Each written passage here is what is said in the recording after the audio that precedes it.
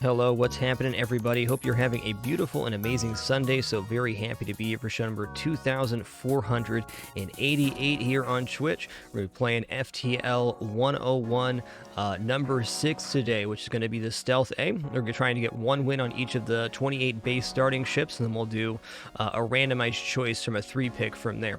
Let's head on in and see where the day takes us. Somewhere fun, I'm sure. Well, I need to put 101, not 100 here. Okay, we're good. What's up, Master Kenneth? Delicate Sound of Thunder. What's up, Mad Rassy? Lysander.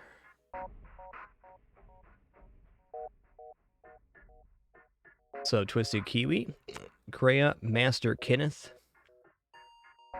Hi is good for you. Digital Vortex, Zealousy, Tramus, Kanetsu. What's up, Bayhay Matt? Jagerman, Styx, 121, Alcons, Stumpy the Goalie, X Torino, Greg and Balto. Yeah, we did get a win on that Rock A run that went down to one hole on the first couple jumps. Yo, Kraz D, thanks for a tier 2 sub in 36 months. You did it, dude. Thanks so much for 3 years of support. McQueeb, thanks for 10 months. And Test Phase Killa, thanks for 38. Thank you all for that support before we get started here.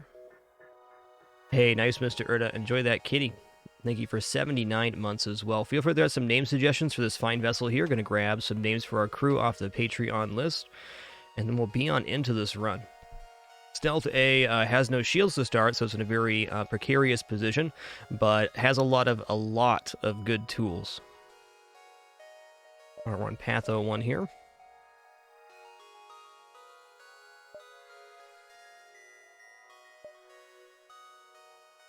Thanatos. And Derbartuk. 600 scrap on hard is not as bad as you think, Treble. If you have a decent setup going into Sector 6, you can save for Sector 6 and 7, and you should have 600 scrap pretty reliably for that achievement. It's not easy, you have to be ahead on your run, but if you get a good setup, it's definitely possible on hard mode.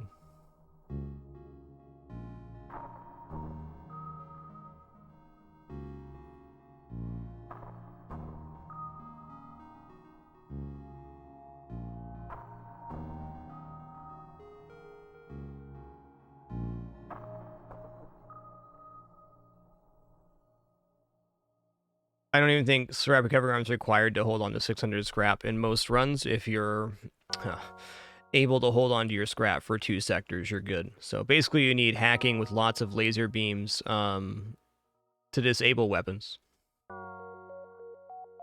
If you got that, you can save. Look at all these wonderful creative suggestions rolling in.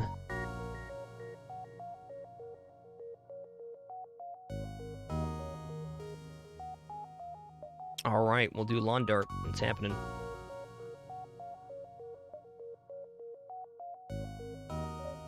Thank you all for your creative suggestions. Let's head into this run. If you're new to FTL, it is the roguelike game of space exploration. It's our goal here to work our way through 8 different sectors of randomly generated space on our way to a giant enemy flagship fight with 3 phases. The square right here represents 1 sector map. The lines within are the Rebel Fleet Pursuit, which will push us towards the exit and into Sector 2 and beyond.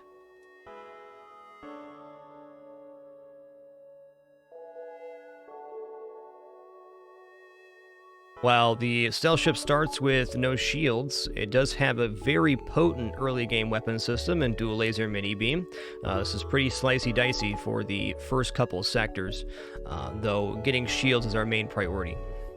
The ship also starts with titanium system casing, which sells for 40, and it's a 15% chance to negate system damage when you get hit. So if our weapons get hit, there's a 15% chance the weapons don't go down, but we'll still take hull damage. Basically, titanium system casing is 40 scrap in your pocket. Okay, we also have long-range scanners here, so we should be hunting for ship fights as much as possible. Going up here and coming back down to go this way looks good. Okay, this jump is hopefully not a hazard because it's our only way over to this side of the map. Also, this is very dead end. Let's go here first. Dude, thank you all for initiating that hype train to start off today's broadcast. Frankenfurter, thanks for 16 months. A Raven 79, Baku Bomb, thanks for 41, and Alcons, thanks for keeping it dapper. Let me just pop on cam here real quick. If you do choose to share your resub notifications, subscribe, use bits, or gift during this time, got a chance to unlock some exclusive emotes. But as I always say, and do very much mean, thanks so much for the time you're choosing to spend here right now. That's the most important. Much appreciation. Okay, there's a store here, but until I have enough scrap to buy shields, I don't really care about seeing a store. There's no functional upgrade I can get there. Okay, this looks pretty good. I'll go 1, 2, 3, 4, 5. And then over this way to the exit. Beautiful.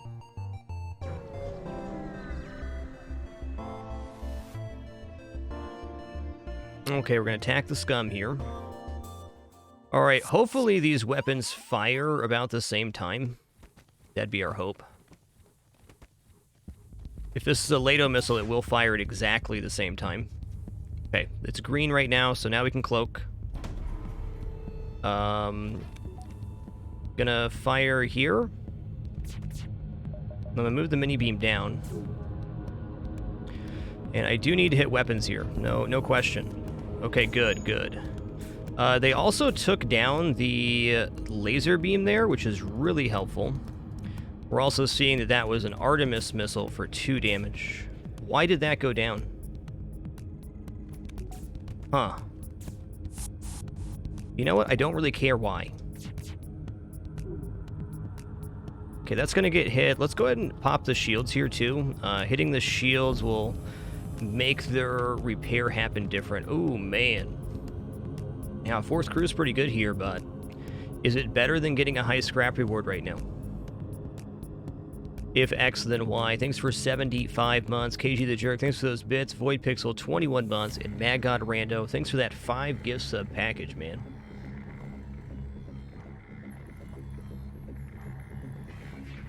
This guy's still full health. Yeah.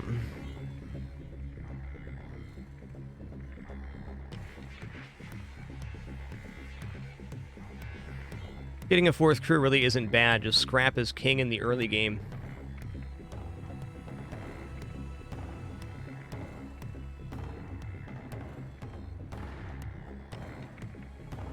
I think I'm going to take surrenders on an option here until we get shields online. Any amount of scrap is better. Also, when you turn down the tribute on that event, it's a guaranteed high scrap reward, so it's about 1/5 of the cost, 1/6 of the cost of our shield bubbles.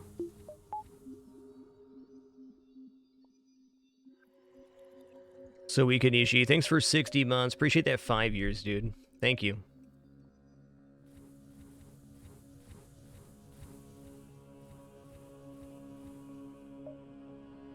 Ooh. Okay.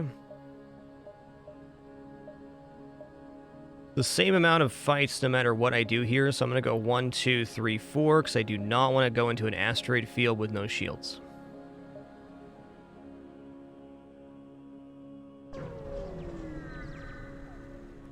Yo, Siren X, thanks for 33 biggins. Many more to go, he says. Thank you, dude. Alright, well, our chance to not take damage here is to cloak early so that we fire before them. Actually, let's cloak as soon as this fires here. We don't have our weapons being charged by our weapon guy because they got mind control. This fires at 8 seconds. This fires at 12 seconds. So there's a 4-second differential here. Okay, they still hit at 85% chance. Good for them. Please hit. Okay, let's go here. I think I can get all 3. There we go. Good. Weapons are completely down, and we've hit the shielding, so it's going to be a second before they fire again. Let's run these guys to the medbay real quick.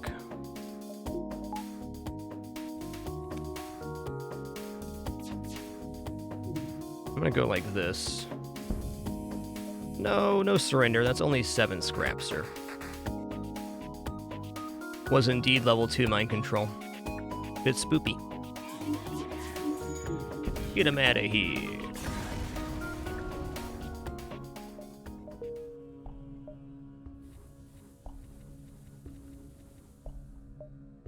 Baron von Bloodbeer, we're pausing to use our cloak. Pausing is a key feature of the control scheme of FTL.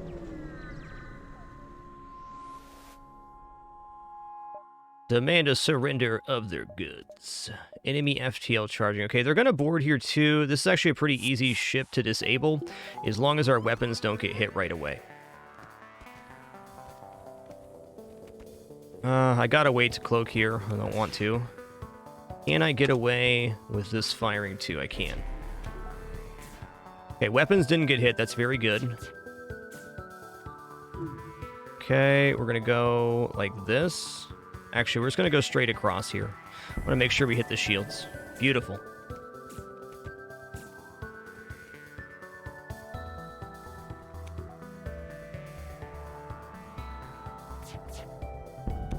Ooh, double fire in the O2. Okay, this is good. This is very good. Let's see what happens with this. Potential crew kill here. I mean, probably not, but maybe. How much health? Okay, maybe not. Just try this here. Not quite. Yo, thank you all for that big generosity during that hype train. Much appreciation. Saraman, thanks for 40 months. And Garbanzo the Wise, thanks for 37 to round that thing out.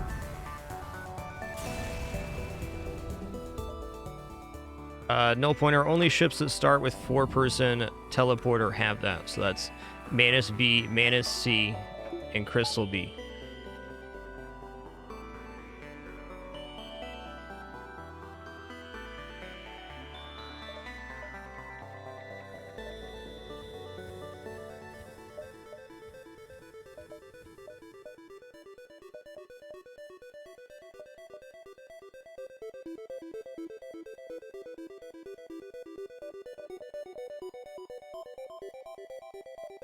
Okay, here we go. Keep that scrap train a-rolling. Okay. Okay, our engines are hacked right now. It's fine, though. Okay, and then this fires. We know that's a Lato missile because it fired before the laser beam. Cool, we still managed to dodge both those at only 70% dodge. Beautiful, man. Alright, on this one, I'm going to have the mini-beam go through here, because then the piloting will get hit before the second laser arrives. Huzzah. Okay, double fire and shielding. That's interesting to me.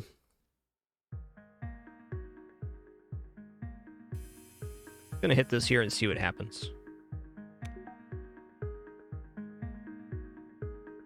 Cosmosian, thanks for 15 months. Much appreciation, dude. No, I haven't had that computer for many years now. Broken Comfort.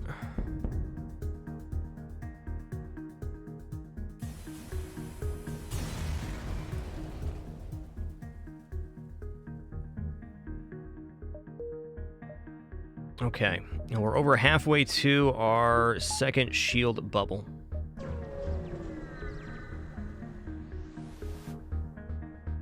Intervene and defend the outpost. Well, one option we have here is to cloak first so that we just fire first. I think I'm actually going to take that route because they don't have shielding, so if we mini beam here, it should be a pretty slam dunk situation. Gonna let the mini beam go off first so the piloting gets hit. Okay, they have more than level 1 piloting.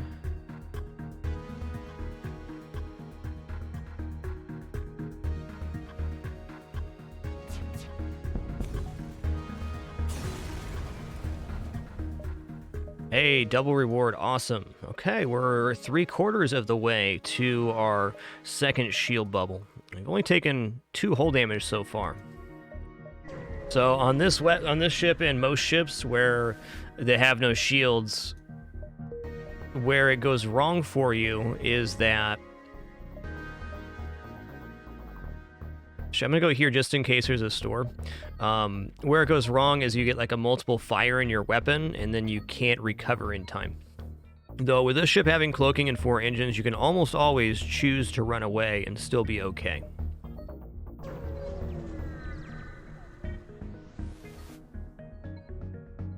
Okay, they do have drones here, which can be very problematic, but it's a storage cache, so it's not really a choice here. Okay, I'm going to wait till the beam drone almost reaches its apex here, and then I'm going to cloak. Hitting drones is the priority here, not hitting weapons. Uh-oh. Okay, that really looked like it was going to be a weapon hit, huh? Okay, looking good. Okay, drones down, weapons down, we're fine.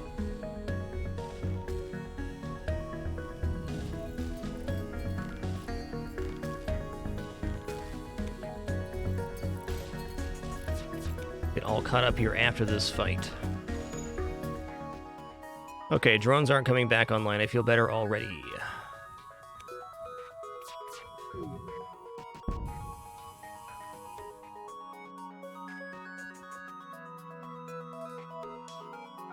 Yo, Bob Food 2, thanks for making it official with Prime Dude and Shameless FE. Thanks for 3 months. Appreciate you. Whoa, man, that's cool, that's cool. Well, with these 2 fights in the exit, we are going to be prepared to buy shields. We have to find the store that has them, excuse me.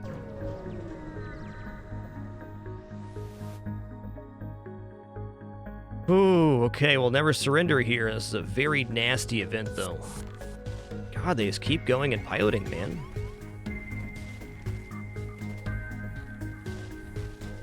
Alright, here we go. I'm gonna swap these crew now.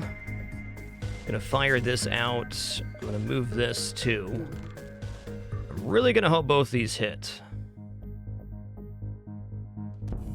Okay, that went down. We can't dodge the mini-beam anyways, so I might as well just let this fire, and the titanium system plating resisted the damage. Ain't that grand.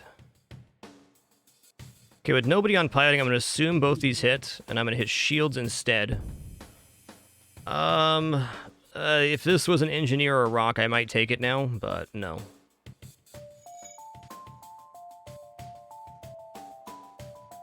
IXWT, weapons are disabled on the ship from right to left, so the reason I did that after firing the dual laser is if the mini-beam hit and damaged my weapons, the mini-beam would still be online. So moving the weapons protects the weapon that I have not fired yet.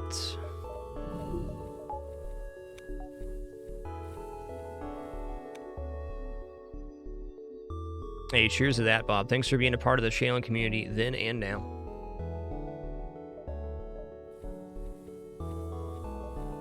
It's a small optimization to move your weapons like that, but in early game stealth ships, you're very weak to losing your weapons, so it can be an important note. Alright, we're going to fight the ship. Okay, they only have 2 crew here, so this could be a crew kill. I'm going to hold off on defending this for a moment. I'm going to cloak as soon as this fires. Please don't hit weapons. Thank you. They tried. Alright, now I'm going to roll over here.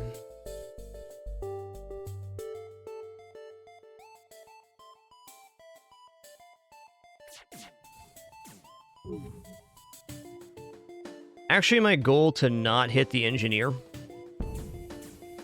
More on that in a moment. So, what's going to happen here is this crew's not going to die. I'm going to almost kill him. With an inch of your life, sir. He's got 7 HP, and now he's going to go back. Darn, I kind of have to damage him now. Otherwise, we're going to get hit. Well, it was my hope to maybe get a crew kill here, but it's not on the table. I am not going to take your surrender because it's an incredibly weak offer.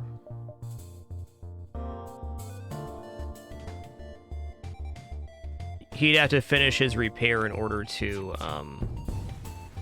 teleport over. Okay, we officially have enough scrap now to buy our shield system. Great.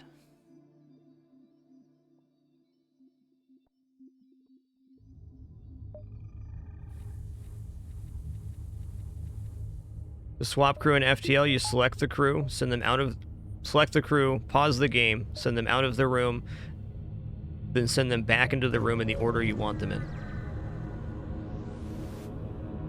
As long as a system or a store is selling systems, Mr. Mindless, shields will be available. This goes the same for other ships that are missing systems. Usually sensors is the missing system. So if you're playing on a ship that has no sensors... Ooh, okay, hold on.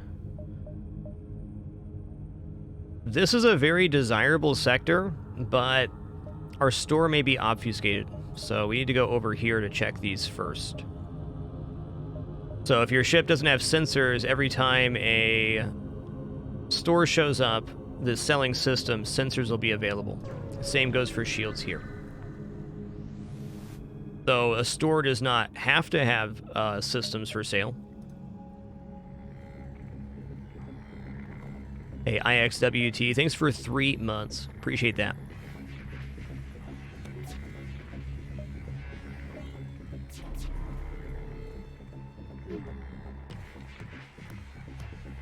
Ooh, a miss. Okay, the laser went down, which is the much better weapon to go down.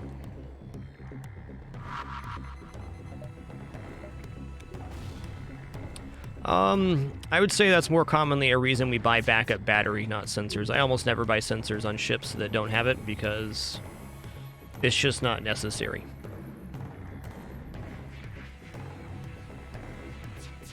Yep, doors would follow that same rule. Anytime you're missing a system on the ship, it's going to follow that rule. Okay, great. Store here. Please be selling shields. Thanks. Yay. Okay, we're going to sell boarding drone. We're going to sell titanium system casing. We're going to purchase shields.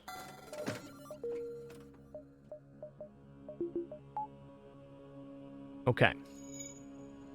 We do have a load of scrap here too, dang. And all of these nebulas means a lot of potential.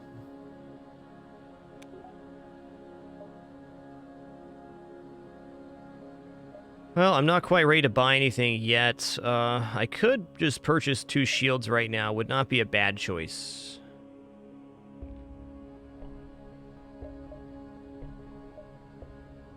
We actually are kind of in a position to buy scrap recovery arm, but in early game FTL, this is a massive investment. This is 50% of the cost of buying 3 shields, or right now, the cost of 2 shields. We would also need to collect 550 plus scrap in order to have that investment pay off. So we wouldn't be returning our investment for at least 3 sectors.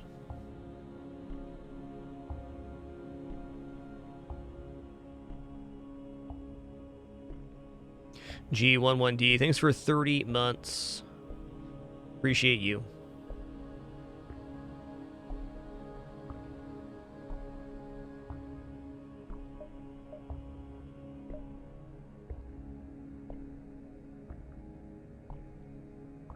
Not quite ready to pick up mind control yet. I think hacking is the only system I would currently buy.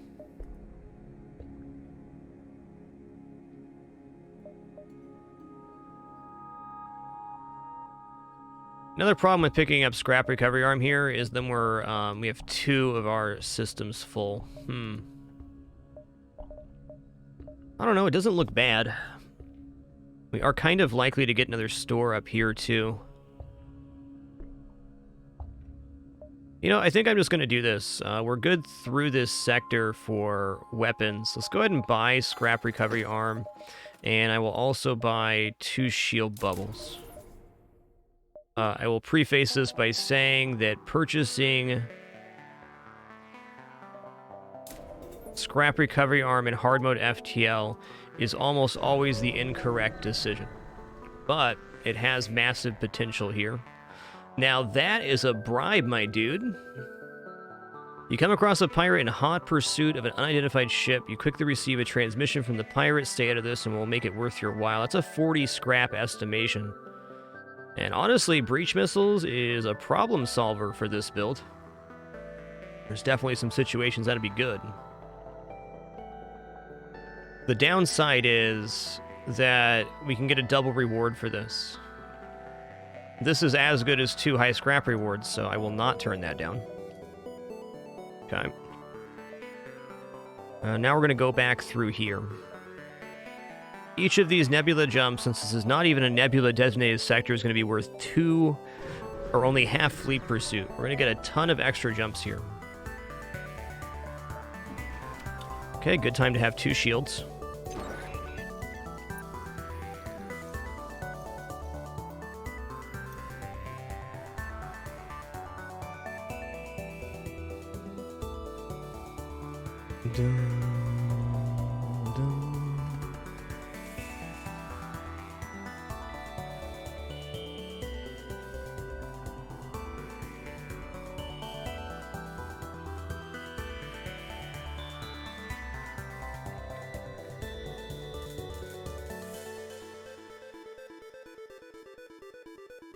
Debating on what I want to hit here. I guess weapon's the only real choice. If we disable either weapon here, we are safe. That'll do it.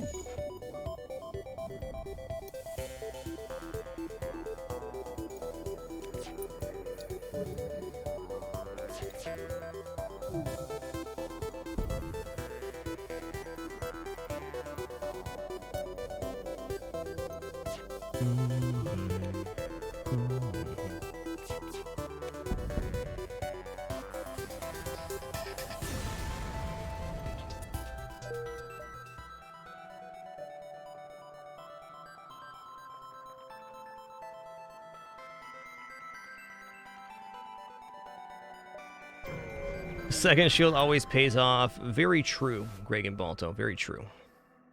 Hey, we've got a remote settlement here, and I think more importantly, I was going to say a training opportunity, but with mind control on there, not so much. It's okay, we want a 4th crew before we really do that anyways. But big time payoff on that 2 shield. Thunder Dan, I think we bring the breach bomb online around the next sector. We should be able to defeat every single ship that exists here with just this weapon setup. So as soon as we start reliably running into 2 shield ships, we consider that. Yo, double reward from the settlement. Life is good. I'll be much more interested in training when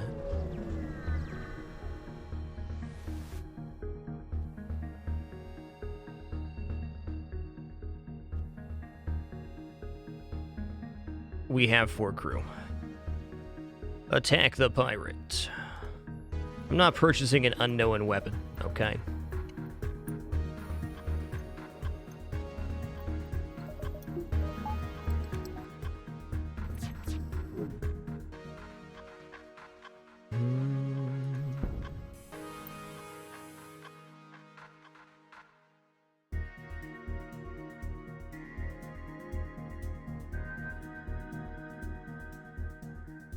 Not always win or drop out, though. When you're playing FTL in the early game, like we're only in Sector 2, we are very likely to find additional crew this run.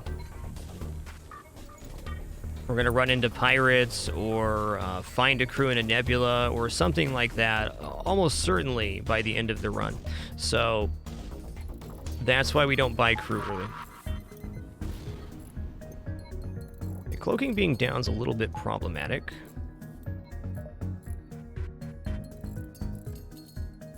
Go down here. You go here. Okay, I want to get this repaired before the burst laser fires. We're going to make that timing. Going to wait for the mini beam here, because the mini beam goes off, we kill the ship. Okay, it's cloaking time. Lucky for us, small bomb does not do hull damage.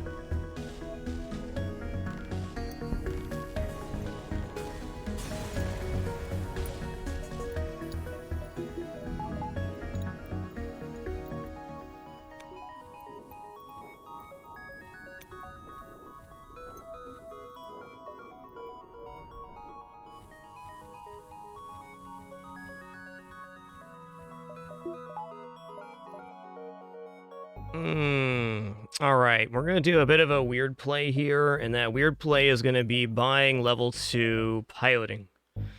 There is a lot of stuff that I want to buy, but 2 piloting right now means when one of these 2 empty nebula ion beacons is the manually search the wreckage event, we do not have to risk a crew.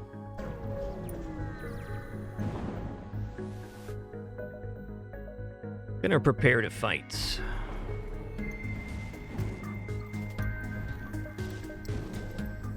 Okay, I can use my shield power here to cloak. Okay, that hit, good. Oh, that removed the power completely. I get it now. I'm also going to try to use the mini beam first here, because if they only have level 1 piloting, this guarantees our lasers hit. Not quite. Good enough.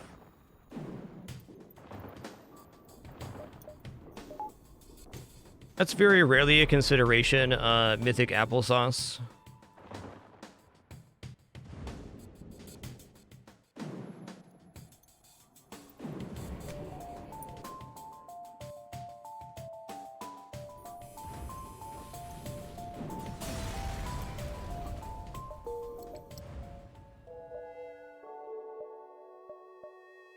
So I'd say the main place that'd be a consideration would be Lanius sector, and sometimes Manus controlled. But when you have low crew, as long as you have at least 2 crew in a 3-person medbay, it's pretty safe. 3 fully trained Manus versus 2 people in a level 1 medbay can equal catastrophe, but there's still ways around that with venting. Another way to look at it is the higher your level of game knowledge is, the more you can get away with in terms of enemy boarding crew. Yeah, buying a crew when you have level 4 teleporter is a lot more common. That is a very fair statement.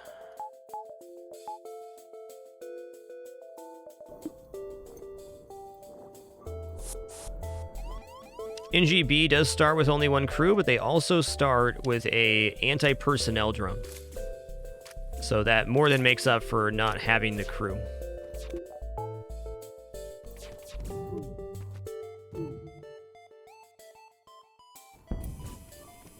Okay, this is still online, and my guy's getting peppered here, so let's be careful. Gonna cloak this, whatever it is. Looks like a firebomb.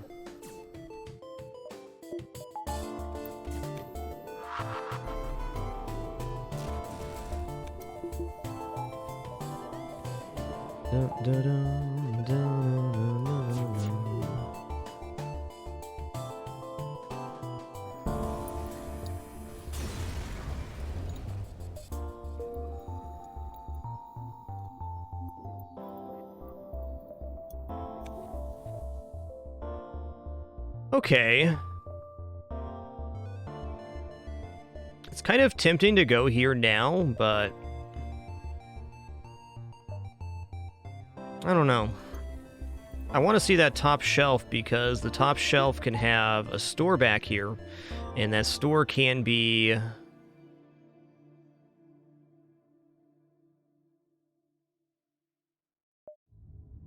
the weapon that we need. I'm just gonna head up here. I could go 1, 2, 3 and take an empty jump at the exit to take this beacon too. 3 ion storms without a ship is rather uncommon, but this has been a very uncommon amount of nebulas for a civilian sector anyways. There's still time to get all of these too.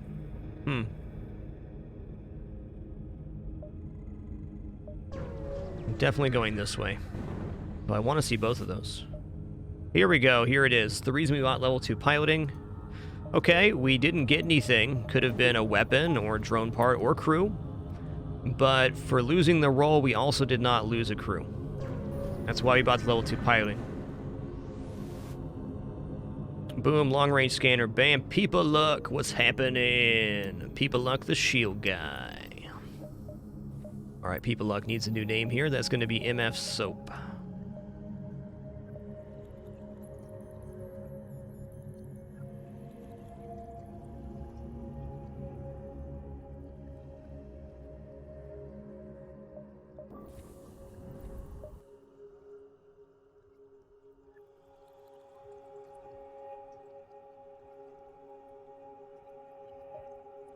Okay, we can't afford to take an asteroid field now, that's for sure. Also, this beacon becomes less desirable. It is a fight, but let's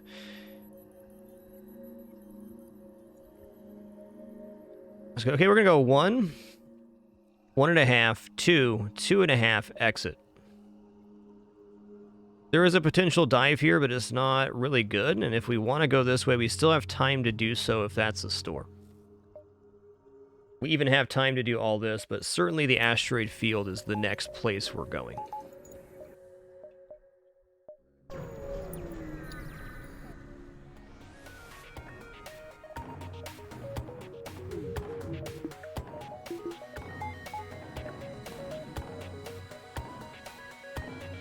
Pretty scary ship, actually.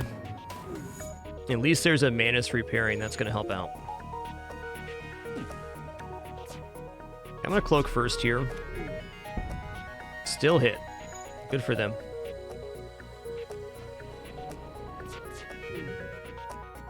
Okay, let's go O2 through that. Okay, good, good, good.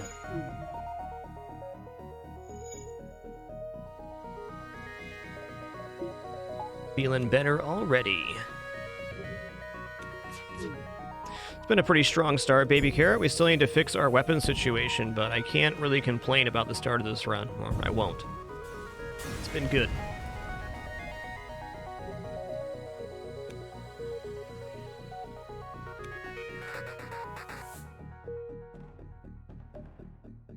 Ooh, okay, okay.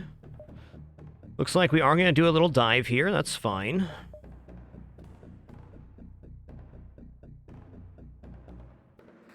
Okay, this is a half jump, and if we're going to dive here, I'm going to take this empty jump. We're going to go 1, 2, 2.5, 3, dive.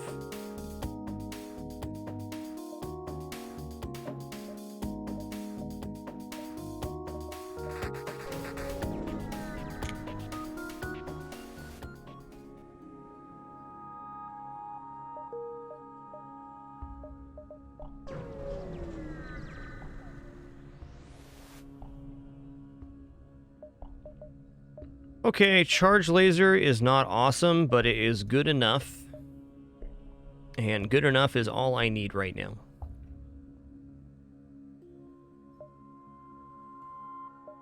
Okay, we're going to buy backup battery here and charge laser. And that means we're going to sell off the breach missile for 32. That was always our intention, but I thought maybe there might be a spot to use that.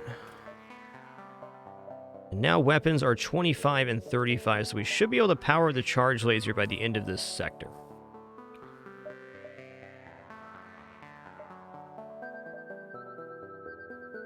Apparently, I misunderstood here. No, we're good, we're good. This is only a half beacon.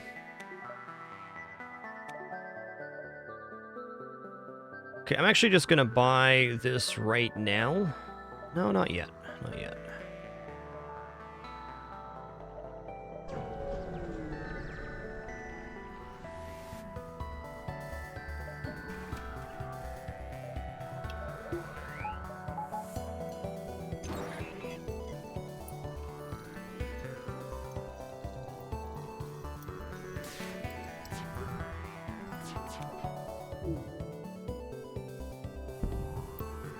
Enemy FTL delayed.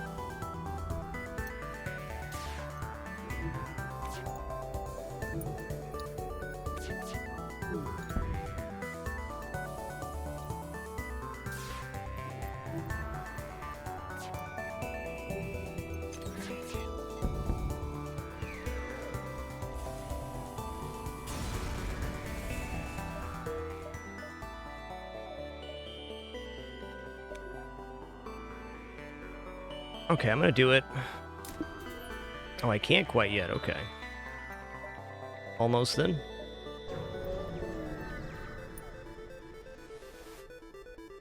Intruders on board. Where are they at? Sensors? Okay, I'll collapse. I could vent them to the medbay, it just seems so unnecessary here.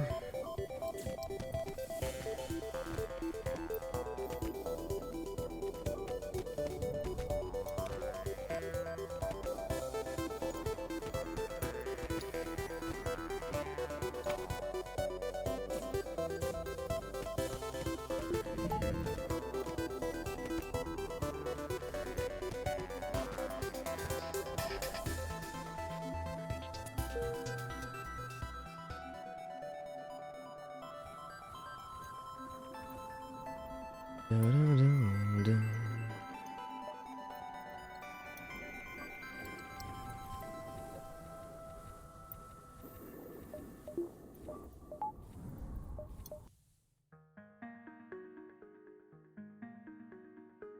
I could double dive here. If this was a ship fight, I would consider it, but I'm just going to go to the exits. We are in a pretty decent position to double dive right now.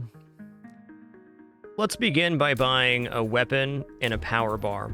This way we could have the charge laser online, and we can have 4 engines for the dive.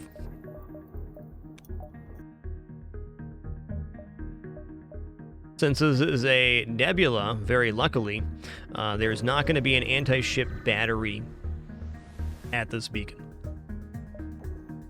Okay, they got 4 lasers that fire at 16 seconds. If I can disable either of these, we're safe with 2 shields. That's great.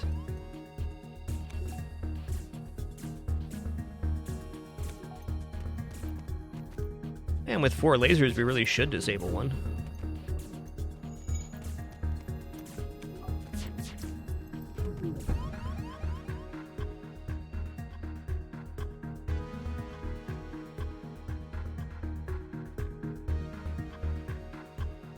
Okay, it didn't work, and I should have cloaked there. Fair enough. Well, in that case, looks like we're just going to run away, which is fine, too.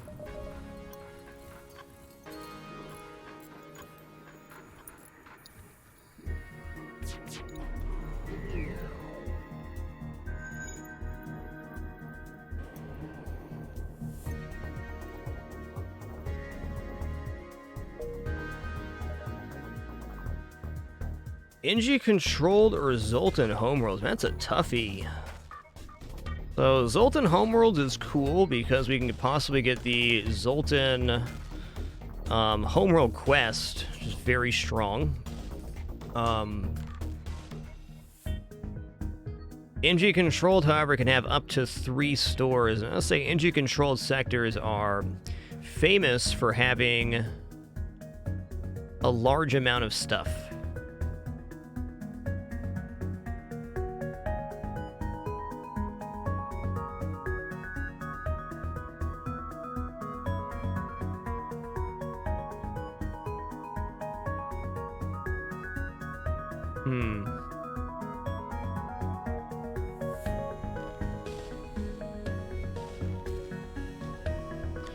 I think I am going to take Zoltan homeworlds here, though. Man, NG Control is the best chance for us to get hacking right now, which really fixes our 3-slot weapon system. Since I have long-range scanners, I'm going to go NG Control. The Zoltan homeworld quest beacon is on an empty jump, so when you have long-range scanners, you almost always incentivize the guaranteed ship fights.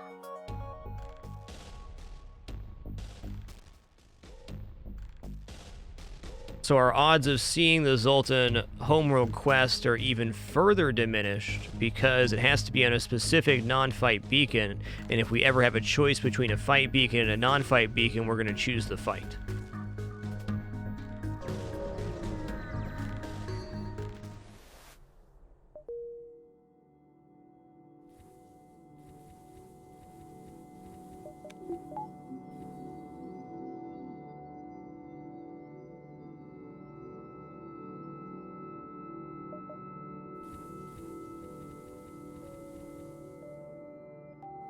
Hey, Sherbinator, thanks for 29 months. Appreciate that.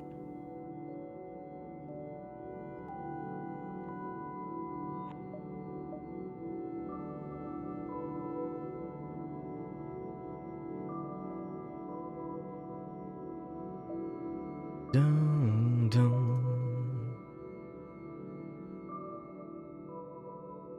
Dude, Wonderboy 55, I missed you earlier. Thank you for a half year. As I always say, if I relate to or miss your notification, do sincerely apologize. Got a terrible case of that humanitis myself. It's true.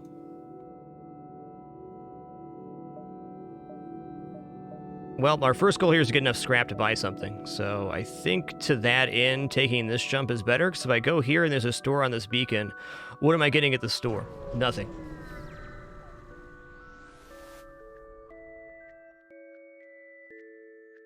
I'm going to listen to your problem.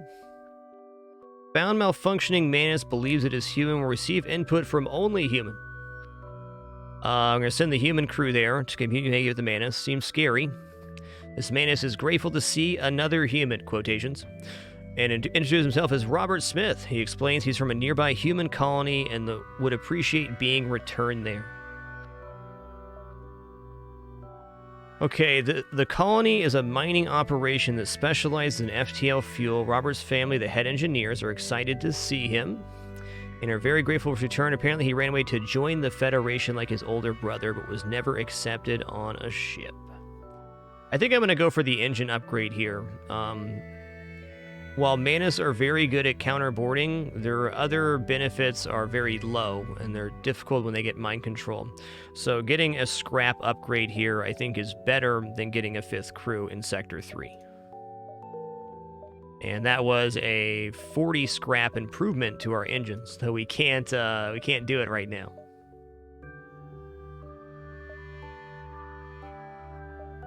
Well, I don't really want to go into a pulsar with 2 shields. Let's head down here first. I might come back up this way.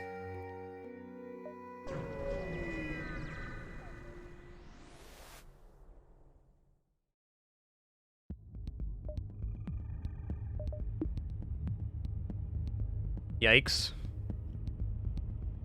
Okay, here's where 4 lasers comes in handy. This ship with 2 lasers mini beam, it's suspect if we'd be able to damage them at all. 4 lasers versus 2 shields, though. A lot more reliable.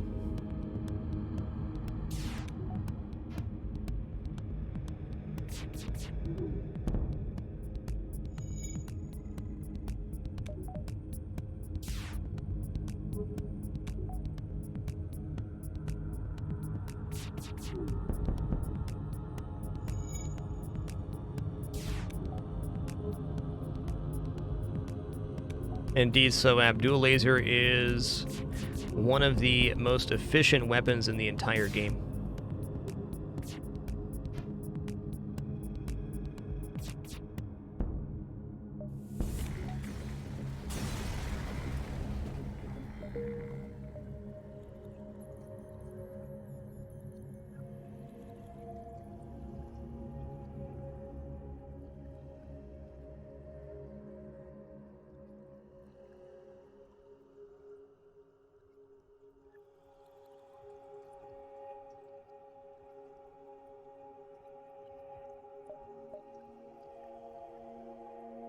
This is pretty yikes on this, but it seems like the way to go.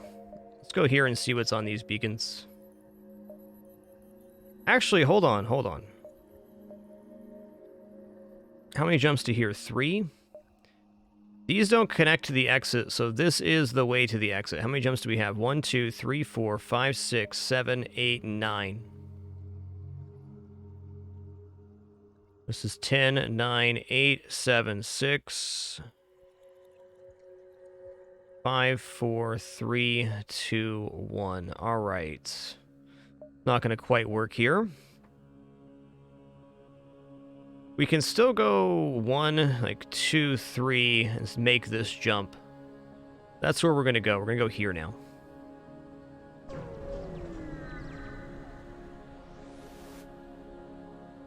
Holy crap! A weapon is just floating in space. Well, welcome to the NG sector. That is awesome. That is, in fact, beyond amazing right now. Alright, mini beam's great, but bringing the flak on is now our current goal. Okay, there's a store here that we can work our way back to, maybe? 1, 2, 3, 4, 5, 6, 7, 8, something like that. Yeah, I'm going to take a little loopy-loop around here to get to this one. Right now, flak is 1 more projectile than charge laser, and if I purchase a weapon power, which I'm going to do, we can now have flak dual laser mini beam, which is very good for right now. Very good.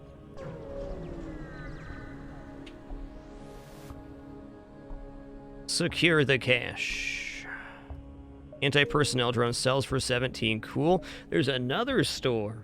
By golly. I really don't need 2 stores here, just 1. I guess the chance at getting hacking, if it's not at the first store, is pretty good. So we're going to go 1, 2, 3, 4, 5, 6, I think. 1, 2, 3, 4, 5, 6. Something like that, but Pulsar first. Alright, they're teleporting in. That is a bad place for you to board. I mean, for them, not for me. Thanks.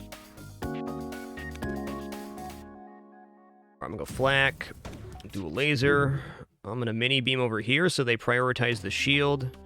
I'm gonna drop this and cloak with all my heart.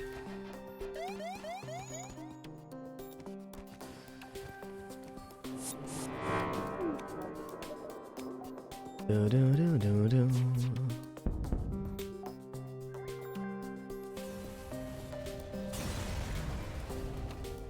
Chain Burst Laser. The best part about Chain Burst Laser here is it sells for 32, and since we have multiple stores upcoming, that's awesome. Yo, Wizmander, what's good, man?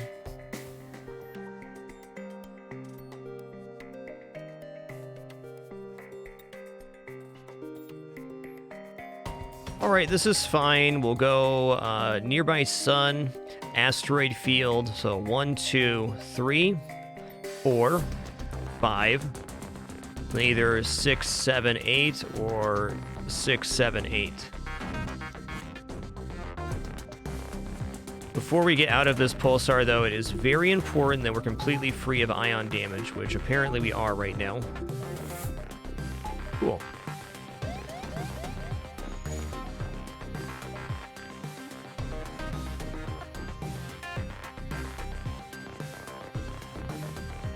Rat Pack, if this jump connected to the store, the distress would be okay here, but it doesn't, so we would lose out on one of our jumps.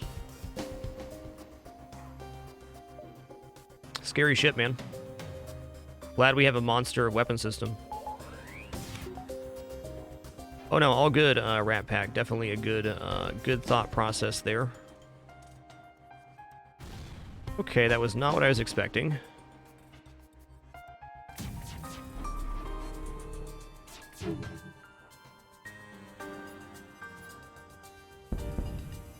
Good. That's exactly what we wanted to go down. We will not accept surrender. Except that one time, and that other time.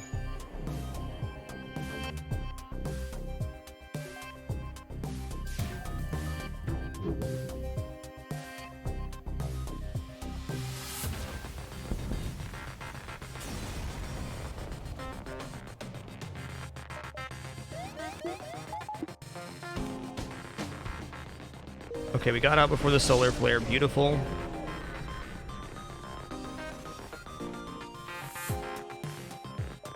Turn and fight.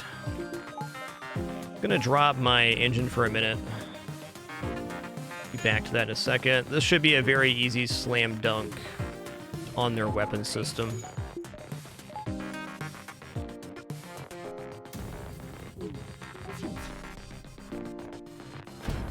Good. No, I'm good. I'm good. So true, Rat Pack. It's not, you're not really playing FTL unless you've cornered yourself in a dive at least once. We've all been there. I've done it dozens of times. But when has greed ever gone wrong? I can't think of a single time.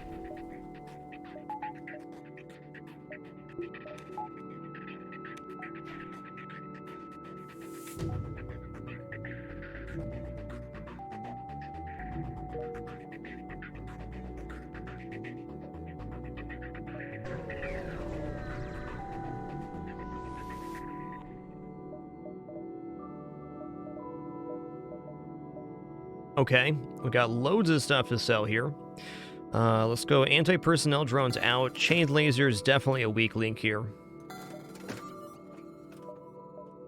think we're just going to see the next store before we make a decision. A pike beam isn't what I want here. I would just love to see hacking and do this.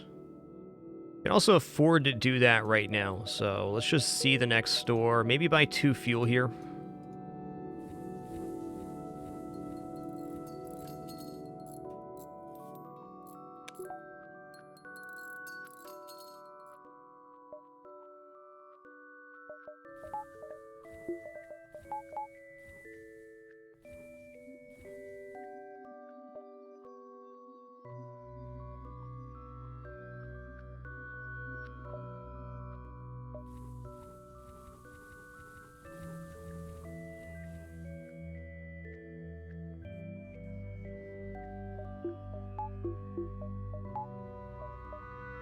Couple power bars would also just be very beneficial at this moment.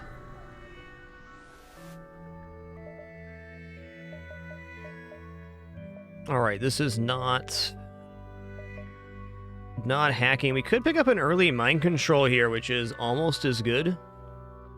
This is one of the few ships that starts with level 2 sensors, so that could definitely work.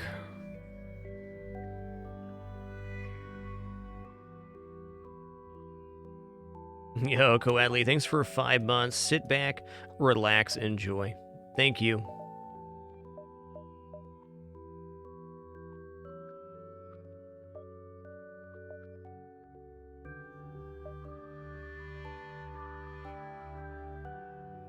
You got plenty of times, Mr. Mindless. Okay, I am going to buy mind control here. I'm going to sell off... Well, I don't think we sell mini beam yet. We wait for one more store. I can't really afford to power the weapon right now, and it'd be a lot better for us just to buy power bars. But first, let's see if there's a store back here, because buying hacking would be the ultimate purchase.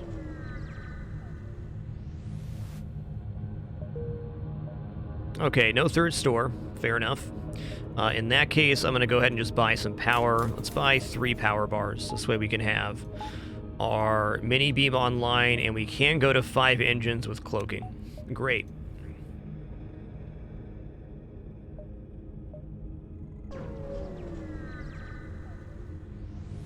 Man, I didn't buy fuel at that store. My bad. Okay, let's attack the ship.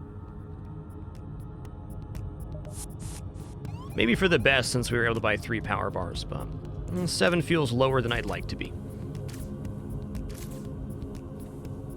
Alright, so here, I'm going to mind control the pilot as we fire in. Let's see if this disables the missile launcher. It did. Apparently they are not interested in fighting each other, though. I should have mind controlled the unit that was repairing. That would have been a better chance of getting a crew kill.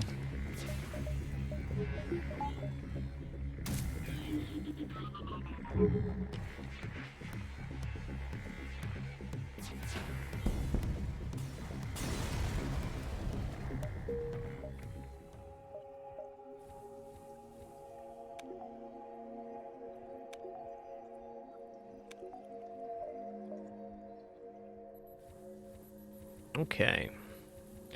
Looking good.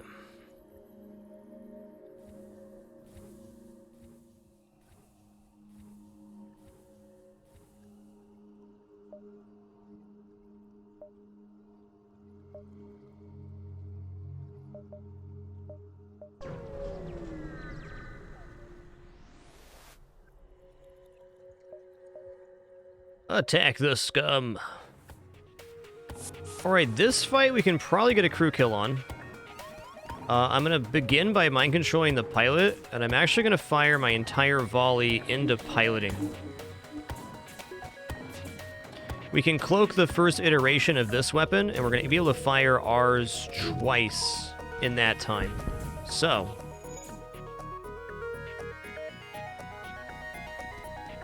awesome. Okay, they didn't quite die there. They're close. Going to 35% dodge and cloaking. There's 7 projectiles incoming, so not a joke.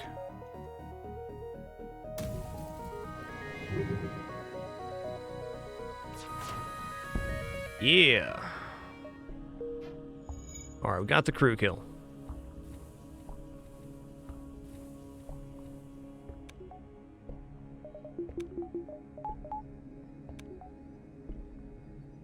Never a bad time to go back to FTL, Wizmander.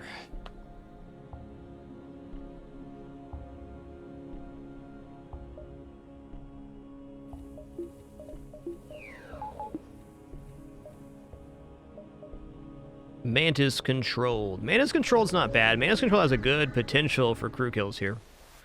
Especially in Sector 4.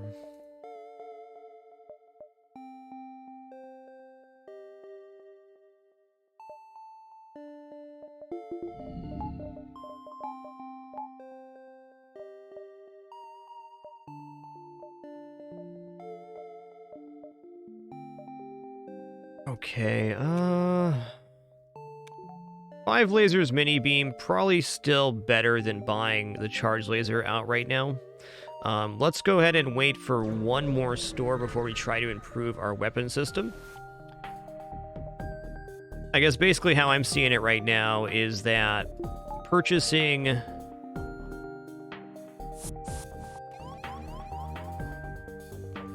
hacking would be much better than purchasing a laser to replace the mini beam.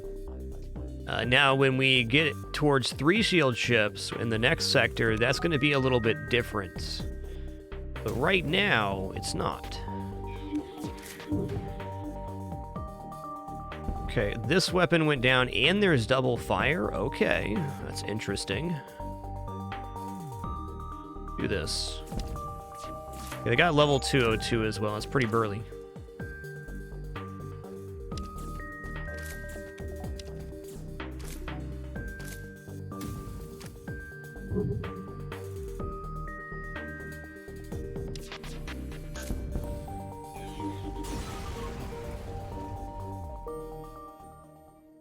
Cool, cool.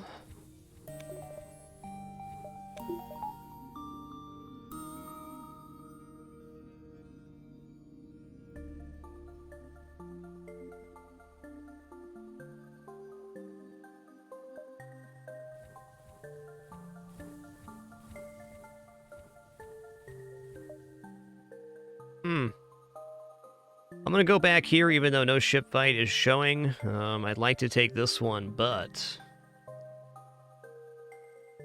maybe going 1, 2, 3 isn't so bad. I just want to make sure I'm seeing as many beacons as possible for that store opportunity. No, I'm gonna take this jump.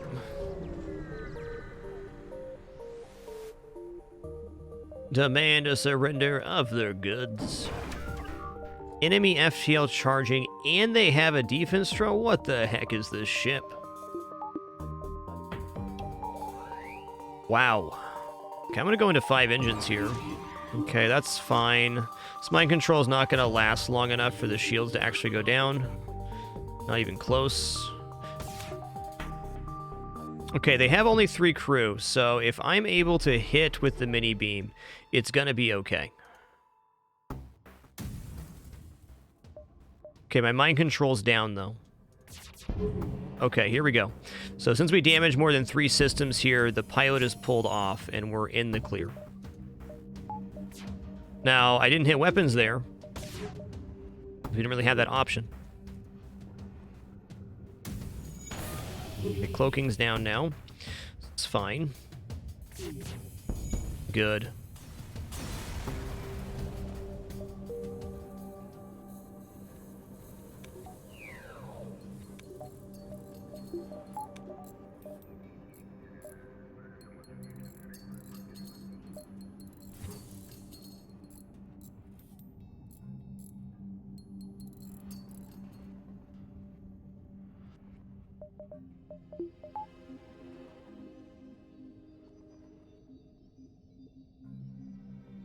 Yep, that fight could have gone very differently, but it didn't.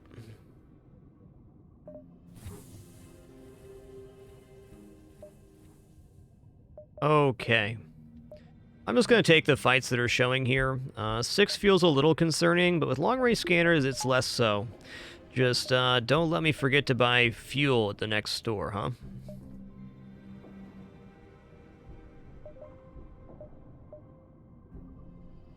Maybe skipping this fight to go here is better for pathing purposes. Ah, what the heck? I got a good feeling about this jump. Hell yeah!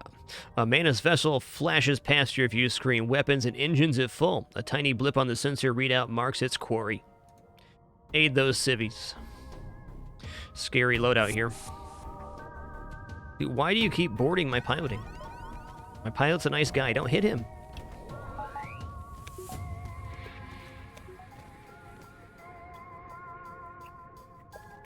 This could actually be a store, I think.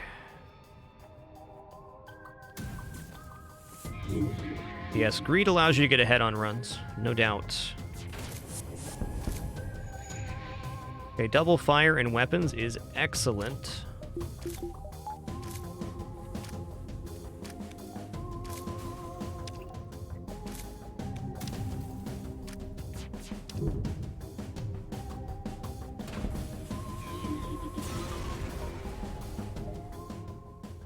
Attempt to contact the civvies. Okay, they retreated. We got reverse ion field there, which is a cool augmentation.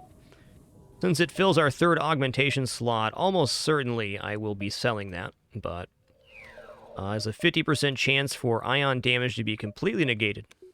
Pretty sick. Okay, definitely not taking this beacon because it locks pathing. I want to find the stores in this sector, big time. Hey, Teru, thanks for 27 months. Appreciate you keeping it dapper.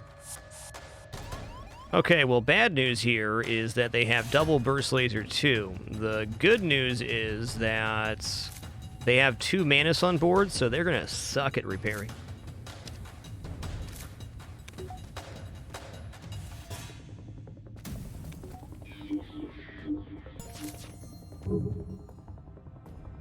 Try this. Enemy FTL delayed. Okay, this hasty getaway text pop-up means that there's a weapon at the end of this event. I don't think we actually take this. We kill them instead. I think the main concern here is that they have to repair everything to jump away, and that includes the weapons. A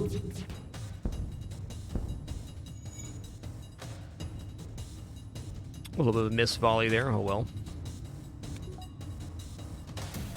Also, allowing this quest beacon to go could remove one of our stores in the sector.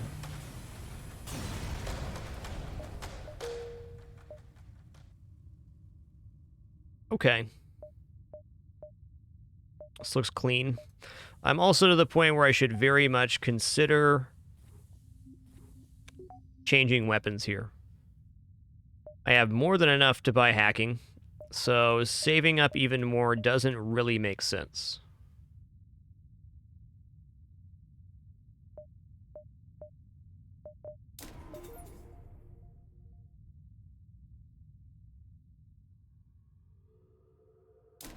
Okay, let's do that.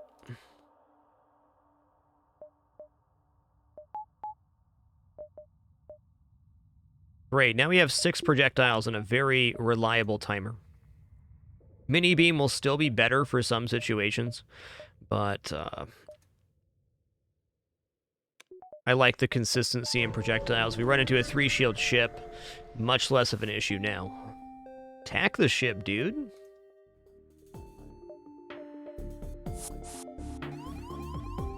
Oh, my people aren't on systems. Okay. Whoops.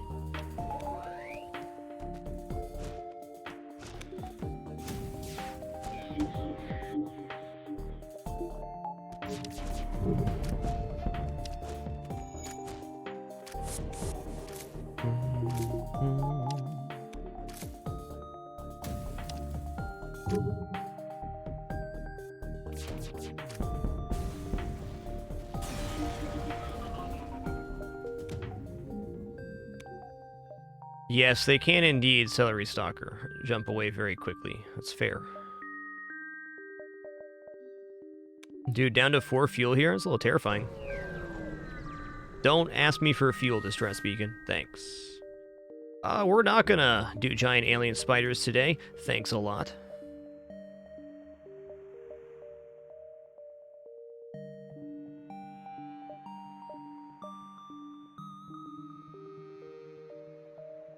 Yeah, I just need to take the fight here. We're not going to see these jumps. That's just how it is. I think we're to the point, though, if we're offered a fuel reward, we should just take it.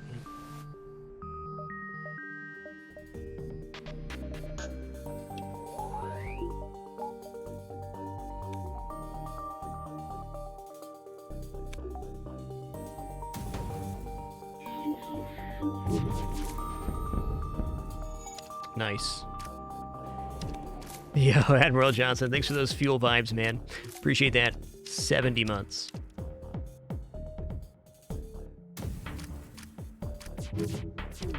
And here's that 3-shield ship we're happy to have the 6 lasers for.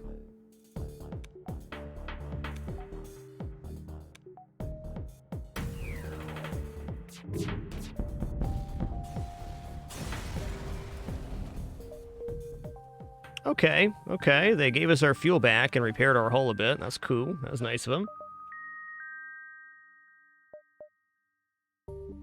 Okay, I need to skip this jump so I can go...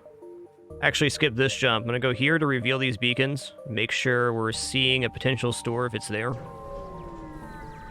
We're almost assured a store in the back end of this sector. We need to reach it.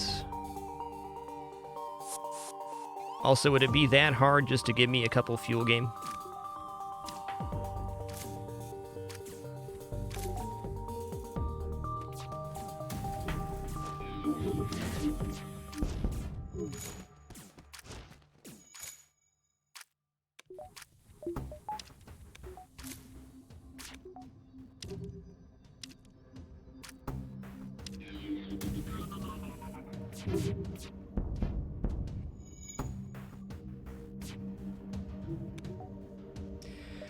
There's actually not a big downside to running out of fuel unless it's the very end of the sector. Running out of fuel can in fact get you extra rewards sometimes.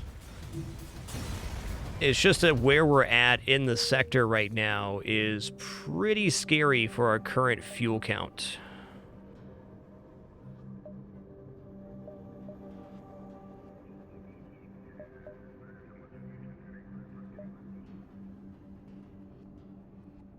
Okay, what's our best chance at seeing the store here? I think it's this jump. Go 1, 2, 3. Could also go 1... No, 1, 2, 3, 4 doesn't work. This is it. This is going to be our best chance. And if I do run out of fuel here, I want to run out of fuel on the exit beacon. Guess we'll see what happens. We're going to jettison the pod here. Oh, good. There's a store right there. We're going to go 1, 2, exit.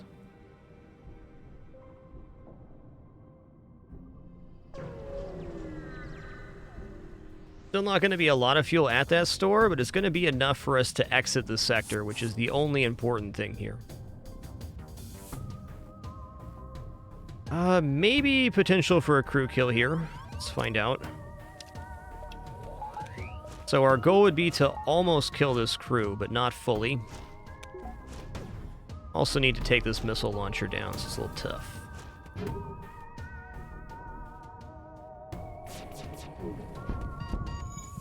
Whoa, whoa, don't kill my human. There's...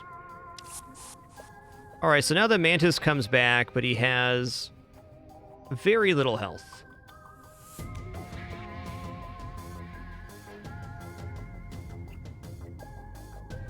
Okay, now he's going to roll over, and when he teleports in, we are going to collapse on him and go for the kill.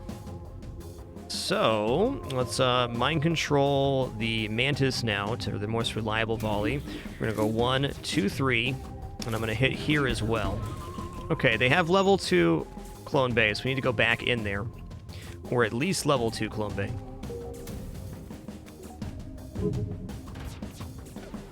Okay, crew kill get.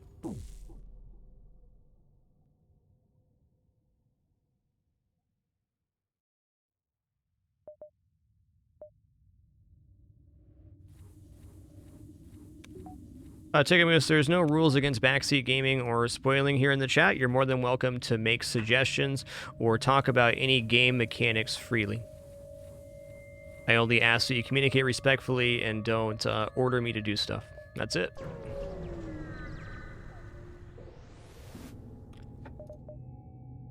Okay. Hacking and flak and 6 fuel. Life is good. I'm going to sell reverse ion field. If we were going into Sector 8, I'd love to have reverse ion field, but having our hold full of... Let's buy the fuel first here. Having the hold full of augmentations means we inevitably find one.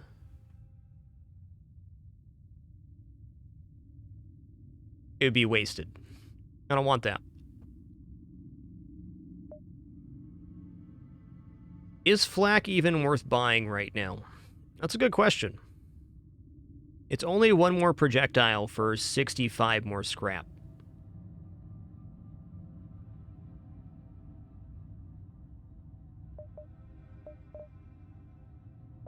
That's a tough one.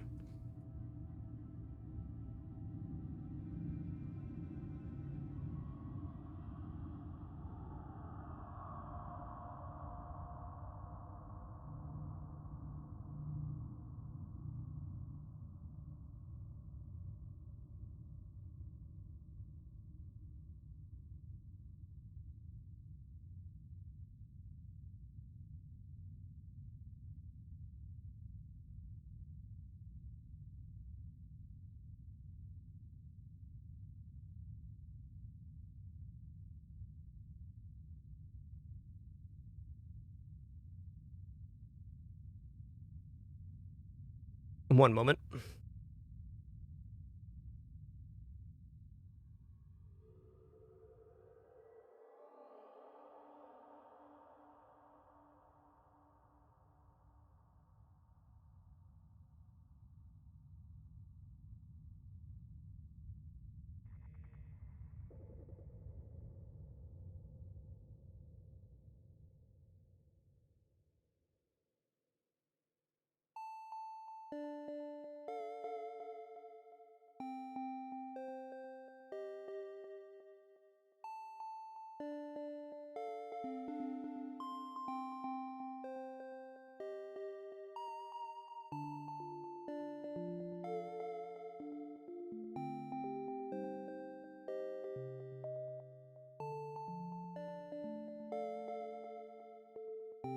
Sorry, I just need to clear up a misunderstanding that happened earlier in the stream. We're all good now.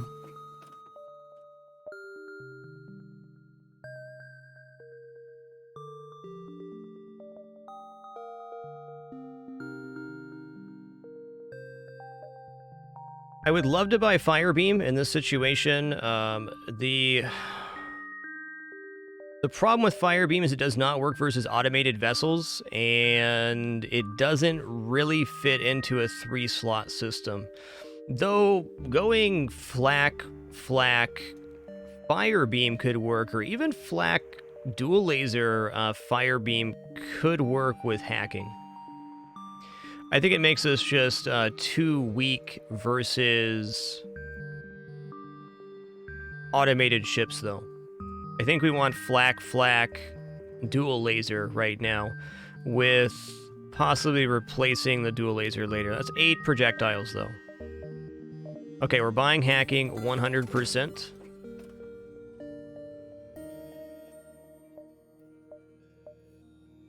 I'm going to sell charge. I'm going to buy the flak. Any extra projectiles we can get on a system that only has 3 slots is going to be very beneficial.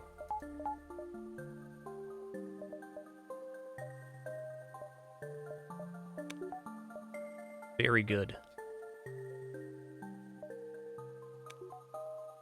Lightwalker 93, thanks for 62 months. Appreciate that 5+ years. Soulsize 7, thanks for 48. And Haysteen 13, thanks for 23 months of lurking. Thank you.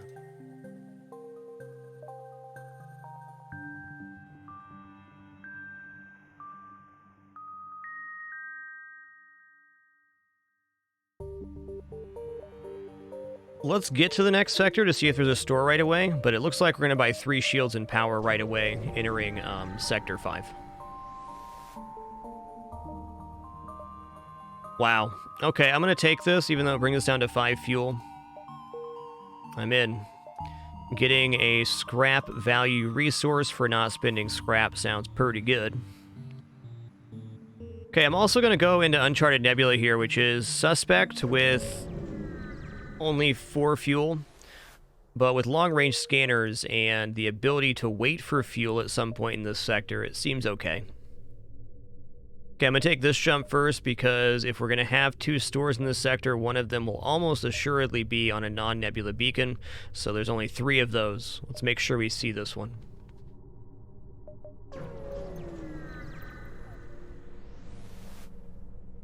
There won't be a next time. Open fire. Whoa, they are double mantis. Alright, I'm just gonna collapse to the med bay here. I'm gonna vent this out. Gonna do this. Actually, hold on a second. Let's take this back a moment. I have mind control for this very situation. I'm gonna mind control. I'm gonna leave the room. I'm gonna come back in. This missile launcher will not fire.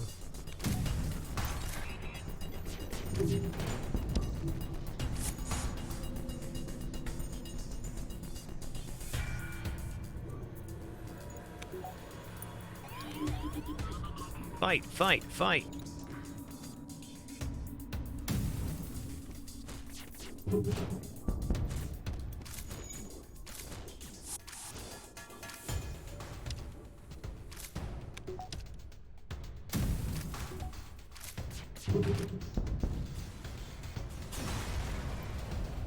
All right, 29 scrap a do, and look at that. Freaking knew it.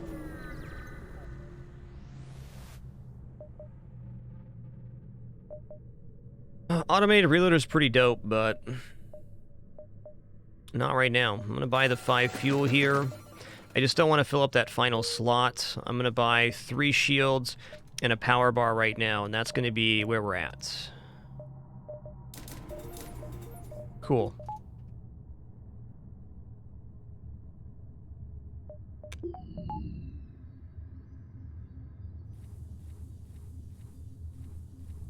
Slug for mind control in the nebula, not a bad idea, Zephyr, but I think 3 shields is just stronger. I have a very hard time buying crew before Sector 6. Soulsci7, thanks for 4 years, 48 months. Hasty, thanks for 23. And Morvin, thanks for an awesome 9 months. Appreciate that.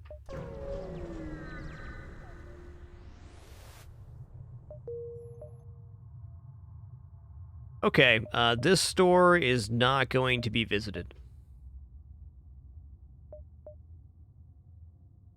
We don't have scrap to buy anything. Gonna go here. I don't know, we could still make that. I think a lot more likely we don't, though. I want to go this way or the other way?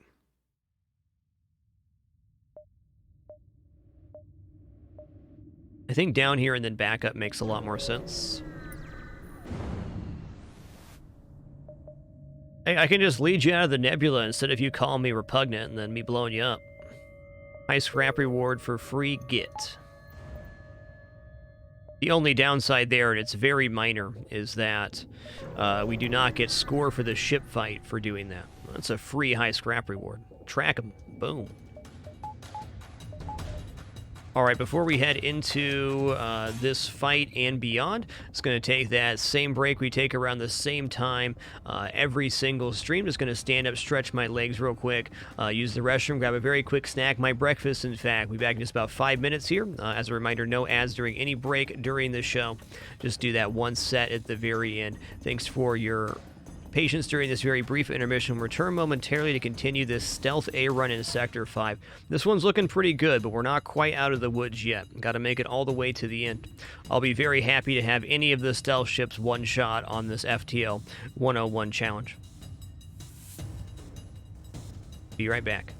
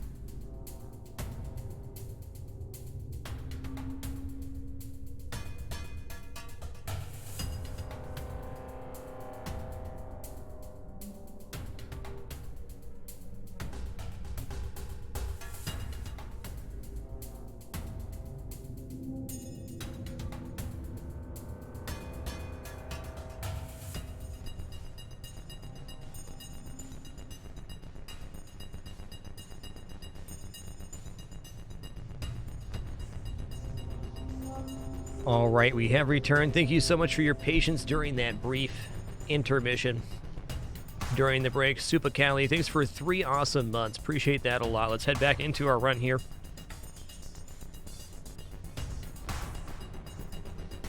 Here in Sector 5.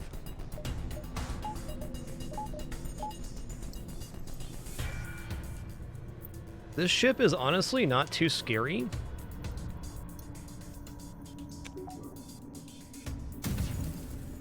I don't need to use any hacking parts here, so I'm not going to. Even though we have 18 and can reliably use 1 hacking part on pretty much every fight for the rest of the game. Okay, but how about 6 fuel instead?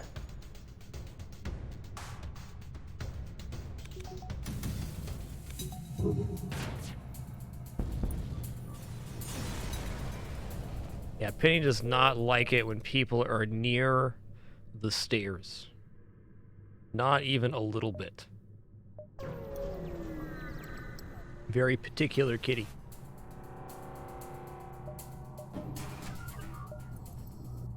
Okay, this ship can damage us, but it probably won't. We're going to do 1 hit into... Oh, never mind.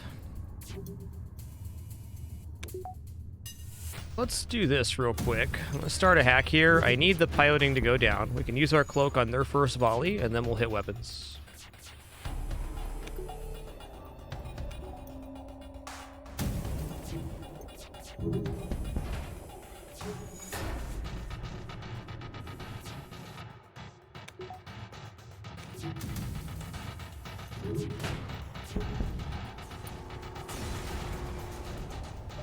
Dude, where is the fuel this run? Show yourself.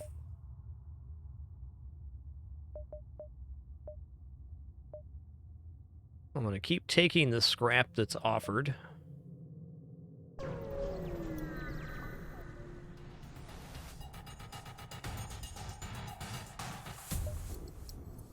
It's a lot of ion.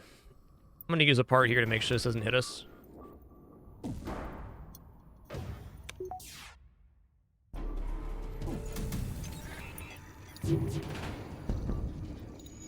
You can see the mods we're using, but you can exclaim mods in the chat. Just to verbalize that as well, we're using Rebel Fleet Pursuit Indicator and High-Res Backgrounds version 2.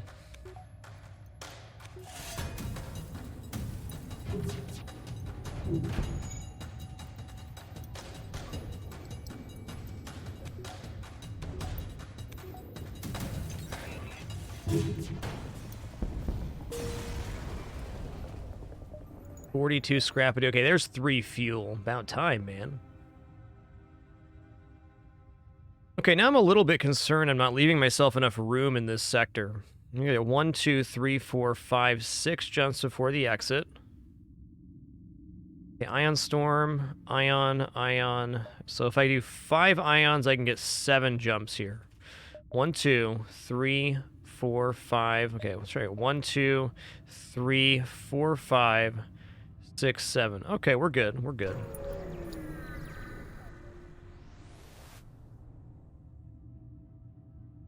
Cool, Jotter. Thanks for keeping track of that. Good to know that the scrap recovery arm is now paying for itself now. Mind control here, he will offer us a weapon, but if we turn it down, there's no ship fight, so I'd rather just have the straight up scrap. Excuse me.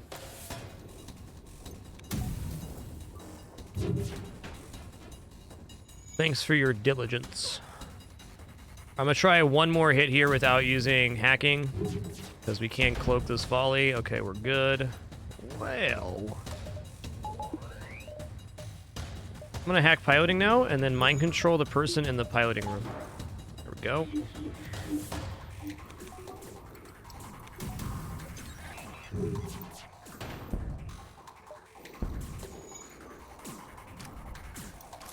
So we bought the scrap recovery arm first thing inside of Sector 2, and now here midway, or more than midway through Sector 5, it's just now started paying off. Exactly why we usually don't buy scrap recovery arm in hard mode FTL.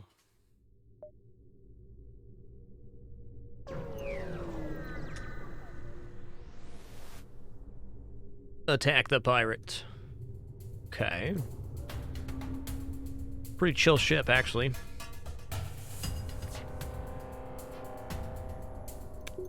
I think I can get a crew kill here. There's a very small chance they could fire a volley that could hurt us, but we're talking very minimal here.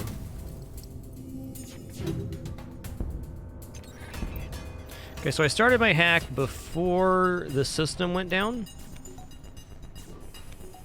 And since a mind-controlled unit will not attack a system that is down... Oh, I can't mind-control him because he's a dirty slug. Fair enough. Fair enough.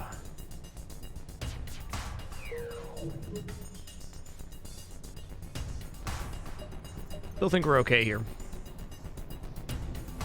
The hacking also delays repairs, so it just takes longer for this to come back online. So the second he repairs here, I'm going to drop the doors to let him out of the room. Oh, never mind.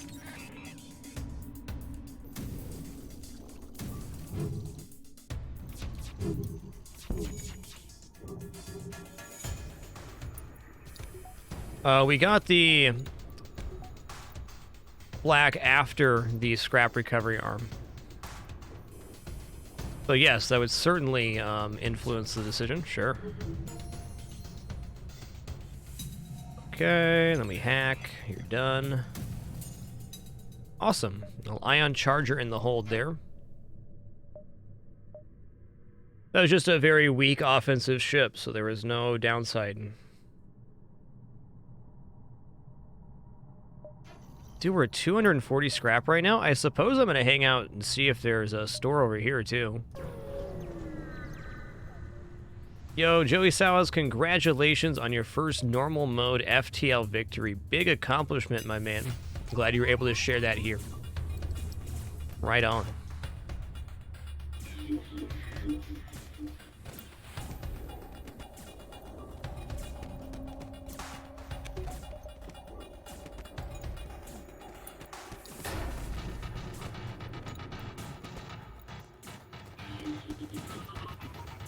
Come on back. Oh, he decided to go in hacking instead. I can respect that.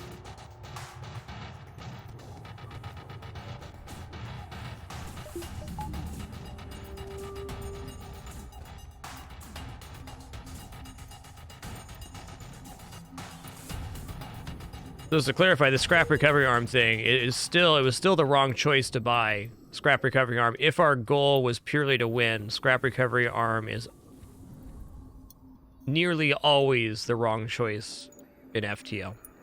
But now that it's to the point where it's paying for itself, it's already paid for itself, and it's in the green, you know, it could net us an extra 150, 200 scrap this run. Only now is it correct because our gamble paid off. Hey, if you can make it that far, you can win the crap, I believe. Okay, level 2 backup battery sounds awesome. I'm also just going to buy level 2 hacking here, because level 2 hacking can result in some very nice stuff for crew kills.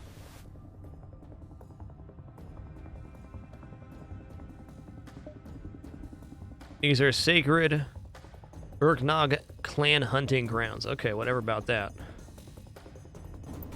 We'll see.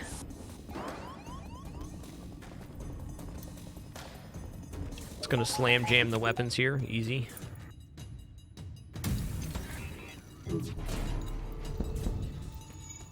Wow, the flax completely whiffed? I believe it.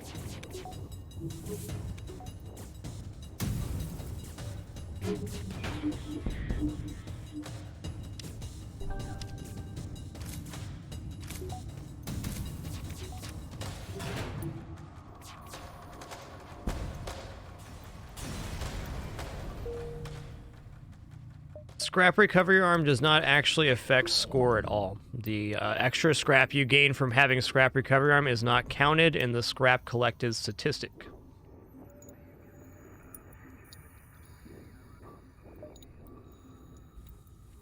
Now, on that same note, though, if you have a successful scrap recovery arm run, your ship is usually further ahead than usual, which can allow you to take additional risks. Those additional risks can result in extra score, or usually do. The scrap recovery arm itself does not benefit that.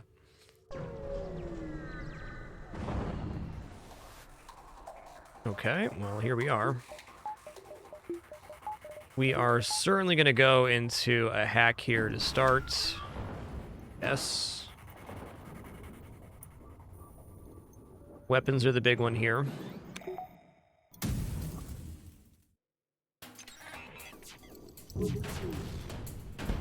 Okay, we're good. Looks like boarding drone coming out. I'm gonna cloak before that happens, so I can just hit drone to stop this boarding drone from hitting us.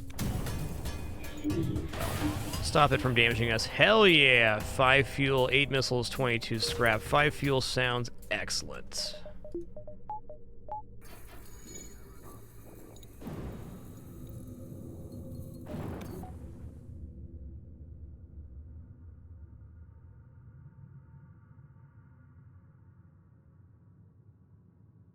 Yes, Percenter, the location of the flak on the ship does affect where it's at. That can very minimally change the projectile timing, but really not in any major way. Some ships have it worse off than that than others. Like the Federation ships sometimes run into an issue there. But as long as you're cognizant of that happening, it's usually not a big deal. So an easy way to fix that, if you do have a ship that has one weapon way far behind, is to fire the back one first. Then when you see the projectiles reach the point of the other weapon, you fire the other weapon. But even if we fired both of those weapons at the same time and they were slightly disjointed, they're hitting the shields around the same time, or a good enough time to still strip the shields.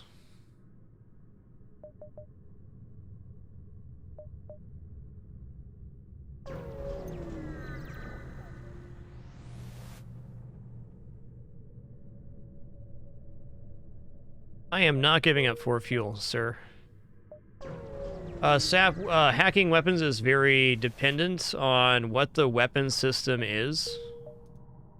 So, just as a couple examples of when you want to start the weapon hack, if you can fire your volley and you think you can reliably disable their weapons fully, then hacking the weapons right away is good.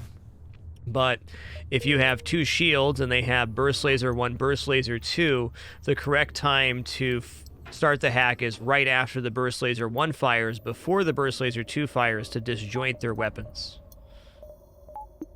So sometimes you hack right away, and sometimes you wait until 1 weapon fires. If you have the ability to let one of their lower cooldown weapons fire first before you start your hack, that's usually the best option. Okay, at least we see a store here. That's good.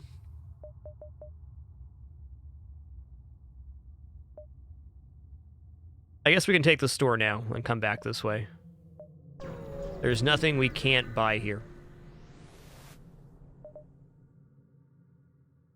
Okay. Halberd beam is a pretty spicy piece of equipment. I was really hoping there was going to be a little more fuel than that. For a long-range scanner run, it's been crazy low on fuel.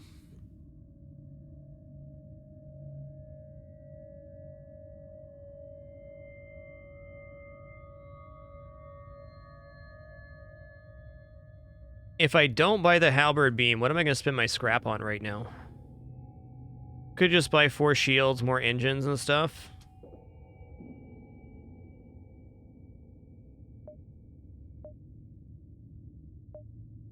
I don't know, man.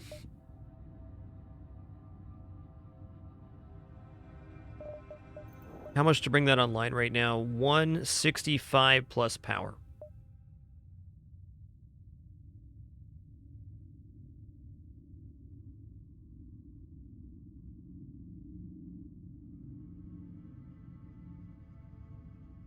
Double flak dual laser is better for a lot of situations than double flak halberd. The upside for double flak halberd is it's a near guarantee to two-shot the flagship, where double flak dual laser is probably a 3, maybe 4 volleys setup. Burst laser 1 is a downgrade from the dual laser. It costs 1 more power and it takes 1 more second to charge.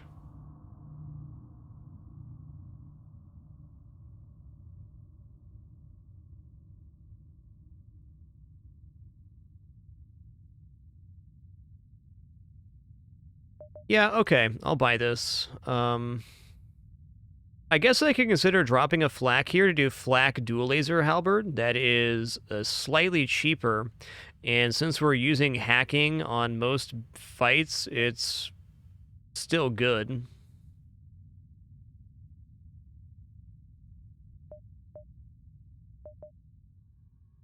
It's a toughie, dude.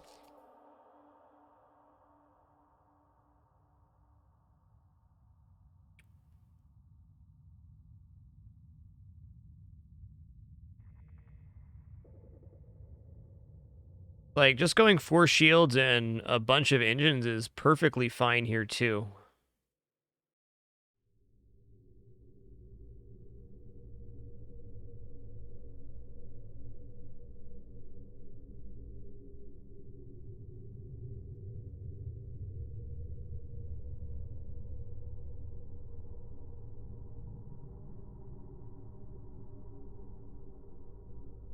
Yep, just buying the halberd beam now and not using it is certainly an option. Let's go ahead and do that, since it improves our flagship fight so much. We'll just pick this up and not power it just yet. I think that's a nice compromise. Boy, I wish there was more fuel for sale. Okay, I'm going to go 3 hacking power bar. I'm mostly buying this as a safety option. If we run into the worst ship possible, we can at least hack weapons and run away. Okay, automated ship, get to the station. If this is a map reveal, that would be so great. Oh, hey, if we disable weapons here, we can get a little training. Beautiful.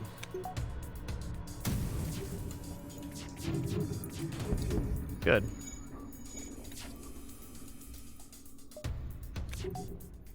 Okay, engine's almost done. Shield's almost done here, too. Weapon training has to be finished at this point, right? Yeah, okay. So I'm just going to drop my engines completely here and let this combat drone do its thing for a minute.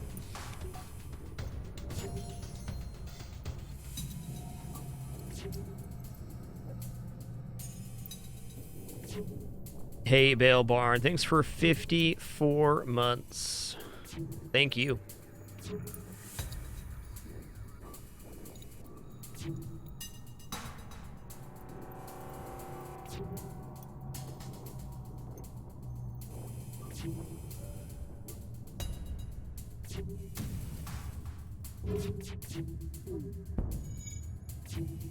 I don't think it's impossible for us to take damage here with Combat Drone Beam 2, but it is very, very unlikely. The combat drone would have to double fire like 4 times in a row, which is not a high chance. All those would have to hit as well. I don't know, with half shield training, it might actually be impossible. I can tell you one thing, I'm not going to minimize the screen to train here.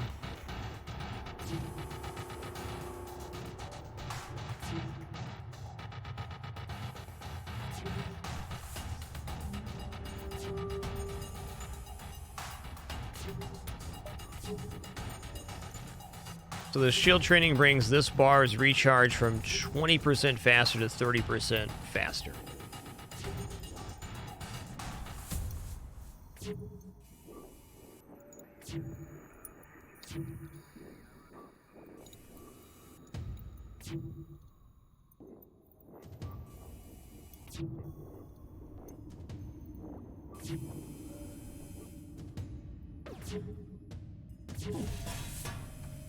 Oh, hey, now we can take damage.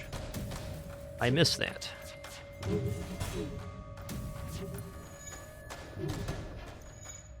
I should probably power this now. Just cloak real quick so our stuff comes back online. It's gonna have to do for now.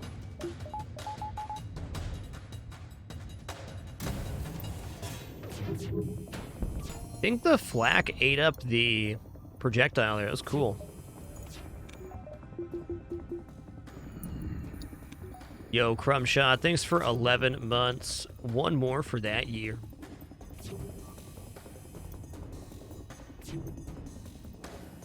Nothing too amazing. What we could see that could be very good in a later weapon system if we continue to be ahead is getting more beams. So like Halberd Pike or Halberd Pike Hull is a one-shot option for the flagship fight.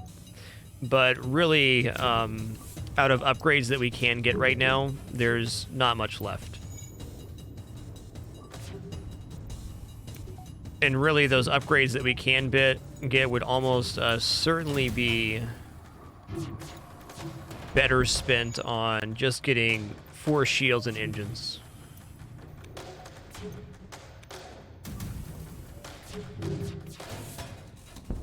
Okay, just a couple more here. Nice, there it is. Full shield training, beautiful.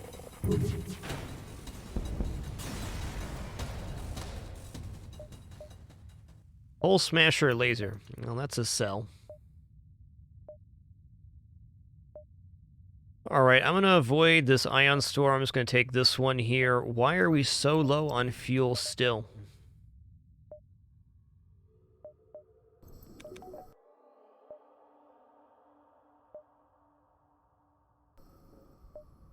I'm going to buy 2 power bars, because I can. 2 power bars and an engine, because I can. Okay, 6 engines is better than 5 engines, especially in worst-case scenarios. Okay, sacred hunting grounds again. Okay, I get it. We're being hunted. Where's he at? Doors. Doors are here. Let's collapse on that. So a cool little thing with the flak here. If we fire out the projectiles, start our hack. Oh, I did it late. I was trying to say is we can get 2 volleys out for our level 3 hacking with full training here. But I need to start my hack as the projectiles are arriving, not right now. This might still work. See, we were almost in our hacking duration there. Okay, this is scary. I could lose a crew right now. I goofed.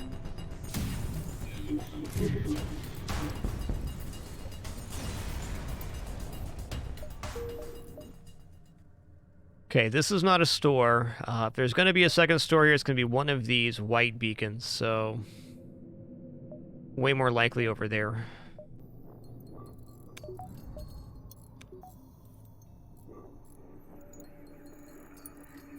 Finish that repair, buddy.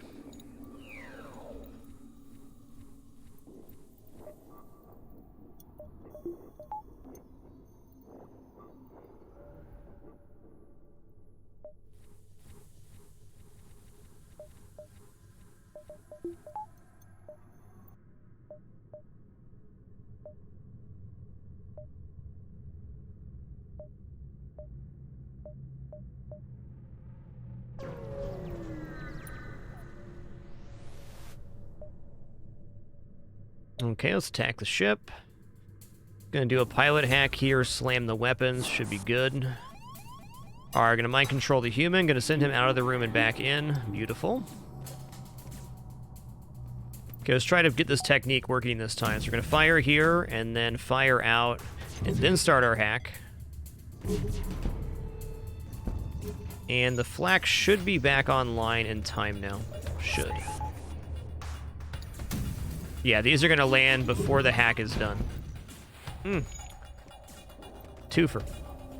Now, if we want to do that technique on a cloaking ship, we need an automated reloader as well.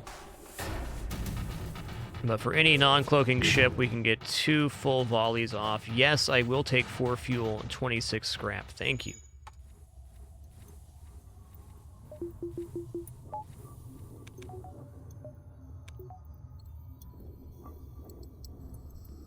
Four fuel is big.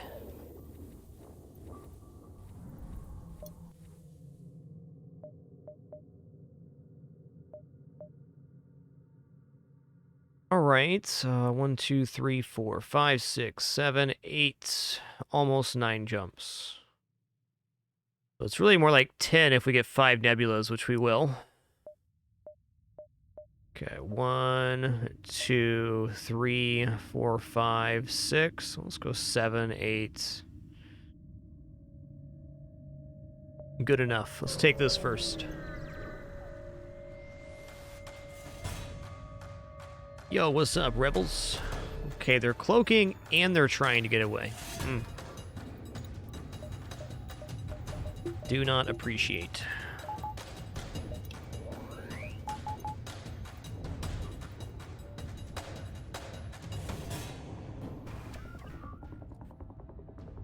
Gonna let this one go in so we can cloak that.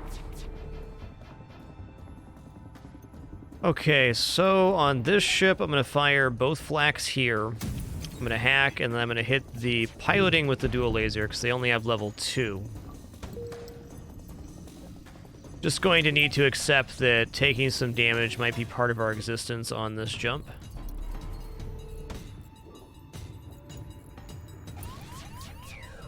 No problemo.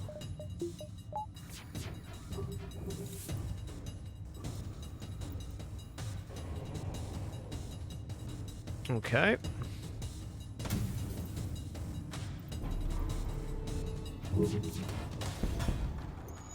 Of course, that's what happened. Okay, we got fire in our battery. Let's fix that.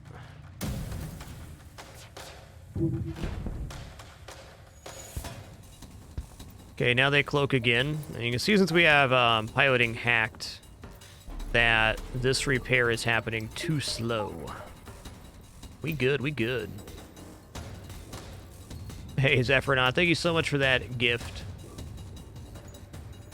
Welcome back to the Dapper Bunny Wild and Hoshi Zora. Thanks for 40 months. My pleasure to share this time and place. Thanks for being a part of it.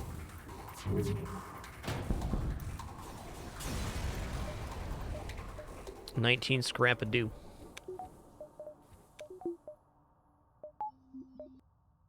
Hey, good, there's a store right here. That's a wonderful sight. All right, I'm going to go back up this way to make sure we have enough room here to round out this sector in a good way.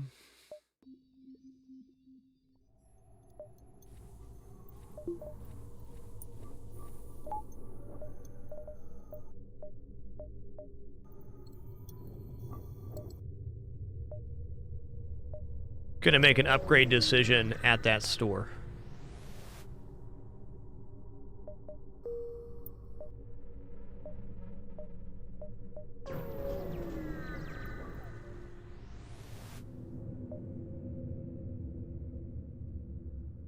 There won't be a next time. Open fire.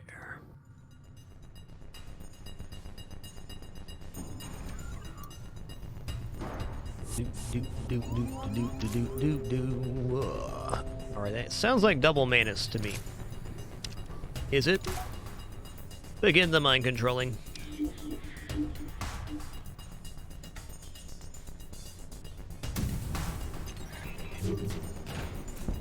Great.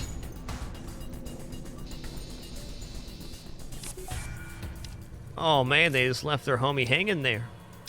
Tough.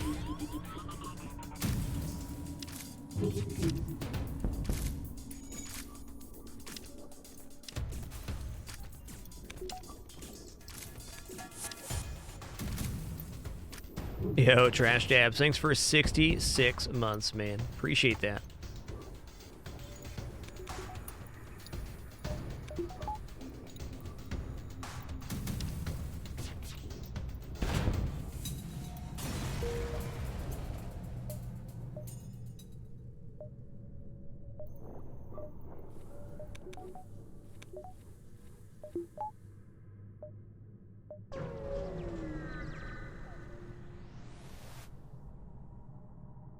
Whoa, dude, that is a ship, my dude. We're still gonna attack this ship because we have level 3 hacking, but double burst laser 2 flak missile launcher. Whew. Mercy.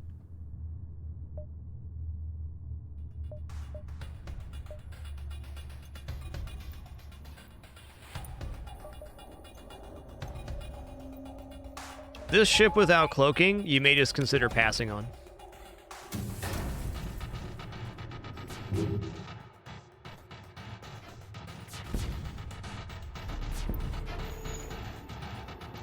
Did I not hack here? Okay, I goofed. No worries, still gonna be fine.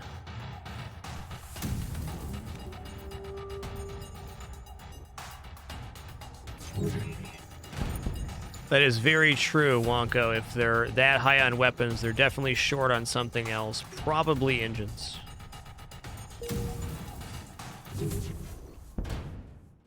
Man, Nashjeev, incredible to think that it's been 77 months already. Thank you.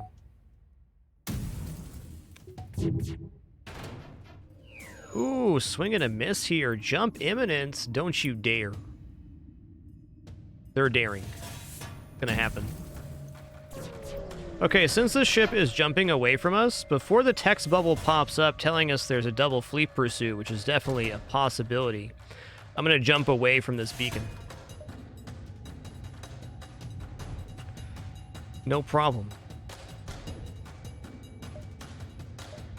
Sometimes discretion is the better part of valor, and that's right now. 2, 3, 4, 5. Okay, this is fine.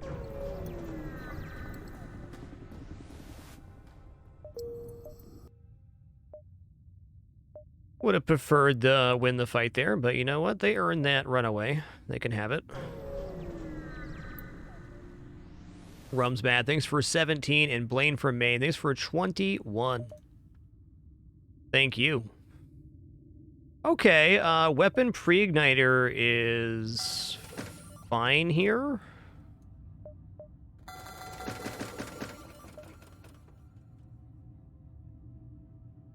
I don't see any reason I don't buy it. Well, okay, there's lots of reasons I don't buy weapon pre-igniter, but I'm gonna buy it here. Let's also buy a small repair. Dude, another hype train? What are you all doing? Thank you all for that big generosity today. Golden Wolf, thanks for 3 months and kicking off that hype train, man. Thank you. Okay, in order to get the halberd beam online, I need to save up for weapons now. But just having our volley online right away is awesome.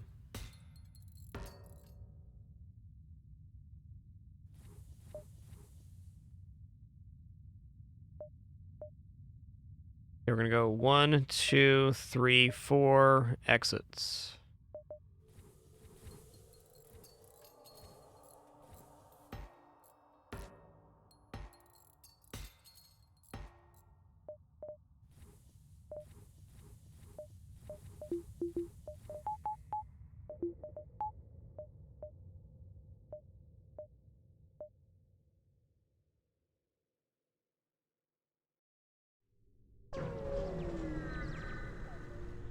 Gruff Husky, thanks for 8 months. Zephyronaut with the 5 gift sub package again.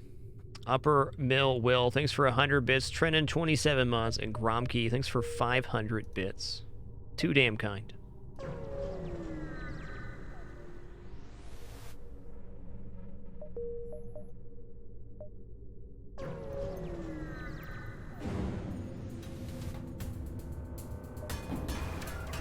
Okay, well, we can see our weapons were charged when we entered the fight, but they became uncharged as the Ion Storm. No problemo. We got boarding drone coming out. Not too keen on that, but this will be okay. We can do that same thing we've been doing with the double hack here, except for this time quicker. Okay, Beam 2's online. He landed inside of the cloaking. I'm going to open my doors to stop O2 loss, or diminish O2 loss. Then we'll fight him in here.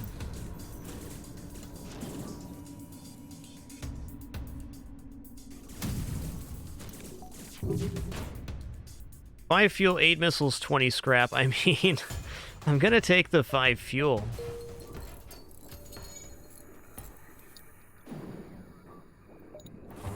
This run has been a really weird fuel one. Most runs where you have long-range scanner, you offset the fuel loss a lot by getting so many fights. Not this time.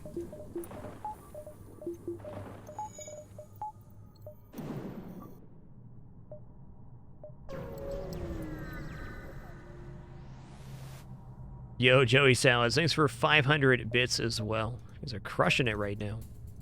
Very grateful once again to share this time and place for 2,488 shows here on Twitch.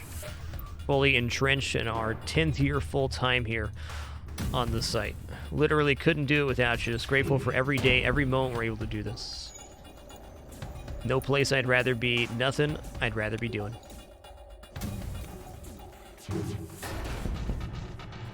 Enemy FTL charging. Enemy FTL delayed.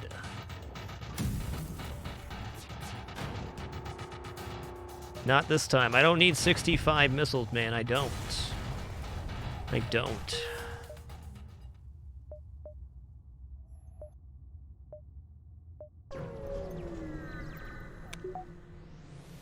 Yeah, I think unfortunately the 15 missile cell event can only happen once per sector, so that's that. Oh, dude, Rebel Stronghold right now? Yes. Sector 7 abandoned sector is pure nightmare fuel. This sector, however, is only going to have one store in it. Just one. We're going to head over here and then head back and look for that single store. Good note here, too, there's going to be mostly Rebel ships, which are pretty straightforward. Yo, Bohama, thanks for 41 months. You rock. Attempt to download. Ooh, yeah. We just got a map reveal. Well, and to get to our stores, there's 2 stores here? What? Okay.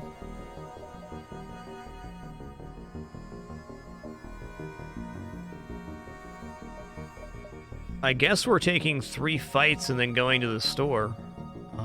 To get all of this. This is an amazing sector. Holy crap. Lanius sectors have a class of ship called Lanius Bomber, which will have mind control, teleporting, and cloaking. And the units that board you have anaerobic qualities, meaning they absorb oxygen from their surroundings. So you get boarded by crew that are very hard to kill and are basically walking breaches. It's manageable, but very tough.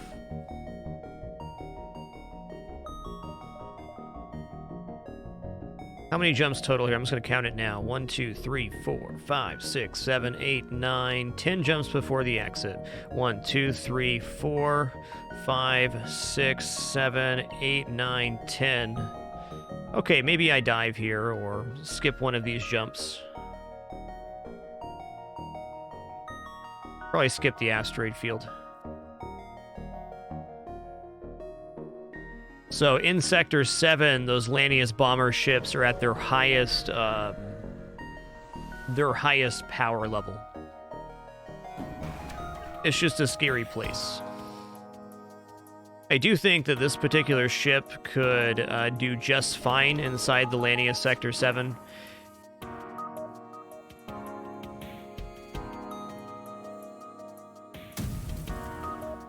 But if I don't have to go there, I'm not going to. Okay, that's fine. It's a little bit of a weaker start versus this ship. I'll cloak that.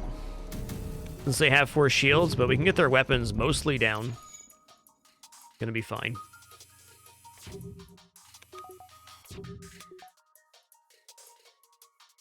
Yeah, I didn't take into account the Rebel flagship event here. There's a mini flagship event which gives a really high scrap reward when you finish it.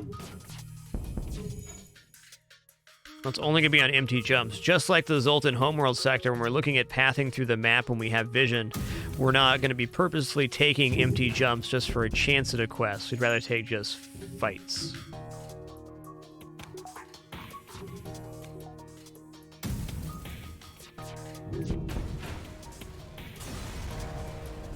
We have Vertigo. We played Noida during our last winter Fragmas, in fact.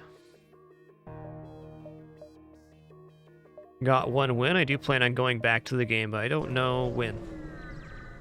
Honestly, really not been in the mood for planning my individual games as of late.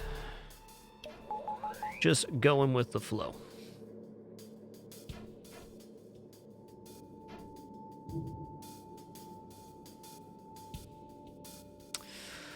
A bit of a yikes, dude.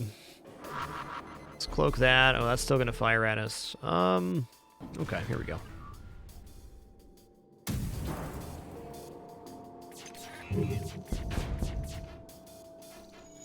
Good dodge.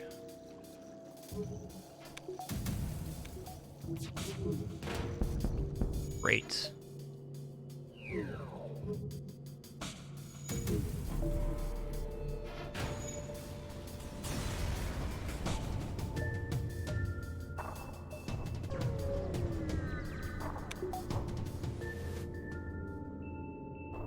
Okay, I'll give you 4 fuel. I will. 64 scrap, nice. Let's go. Alright, just gonna sell this burst laser 1. Gonna buy fuel. And now is the time for us to bring in the halberd beam, so we're gonna sell dual laser. We're gonna buy 2 weapon power. We're gonna buy a power bar. And now we are officially saving for 4 shields.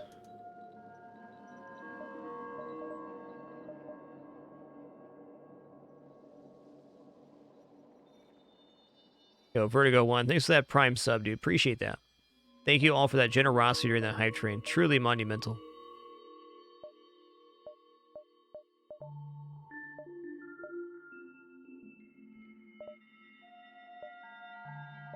If there was something better to get, I'd consider selling the scrap recovery arm, but I think there is more than 250 scrap worth here. I could very much consider buying a 5th crew here.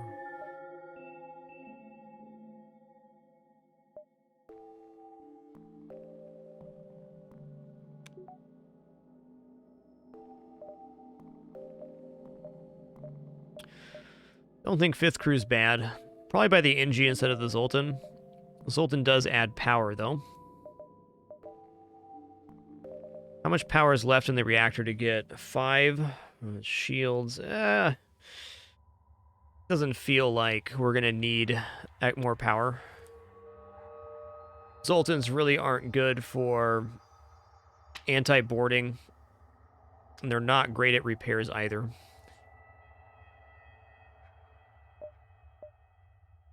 He is fully repair trained, though, which is not bad.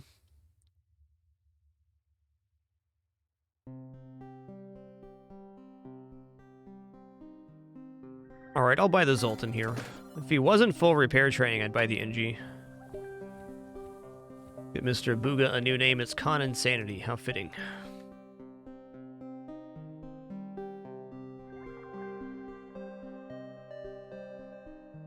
Aka Blue Tea, thanks for 22 biggins. Thank you.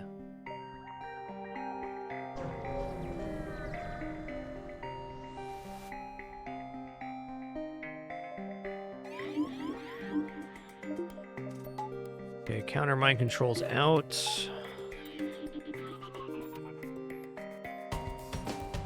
It's gonna hack here. We're gonna go 2-3. Start my hack. So it's a little bit weaker versus this ship type, but it's a lot more damage out.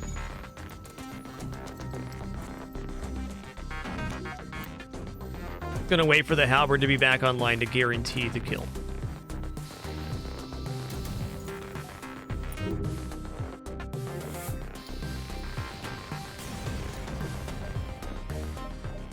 Anti-personnel drone, interesting. We got 1, 2, 3, 4, 5 before the exit. 1, 2, 3, 4, 5. Yeah, we're going to skip the asteroid here. I might even pick up this jump on my way out, because if this happens to be the Rebel Fleet Pursuit or Small Rebel Flagship, we get 2 extra jumps this sector and get more. I think I will do that.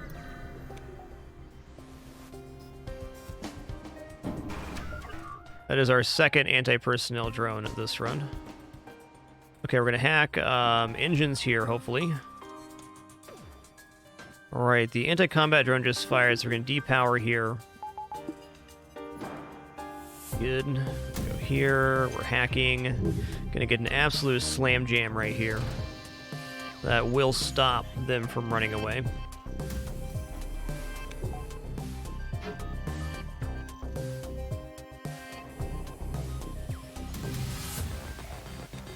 Ooh, no. Okay, it's fine. That shield bubble being half recharged was concerning for a moment. Then I remembered that halberd beam does double damage to shields in that case. Is there another play here?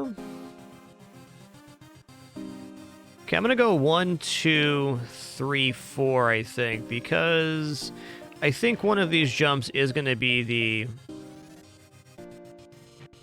Rebel ship, and if it is, it gives us so much more room. This would be the best beacon for it to be at. I'm also going to buy 4 shields right now while I have the scrap in front of me, before I justify another purchase. Your specialty, door subsystem for 14. If I had any scrap, I might take that.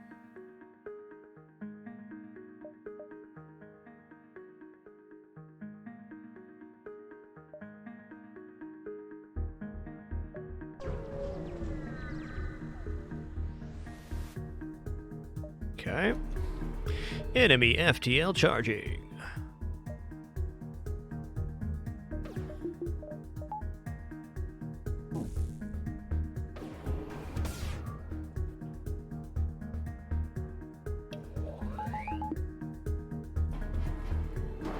Okay, only level 1 piloting. Beautiful.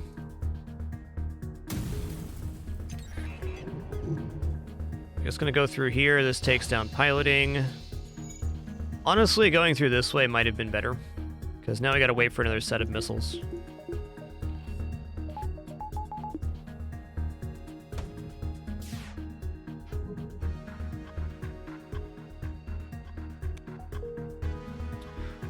Never mind. Yeah, they're gonna cloak right now. I could have gotten the volley off there faster than I thought it would.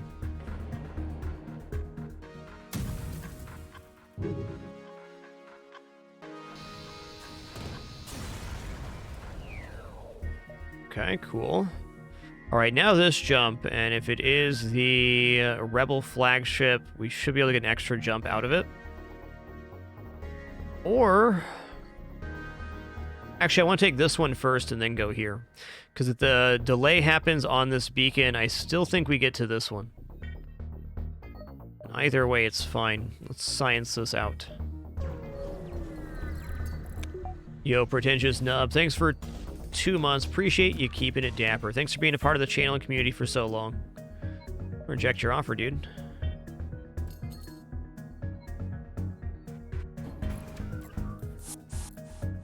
Glad you could share this time and place today.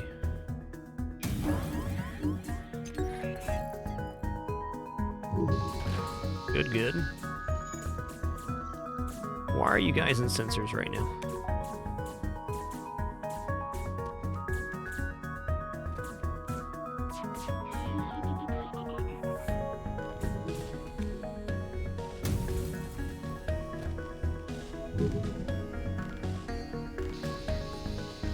No surrender.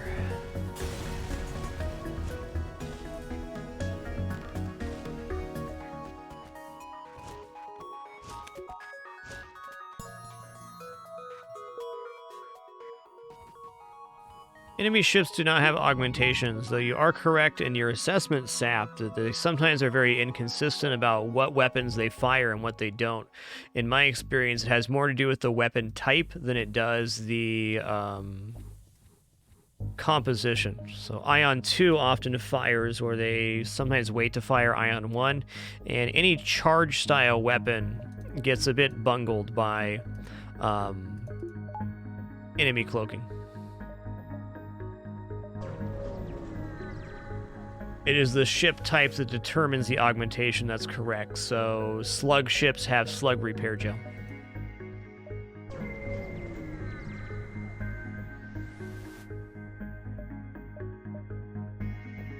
You know what, man? Alright, that's the deal I was wanting earlier, but I'll take it now, even though I don't need it. Because I certainly don't need 68 missiles. Okay. Got repair stations on the way to the base. Cool.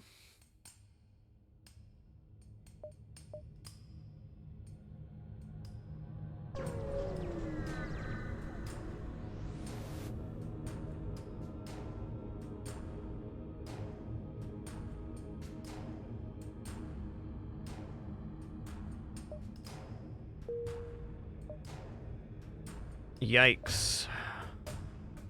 Okay, this beacon was our ticket to getting over to the base.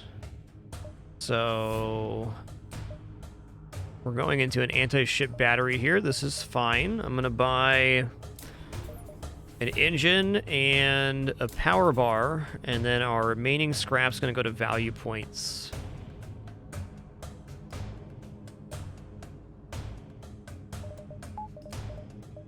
Okay, I want level 202, level 2 cloaking before we go to the flagship fight, that we have time for that.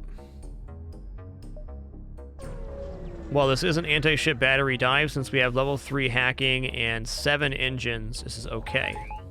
We can level 3 hack their weapons. Still fire out here. And I think this takes on the missile launcher. Not quite. Okay, you defend here. Can have you defend too. We're just going to hack before this starts. This is a full 10-second hack, so we're going to have no problem getting out before they fire here. ASB target lock. That's the quickest possible timing on the ASB. Okay, here we go.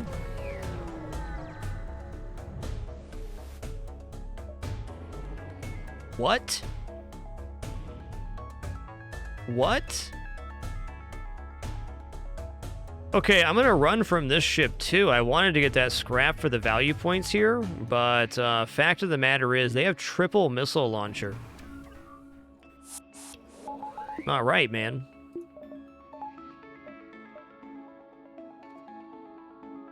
All right, this guy is getting mind-controlled here.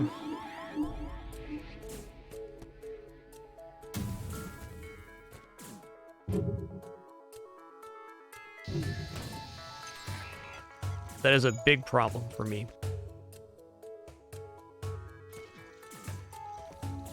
Okay, our cloaking is going to be back up before those fire again, at least.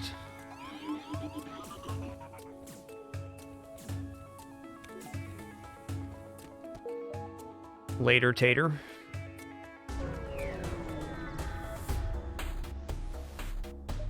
Prepare to fight the rebel ship. Okay, this one is not as bad. All right, on this ship, I'm going to go for a level 3 shield hack, actually. We're going to cloak the missile launcher. Oh, man, they boarded again. Okay. Begin the rehacking. God, this is a problem.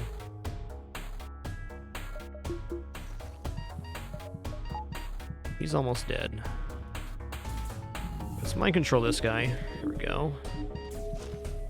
You know what? They can go in there for right now. Really hoping that the missile launcher goes down with this.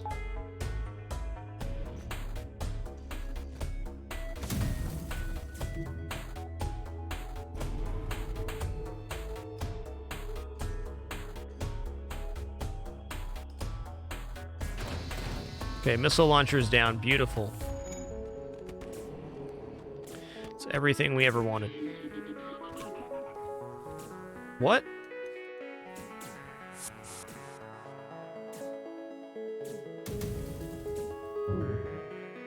Okay, I was late on that.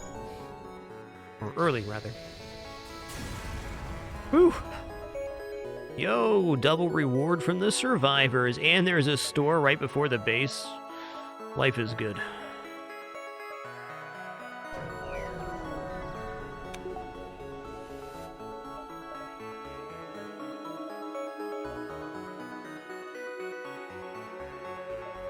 Okay, we're going to sell anti-personnel drone. We're also going to sell scrap recovery arm because there's no way there's 250 scrap left in this sector. We're also going to sell long-range scanners.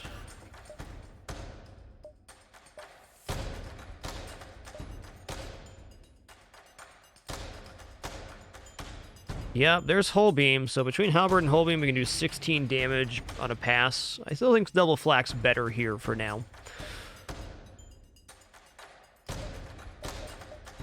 Breach 2 is a pretty monster system, actually, for the flagship, because it does guaranteed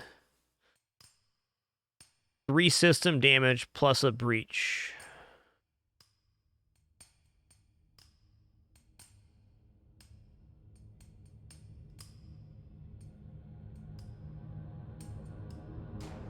Doesn't damage hull, though.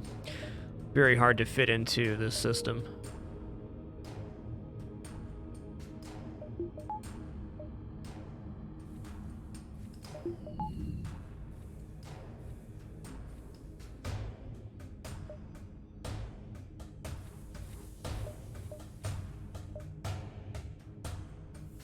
No, we're going to stick with what we got here. We're going to buy level 2 oxygen, level 2 cloaking, level 2 mind control.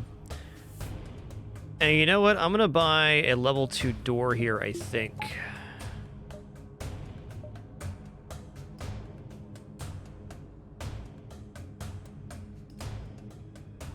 Yeah, I only need level 1 hack for our current setup. That's fine.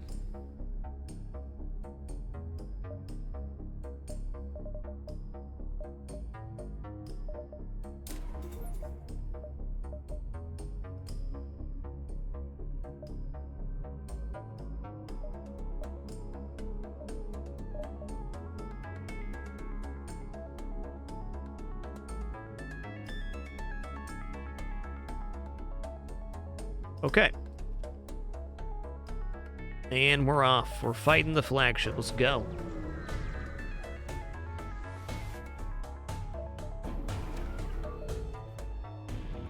Where is this going to land?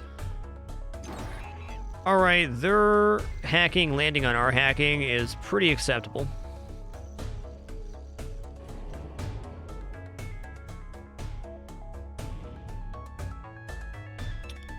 I'm going to hack piloting here instead of shields.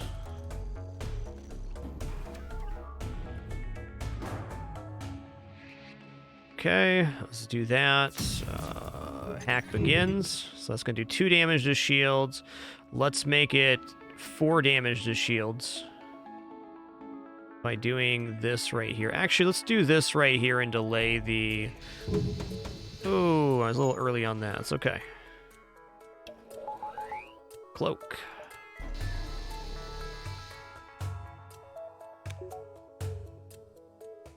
Oh, I can fire this again. Didn't think about the pre-igniter. We're good. Okay, so the next time they are out of cloak, we are going to hack and kill them. We got it.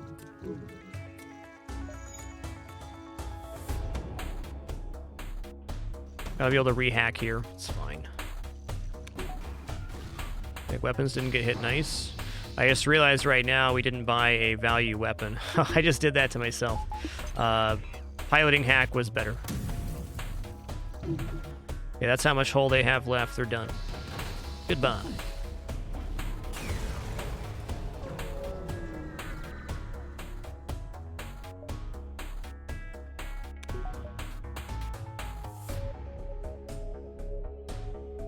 Yo, doing great, Renzo. Hope you're having a nice one too, man.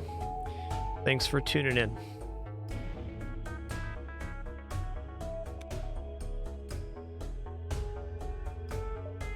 Okay, let's buy a power bar here. That's not going to hurt anything.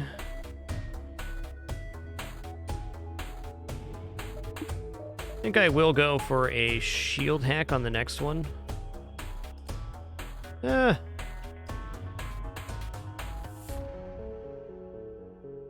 Level 3 pilot hack's pretty strong, too. Yeah, that's what we're going to do. Level 3 pilot hack.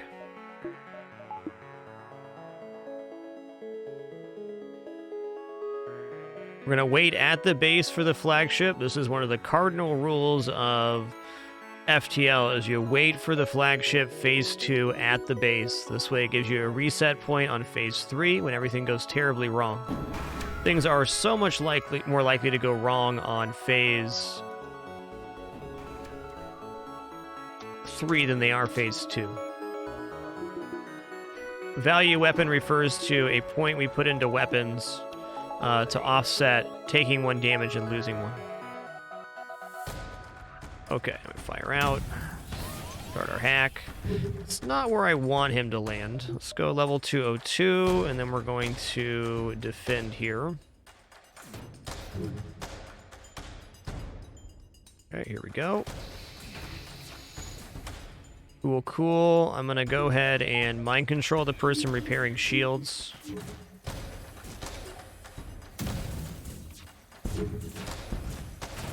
Exactly. The shield hack is inefficient when we have...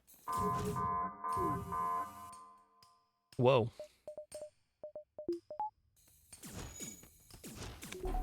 Our shield hack's inefficient when we already have pre-igniter.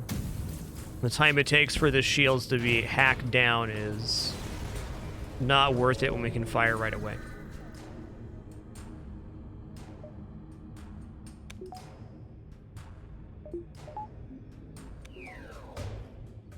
Zagreus, thanks for a tier 2 35-month subscription. Das Beats, thanks for 11. And Ravenar King, only 5 months until that 100 club, man.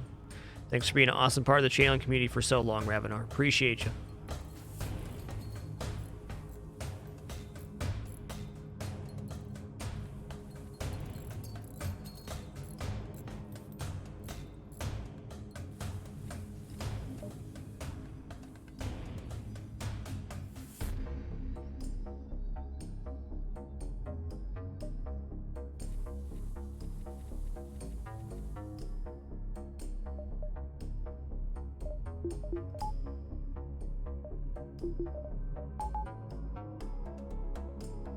Okay, phase 3 of the flagship fight. We're going into now. If it gets out of control, we can jump back to the base since we fought them at the base phase 2, and we can kidnap their crew and kill them off. Hopefully we don't need to do that, but it's definitely always a possibility on phase 3 of the flagship fight that something goes horribly wrong. I'm actually going to run down to doors here real quick. We're going to lose a little evasion for this, but for doing so, get a much better estimation here. Okay, right on. This time I'm going for a shield hack. Later, taters.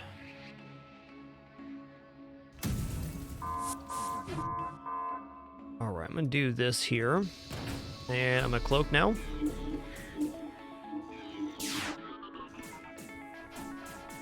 Okay, they're going to make it into the piloting room. Which is okay. If we get our next halberd off, we've won.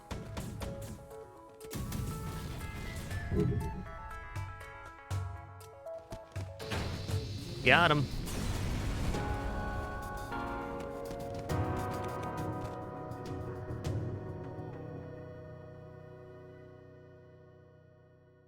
GG, that definitely calls for some dapper time. Nice run.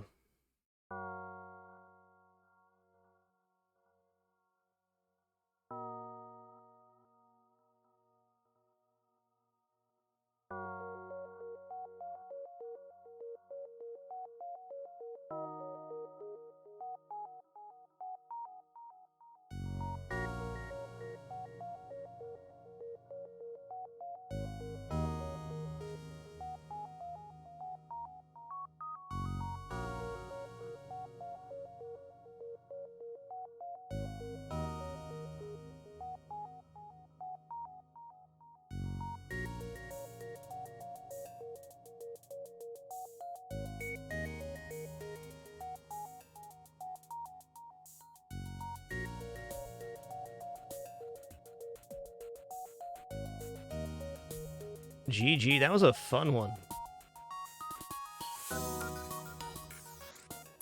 Well, feel free to take your guesses at score here. I'm going to think about this for a second. We did start with long-range scanners, and we got a lot of ship fights. Only one ship fight got away from us.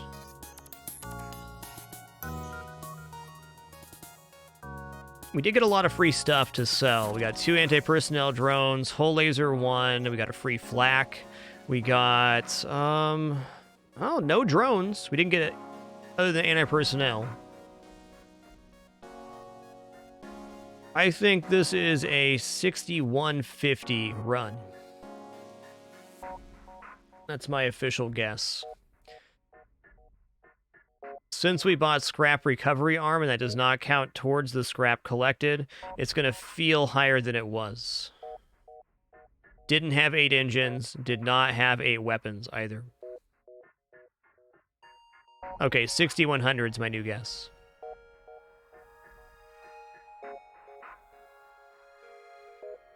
$56.92. That is much lower than I thought. Let's see why. All right, this was low because we only had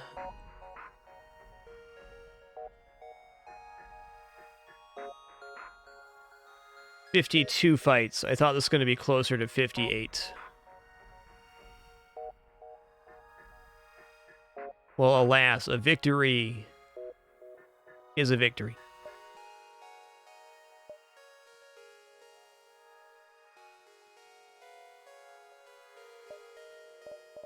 Well, that concludes FTL101 number 6. Let's pick our next ship out of the list. I'm going to do all type A's first. So out of the remaining ships, we have Crystal A, Lanius A, Zoltan A, Federation A, NGA. Somewhere around 4K SAP. Low 3000s is definitely possible. We're going to do NGA next.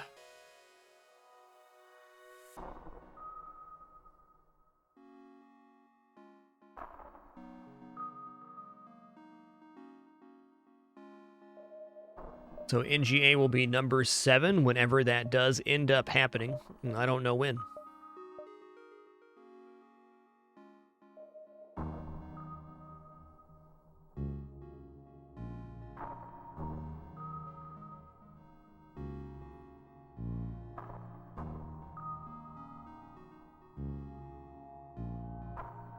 All right, we're going to slide into some Nova Drift now. I've just been digging the heck out of this game, and I'd like to get a few runs in because we've been on the edge of some very strong stuff.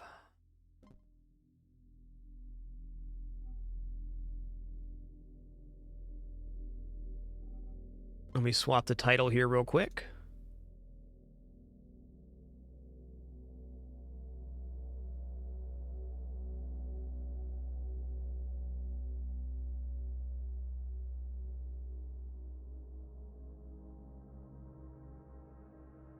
If you're new to this game, it is a roguelite, score-based asteroids bullet hell game. It is quite the dealio. Basically, you go through and build up your ship as the waves progress, trying to build the ultimate offense. Okay, excuse me for just one moment here before we go any further. After that very nice, albeit long FTL run, just going to stand up, stretch real fast, use the restroom, and grab some more water. When we return, we'll kick off a run of Nova Drift and beyond. Be back in just a minute.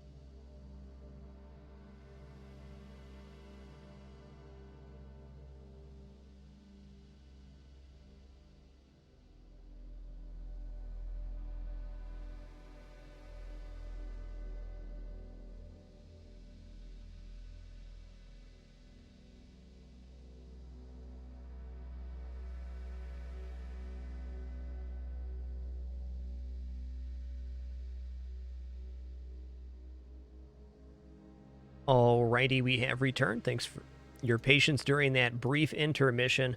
We're going to head right into a run of Nova Drift now. See how it goes. I don't know what I'm going to build today. Probably Railgun or Darts. We had our best Railgun run yet. Not in score, but in composition, so would like to continue this trend. Neither Railgun or Dart is showing here. Let's begin with a salvo build then. Well, salvo's homing missiles is pretty good. The rate of missile stockpile is based on your fire rate and how many projectiles you have. Each projectile is 15% extra. I think I'm going to drop my shield here, so what color projectiles do I want? Let's go for Shockwave. Purple projectiles are quite pretty.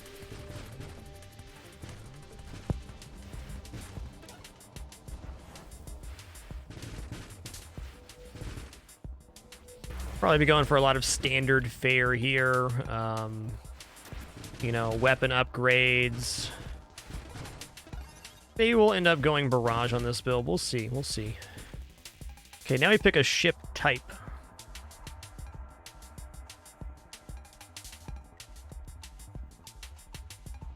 You know, it's been a long time since I've done battery.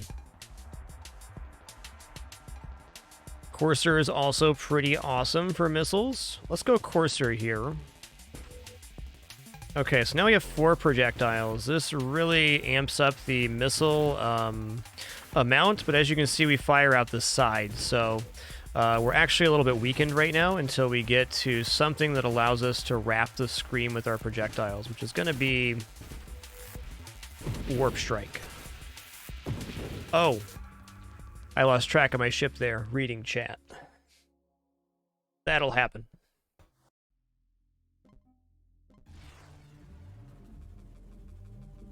How did you build your blade build, Night Gecko? I'm going to get to blade builds eventually.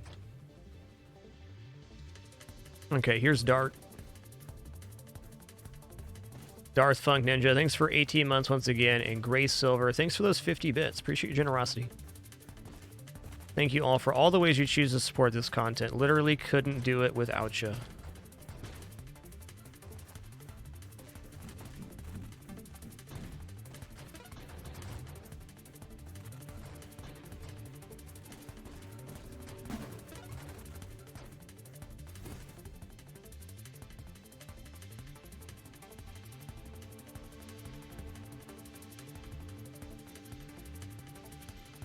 We'll go Shockwave again so we can have purple projectiles. And let's go Viper here. Tried to do a Viper build not very successfully yesterday. Viper has the bonus ignite duration set up. So bonus ignite duration just makes the darts stick in the enemy longer, which is very powerful. Okay, we're grabbing targeting here, and the next thing we'd like to see is volley, and then we're going to save up for good old Atraxia.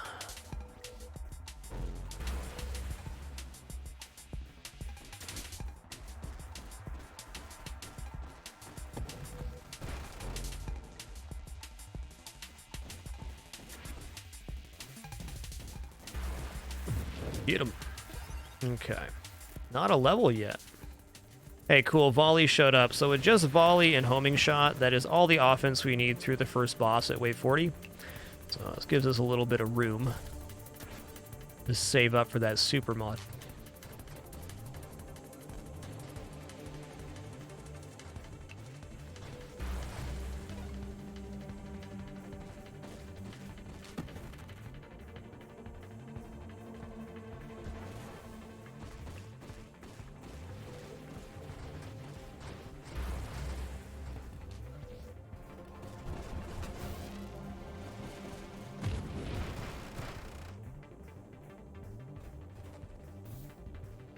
Okay.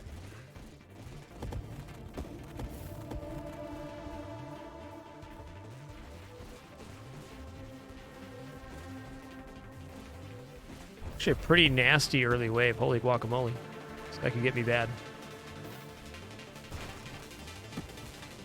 Okay, we're quite weakened right now.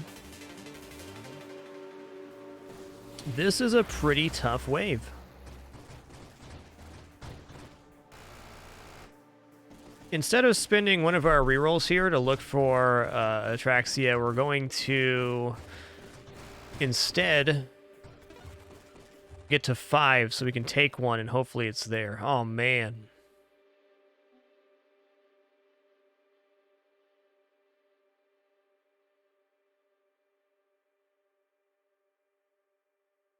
This is Shockwave Shield Vertigo. Dropping shields early is not bad either. I'm gonna see if I can get away with not spinning here. This might get me killed. On a good note, this particular enemy type has a very long in-between wave cooldown, so it should be fine here. Okay, I'm also going to take Bravado. Your body's base stats are improved by 10%. Your body's gear unique powers are improved by 15%. This basically makes the game harder in exchange for a little bit more XP. And also increase base stats, which is good.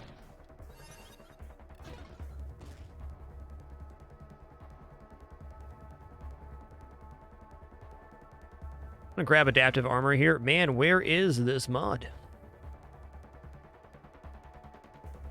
I'm going to keep saving here because I can. Darts is one of the few weapons I can really get away with not using rerolls like this. It's just, it's good enough by itself with volley in the early game. It will fall off on segmented enemies, but for the moment, I can do it. Gonna let this guy spawn a few enemies, get some XP here. Farm it up. Hell yeah, this cargo ship is dope. Okay, here we go. Let's take rate of fire. Let's take a reroll, I guess. Take payload. Where is this mod?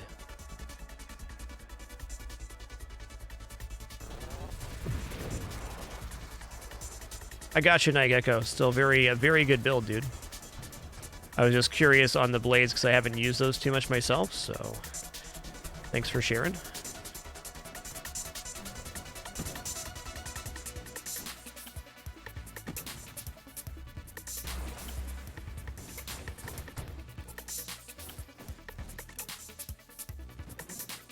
Ha! Incredible. Still no Atraxia. It's madness.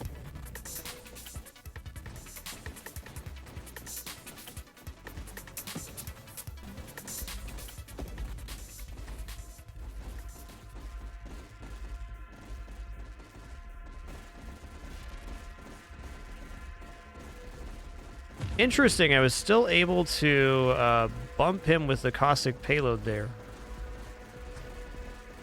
Has not been my experience with having a shield up before. Just had to bump him twice. So Viper's ship has a specific bonus called caustic payload that charges up on the nose of the ship, and then when you ram into an enemy, it delivers it, doing huge damage over time.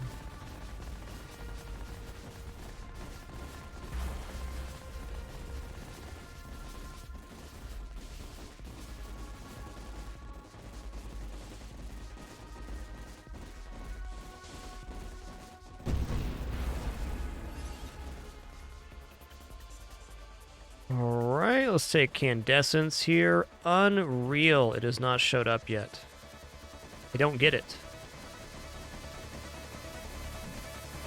Frankly, rather unlucky to not see the super mod in that many upgrades.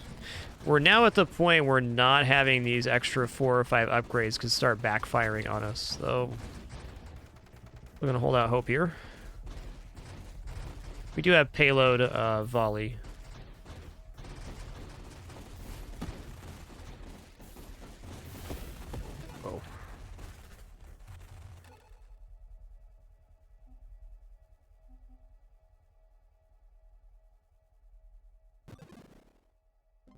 Okay, now we're re-rolling.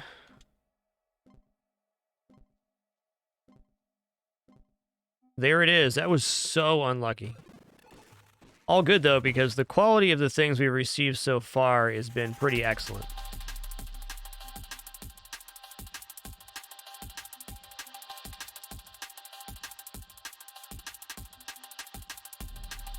I'm going to go for guidance. It is a small fire rate down, but our projectile is going to get on target a lot more easily now. Essence Sap already beautiful. Essence Sap gives us percentage-based hull regeneration based on us doing damage. And with darts sticking in enemies, you're almost always doing damage. So good.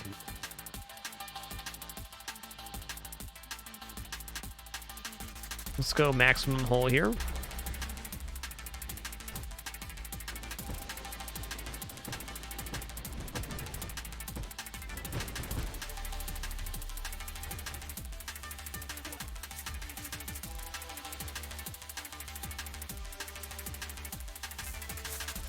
Okay, I'm going to take regeneration. I'm going to drop Shockwave Shield. So the one after this is called Rapid Reconstruction, and it gives us +1 plating, which is a flat damage reduction, 35 base hull, and that base is improved by Bravado since it's base, and no shield. It also removes all of the shield mods from the pool, which is the main reason I'm doing this. Okay, if weapon mastery is wrong, I don't want to be right.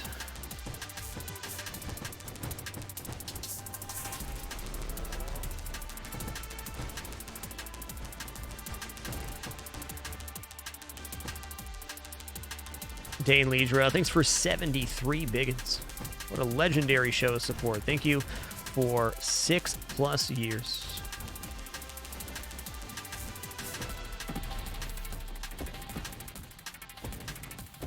This game is so good. The next update for this game is going to be a pretty big overhaul to enemies, improving their pathing and types. Celestial Surge, don't really want. Strafe gets us to something I do want here, but... I'm going to use a reroll here, though I don't want to.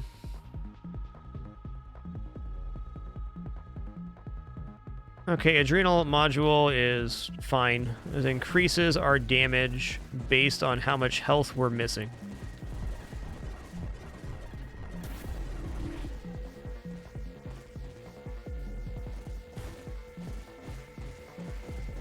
Yeah, you can always see a full list of the supermods by pausing your game and looking at the supermod list, and there's a screen on the starting screen that allows you to see all mods too.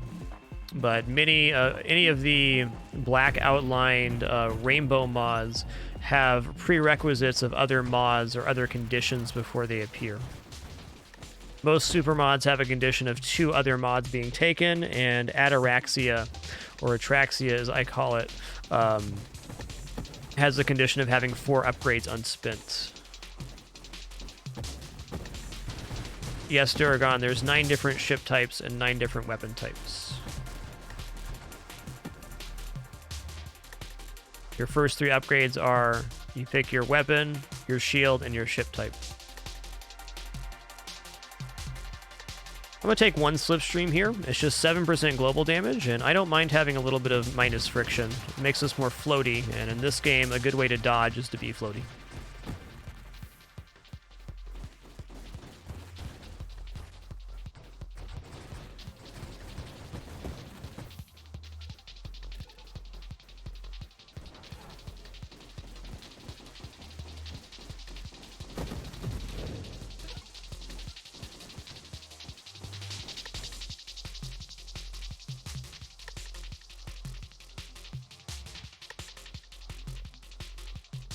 Let's take channeling, so we want to get to course shielding here.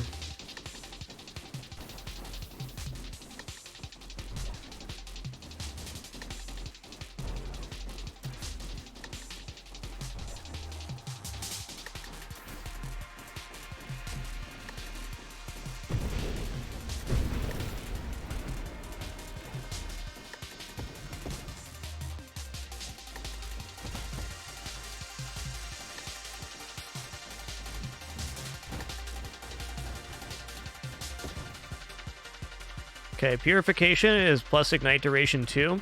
So this is a direct synergy for darts and stacks on top of the already increased ignite duration we have from the base hull here. So we're now at plus 50% ignite duration, which takes the duration of darts from 2 to 3 seconds, which scales upward with size too. So we're probably at more like a 3.5 to 4 second dart stick timer, which is very good.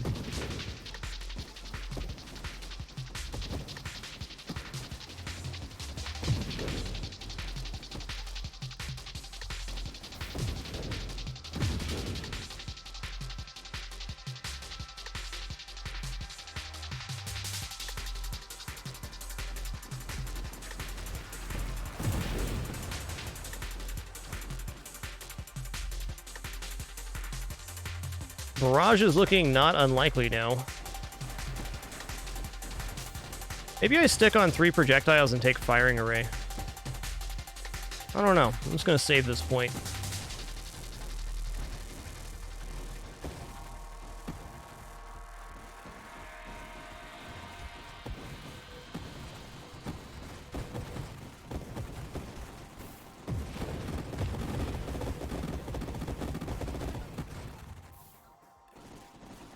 Oh yes, well, it's coming up here. No big deal, big weaves, but I did make a clarification to the way the rules are written today. Let me see if I can articulate this in a way that makes sense. I did write up a blurb on the Discord as well. I am no longer hosting the best control scheme or controller conversation in the chat, because it continually becomes a problem where people devalue the way other people play games or their ability to play games. So there's no more mouse and keyboard versus controller conversation, which is really the same way it's always been. I just put it in the rules because it kept becoming a problem. And that goes for picking apart the control scheme or hypothesizing about the game having a different control scheme. Now, if you want to ask any accessibility questions about the game's controls, that's perfectly fine. So, does this game have controller support? Fine question. Can you play this game with only mouse? That's fine. Can you play this game well if you're deaf, etc.? Anything about accessibility is good, but the never-ending subjective conversation about what is best and worst isn't happening anymore. People fall into 3 categories. People that have multiple peripherals or ways to play a game and the ability to do so. People that don't have both peripherals or the ability to do so. And people that are physically incapable of playing a game a specific way.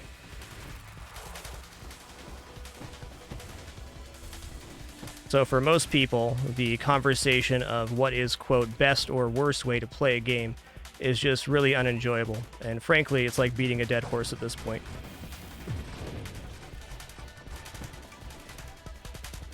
Sorry if that was a bit long-winded, but I've been thinking about this for quite a while. I've let go of most stuff in my career about caring what people talk about, but this particular subject, somebody always comes swinging in talking about, oh, well, mouse and keyboard's best for this or that, and no more.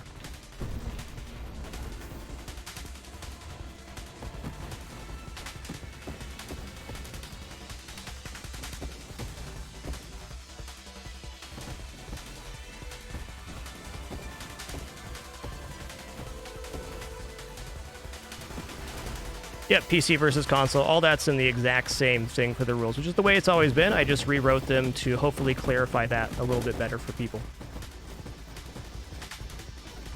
While you're here, there is no right or wrong way to play games as long as you're enjoying yourself.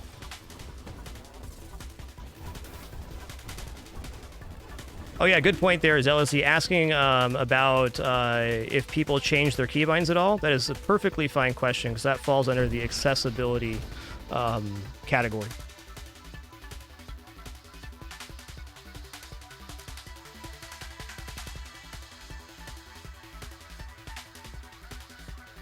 Man, what do I want to do here? So firing array is really strong right now because it increases the projectile size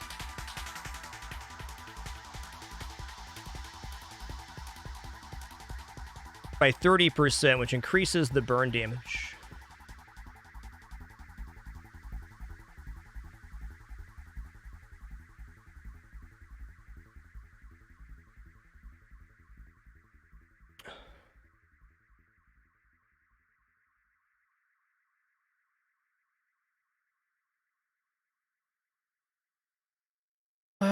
This is tough. Okay, if I take firing array,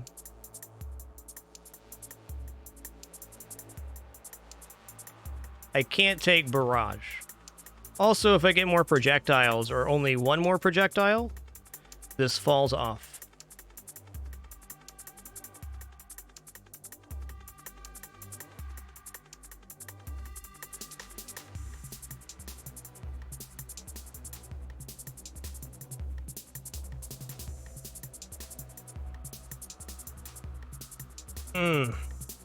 I guess I don't need the damage right now, but I'm on 6 upgrades.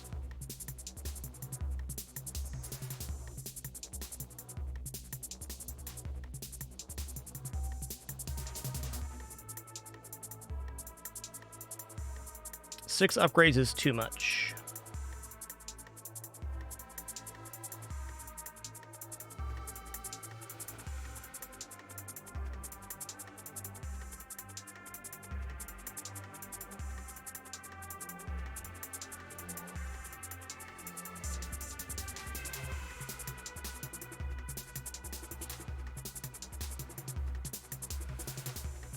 I don't want to use a reroll, dude.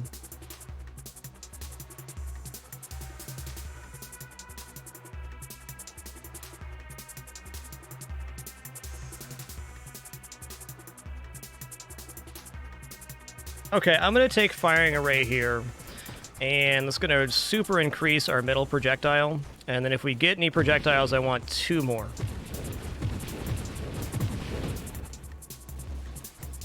It is true, we are receiving 25% bonus damage for holding onto these upgrades because of Atraxia, but it's still tough. Ooh, okay, hold on.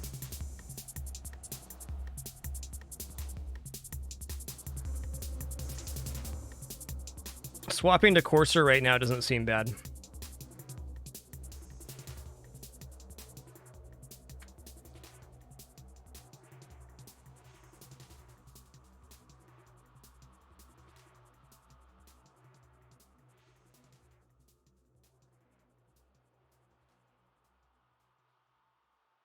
Why you gotta give me such tough choices, game?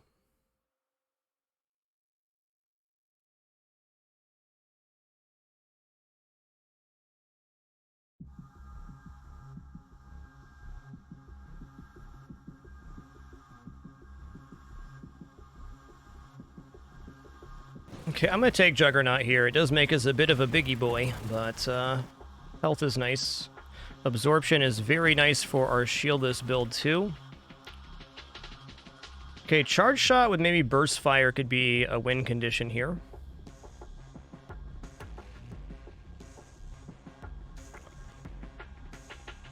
Take 1 Masochism. Self-damages would be good when we do go Siege Weaponry, which is likely now.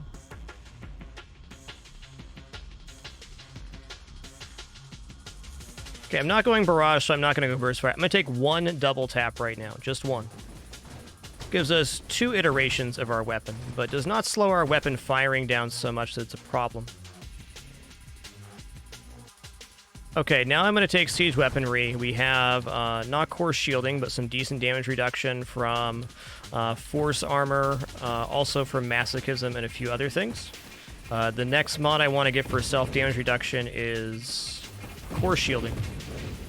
And now we can hold down fire to fire faster and faster at the cost of ramping self-hull damage.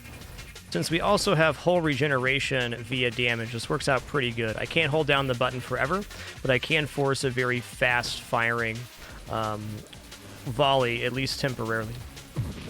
Spicy.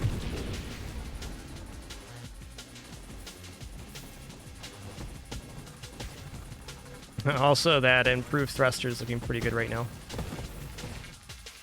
Okay, there's Core Shielding. This greatly increases our siege weaponry capability.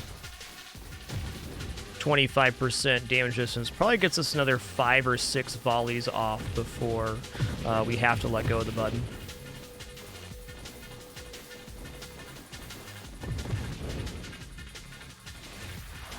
I'll agree with that. Drone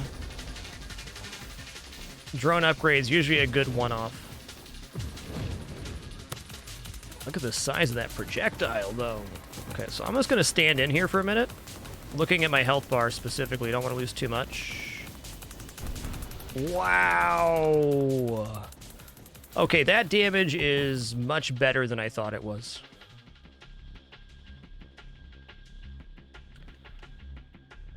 Okay, let's go ahead and take Revelation here.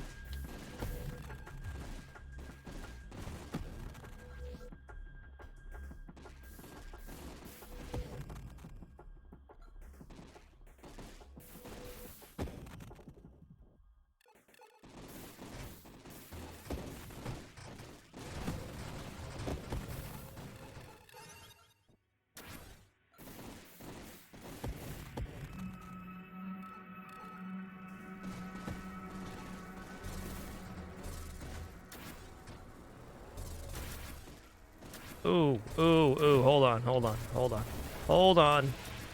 I don't want to die. Hey, we're not dead, that's good. Need to tap fire here to get some HP back with Essence Sap.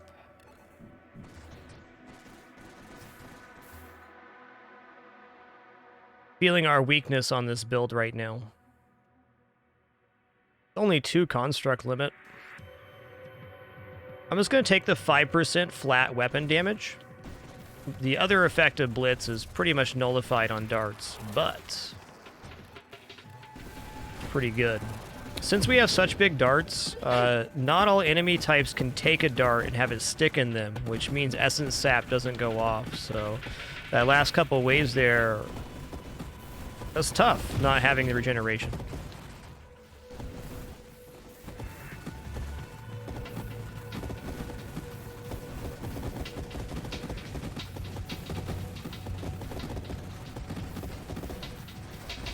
That's fair enough. Those big fireballs are very hard to avoid with the way they split.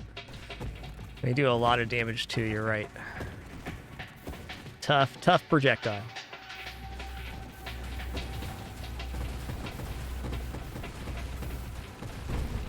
Later, Tater. I think improved thrusters is a immense pickup here, and we are quite slow with juggernauts.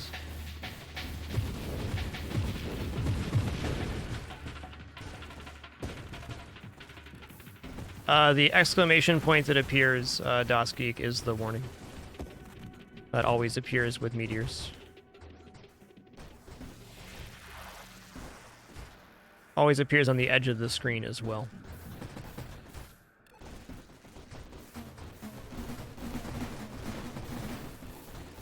Yikes. We're fine. I think Splinter is the take.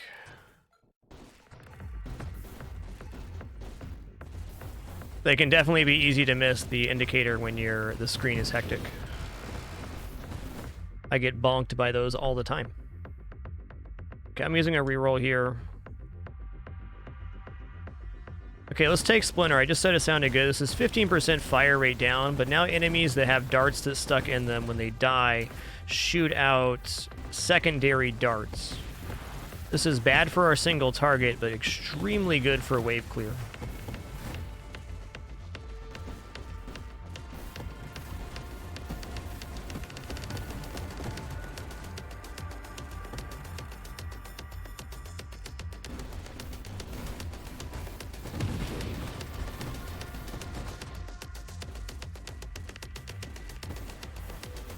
I actually think Warp Strike might be the correct path to go here. Interesting.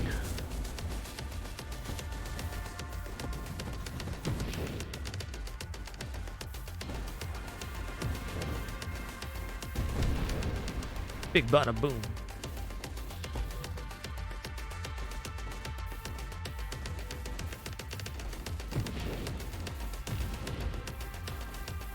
Singularity detected. That's cool, man. You enjoy my XP. It's all good, man. On the house.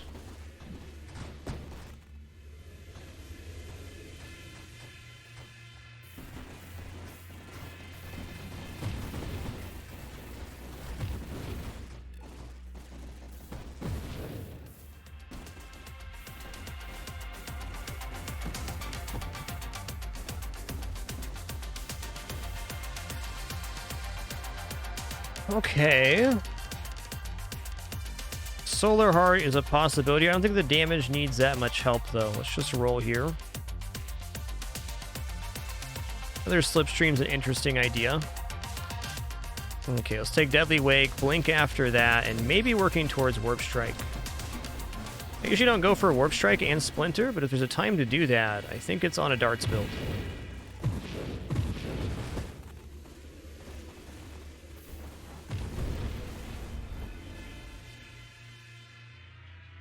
Vogon PT, thanks for 500 bits. Appreciate your generosity. And Sir MRE, so far, sorry for not seeing you earlier. Thanks for 60 biggins.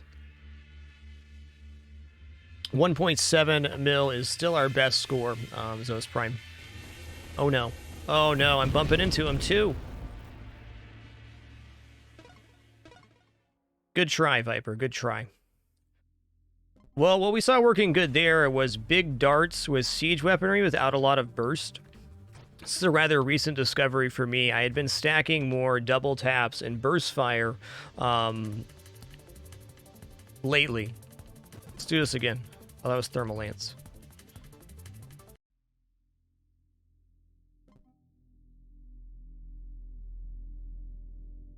MB Legacy, I use the joystick to turn. I did change the thrust keybind to A, and I found this to be very helpful for myself.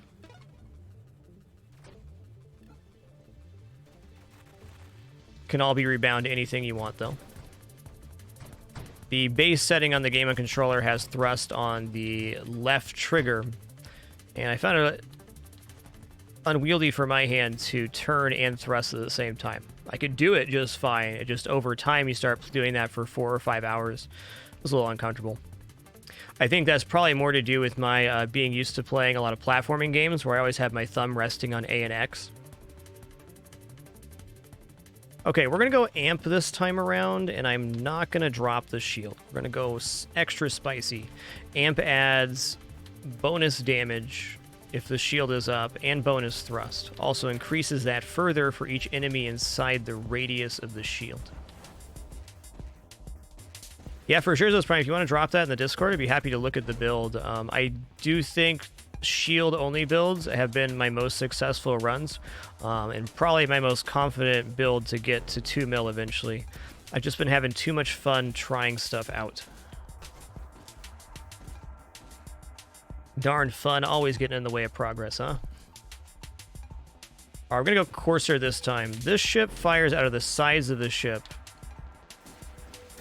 We get more smaller projectiles, which is a little bit weaker per projectile, but the addition of so many is good. I don't think this build ever doesn't go Warp Strike, since you're firing out the other side of the screen. So we'll work towards that right away. A big advantage of this ship is you find some early Twin Strikes, you don't necessarily have to take Volley, which is what initially degrades the projectile size.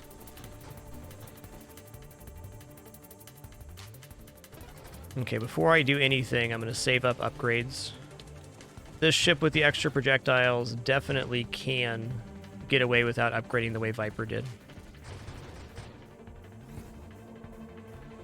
Targeting is the most optimal upgrade here, followed by Twin Strike and a few others early.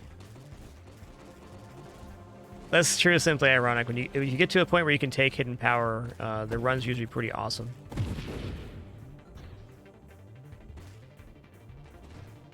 I really appreciate the build diversity in this game. I think it's one of its greatest features. There's so many different ways to build the different weapons, ship types, shields, and all sorts of little hidden synergies and things.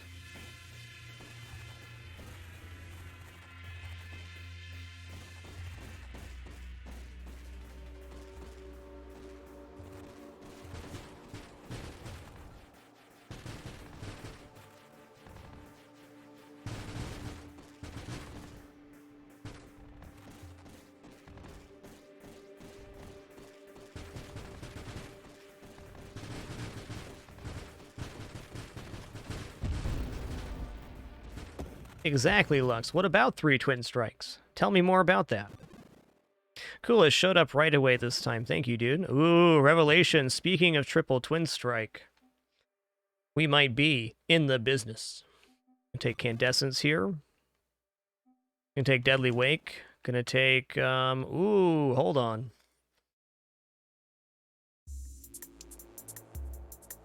Does anybody know if the base stat increase on Bravado here would affect thrust? Would that put us up to 150? Or in fact, 154?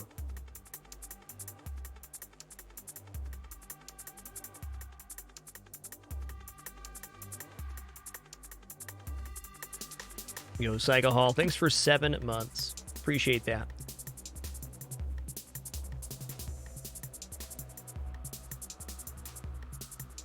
It should, yeah, that's base stats. They're in the stat category. We would have to take, like, I think 8 evolutionary niches or something to have the projectile be added in. But yeah, it's going to increase rate of fire too. And projectile spread will be reduced further as well.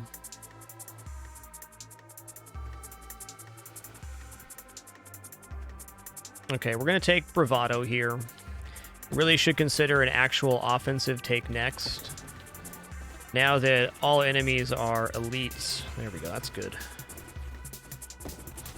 It's tougher, but it's also worth a lot more XP.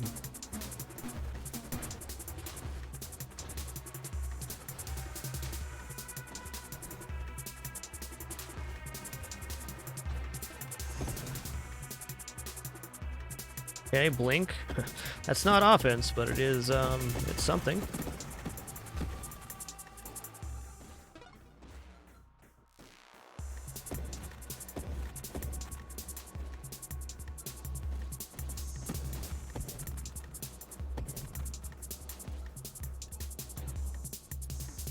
Oh, dude, really?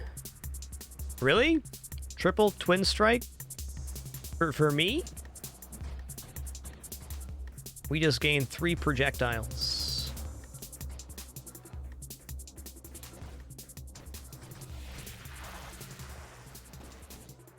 Sure hope something terrible doesn't happen. Haha. Let's take that there. Let's take something defensive here, too. Let's take an adaptive armor. With just added projectiles here, this offense is sick. So I'm going to take the stuff that works towards Warp Strike, and then I'm going to start taking a bunch of defensive stuff here too, because if we can just persist, the triple twin strike start is, well, it's optimal for this vessel and every vessel. At least with darts. More projectiles means more big bada boom.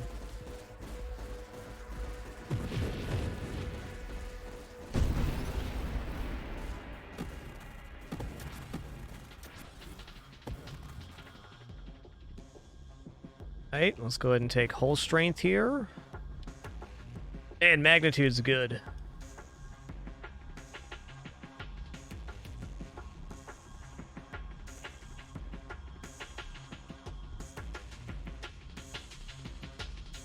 Do I get away with Essence Sap here? I think we actually want to go Essence Sap Gemini Protocol on this to keep the shield up for the bonus damage and get the happiest balance of defense and offense.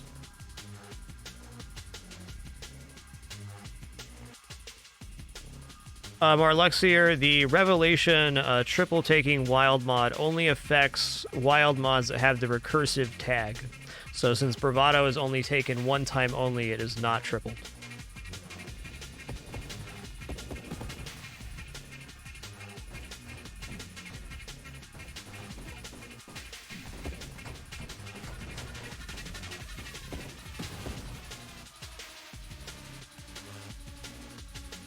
Could also go for that really funky hypermetabolism thing we did the other day.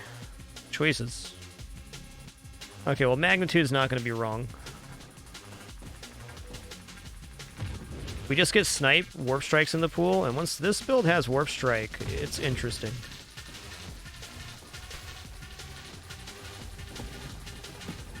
Big bada boom. I definitely want warp strike. With triple twin strike, our projectiles are almost too close together.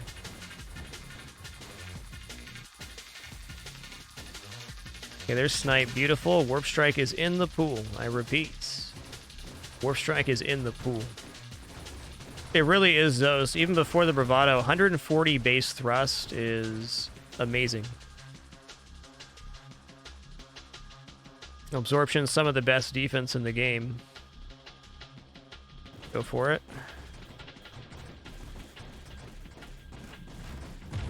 Starting with 140 thrust rather than 100 or even 75 like some ships makes taking things like juggernauts so much easier. Oh, it shows up right now for me? Okay, now our projectiles can screen wrap one time, so pretty much no matter where we fire, we're getting some stuff on target. Beautiful.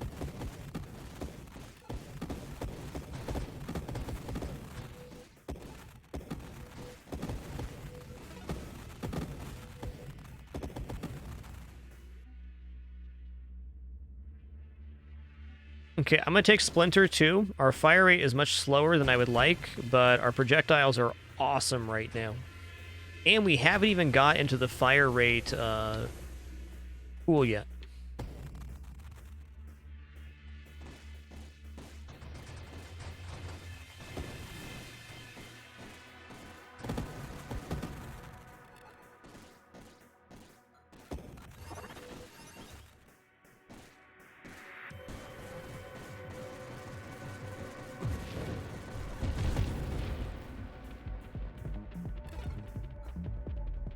There's fire rate, beautiful. I'm in. So if we can get perpendicular to this feller, it's good. Then we can hit with both sides of our darts. He's so done. But have you considered how done you are?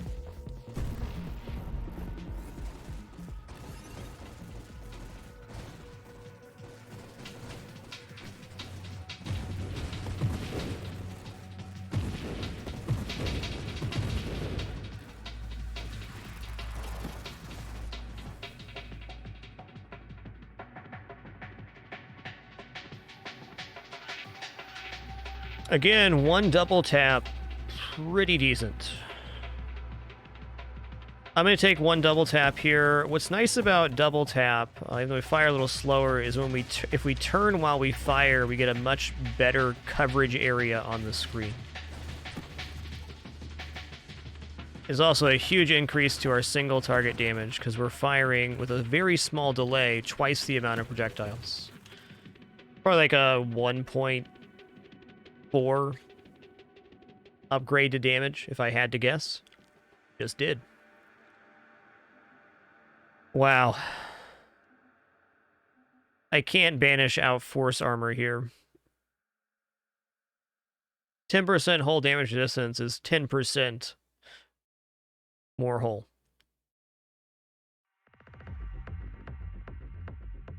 What a great banish, though. One success of this build so far is we have not had to use many rerolls at all to reach our objective.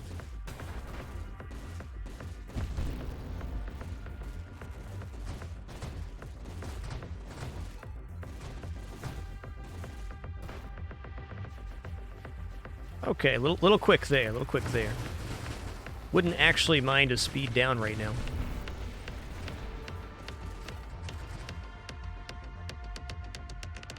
Well, if weapon mastery is wrong, do I want to be right? Nope.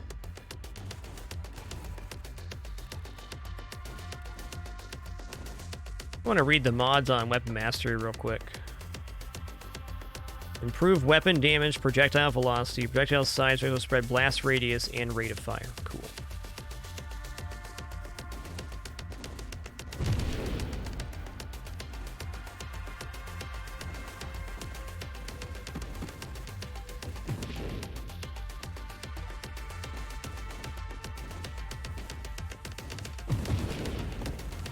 Oh, hey, fair enough. Thanks for the clarification on the numbers on burst fire there, Nomad Kane. Okay, here. Yeah, I'd like to see Essence Sap now. Our regeneration is a little bit low.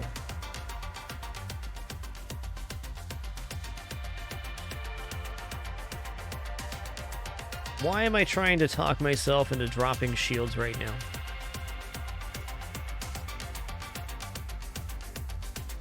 I have 13 rerolls. Let's use a couple.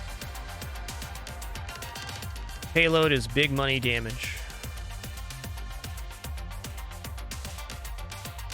Guidance is honestly nice here.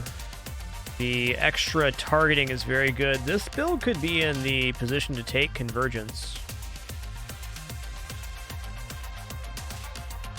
Okay, purification. Here we go. This actually helps with the regeneration. Not only do we get increased burn duration on the darts here, we get a small amount of regeneration for hull and shields for each burning enemy, which is every enemy that has a dart stuck in it.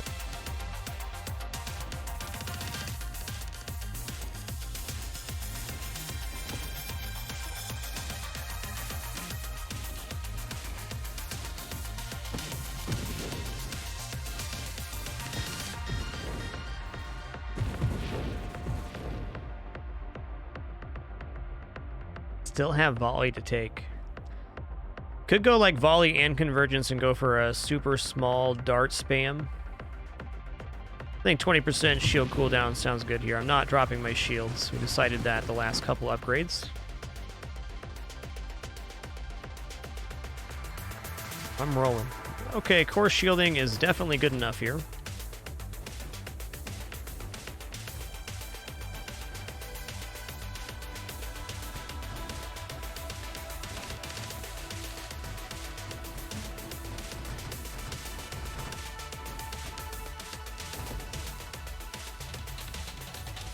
Wave number 80.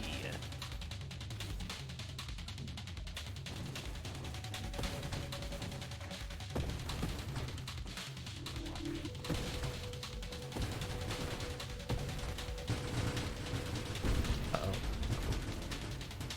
Lost control there a little bit. Slippery devil.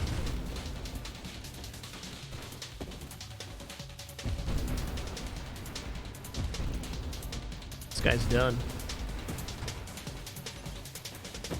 Get corrosion. Okay.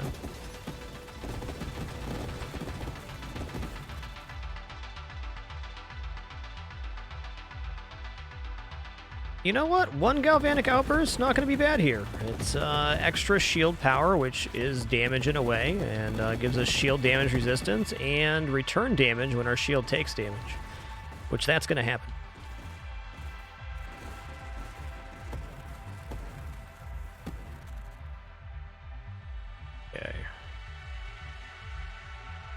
Taking skirmish, because Essence Sap is the end of the regeneration here.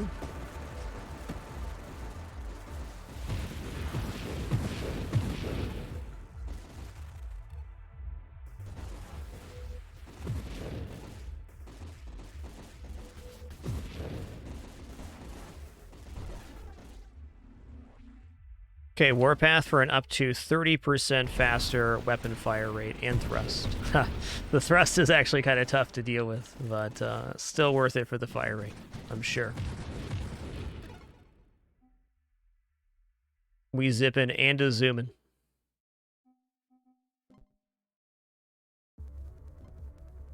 Hey, there's Juggernaut. Minus 25% thrust. Does make us our hitbox a lot bigger, but... Oh yeah, that is much nicer.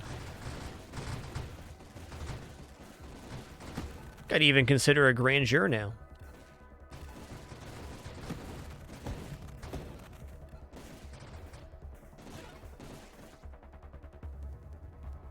Well, Terminate's just always pretty great here.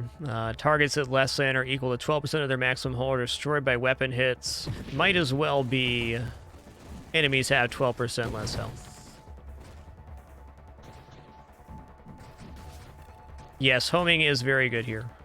Helps add burn damage. I agree. Will almost certainly be eventually taken.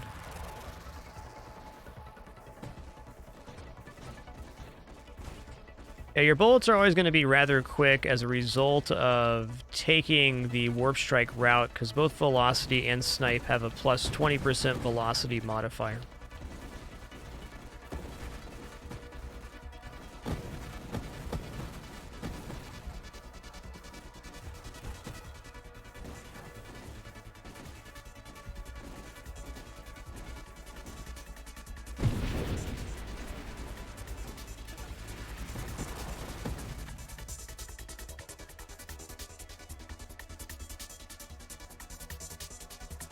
How many projectiles do I have? I have 7.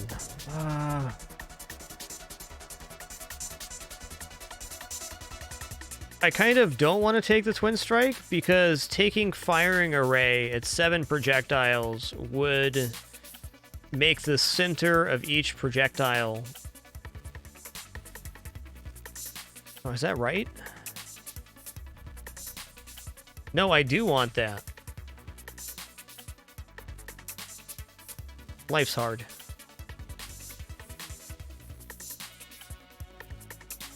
We've done a few Thermal Lance runs, yeah. Not my favorite weapon, but still a lot of room to experiment on that one. Like that one on Discharge builds a lot.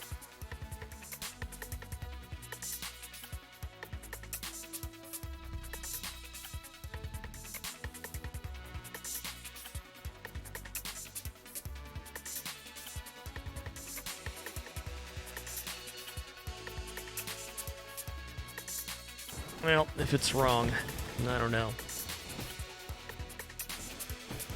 Sure glad we have Splinter.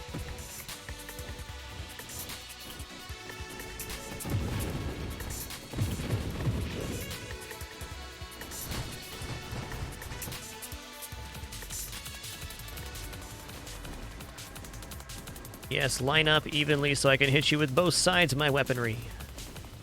Good job, my dude.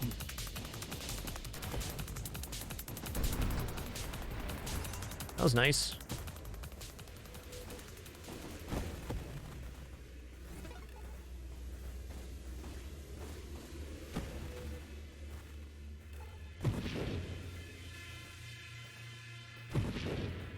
Not sure exactly on that synergy, Apple Lord.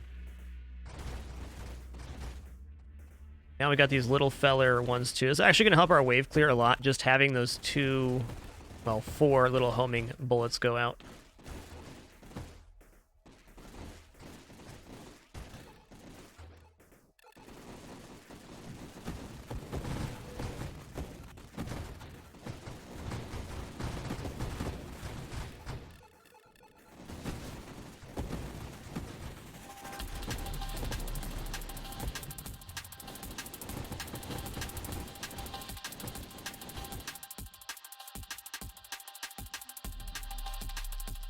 Greatly improves projectile targeting. I'm going to try this out. I think this is going to help us get a lot more darts on target.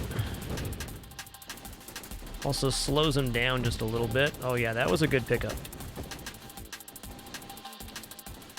Pretty dreamy.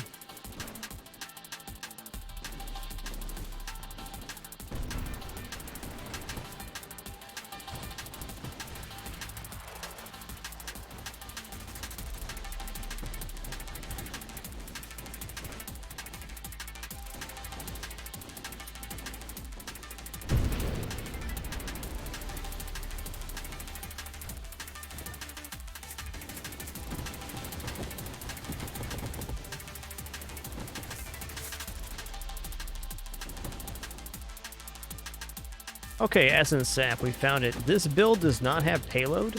You mean I'm missing like 40% damage on this? Okay. That's actually pretty cool. Maybe this build doesn't need to take payload to succeed.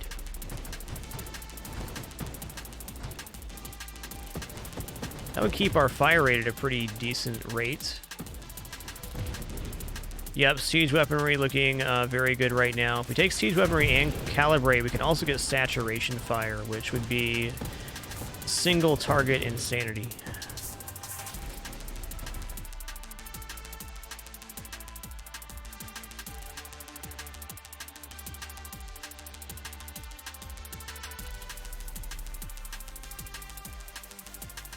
I think I like kinetic boost with how fast we are. Then when we're zip zooming, the damage on the darts is increased.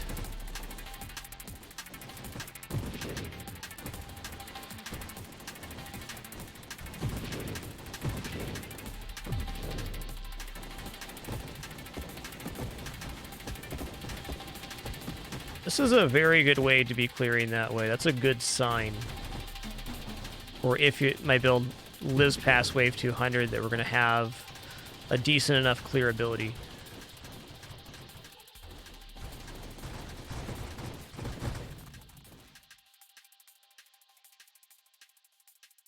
Okay, I do want Gemini Protocol here. That's a huge defensive increase.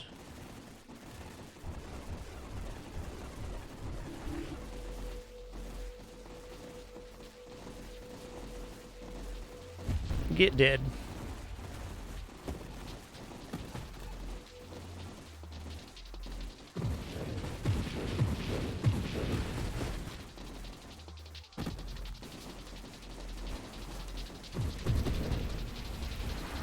Whoa.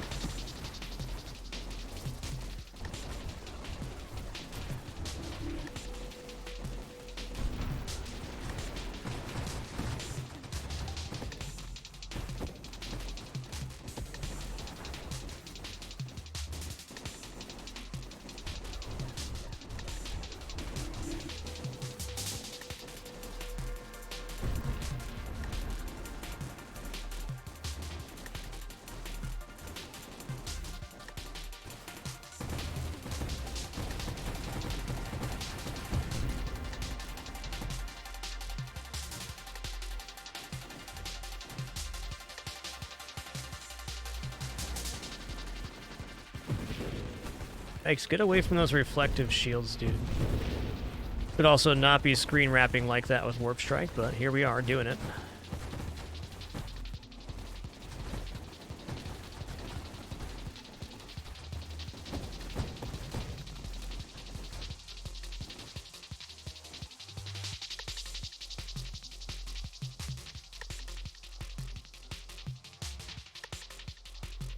Do a reroll. Okay. Streamline's interesting. I don't think I want to be faster, though. What I like here is Leaf on the Wind. And possibly Tempest Break, too. That could be pretty nice.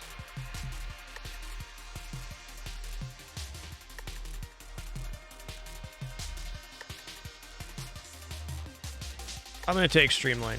It's going to make us faster, but also smaller.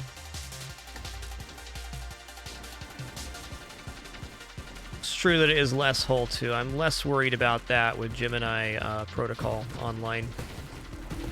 So eventually the build will die to losing all of its hull. That's a guarantee.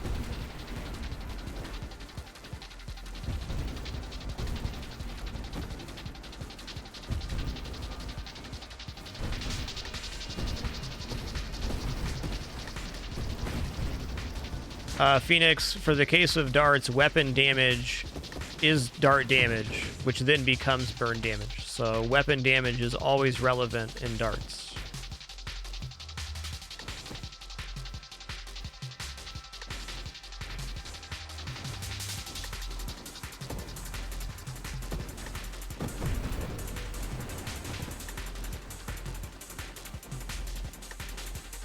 I think an easier way for me to say that is that burn damage is 50% of the initial dart damage.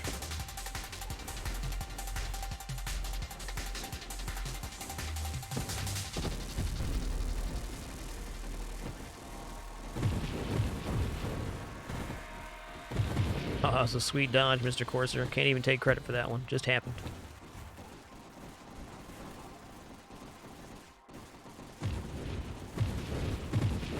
I will agree with that upping the number of darts is more important than weapon damage on darts, but you need both.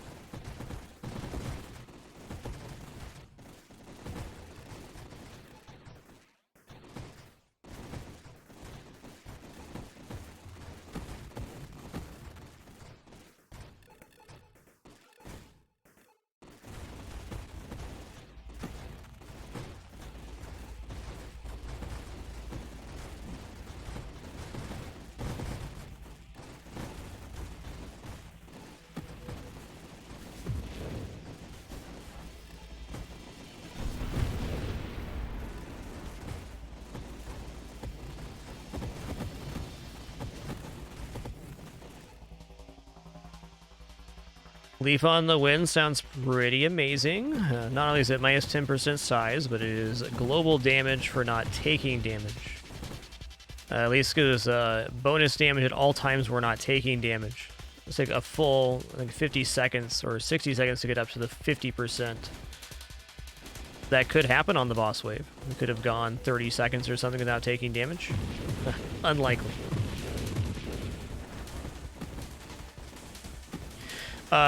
Purification is still a big damage increase on Dart's Phoenix because it also adds ignite duration. So the combination of the plus burn damage and plus ignite duration more than offset the weapon damage down for darts.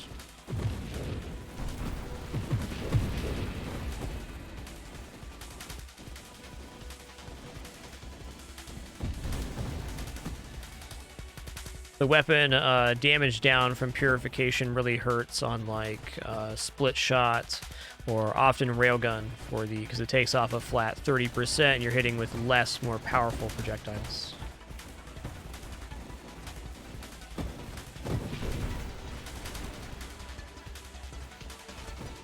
Man, getting an early bravado I think has netted us almost 2 levels extra so far. This has been a good XP run.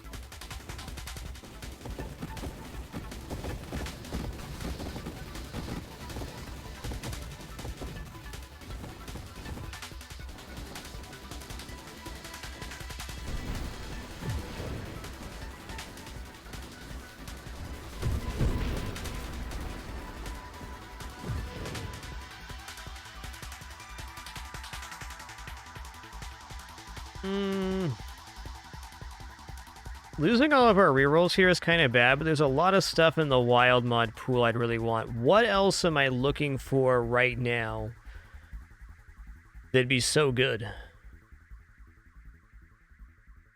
Getting to flash shielding opens up the potential for Tempest Break. Grandeur would be all right here. Yep. Let's do some rerolls here. Let's see what we get. Oh, okay. Discord Orb's not bad. This would be our 8th wild mod, so that'd be 6 Orbs of Discord.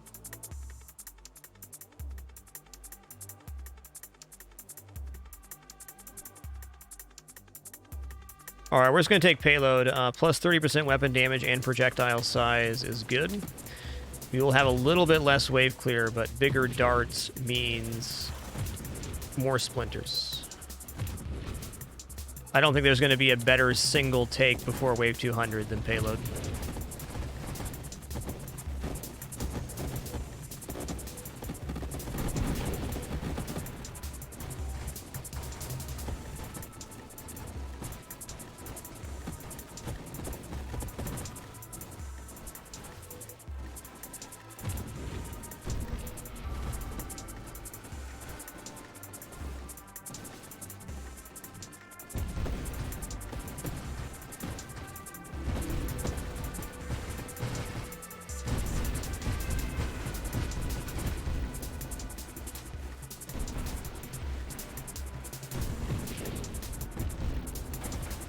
Oh, dude, calm down with that. Double wave or triple? Double. This is the triple wave right here.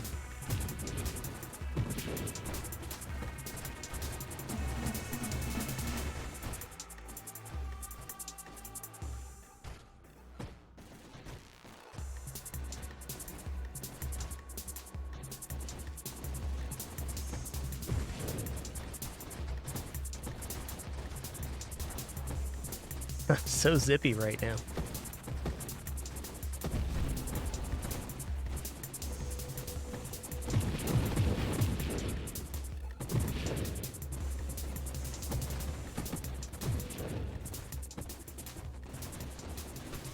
Yikes.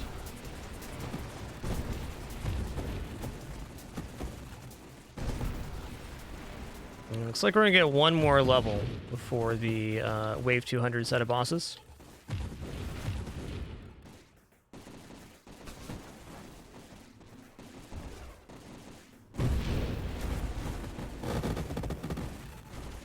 Well, that snake tried and failed. Wave 200, I lied. Oh god, this is fine.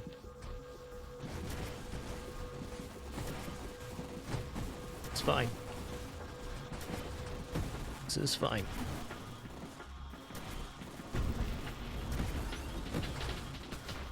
Oh, don't hit me again. Yes!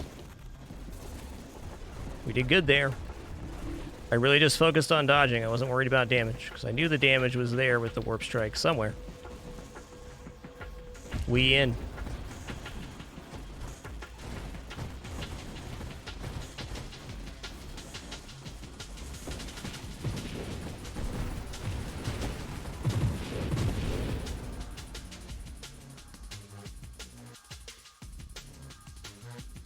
I think Aegis is very strong defense right now, actually, because as long as I'm not thrusting, we're gaining that damage bonus, and I am spending a decent amount of time just floating and firing. So if anything hits us here, it's a pretty decent damage reduction.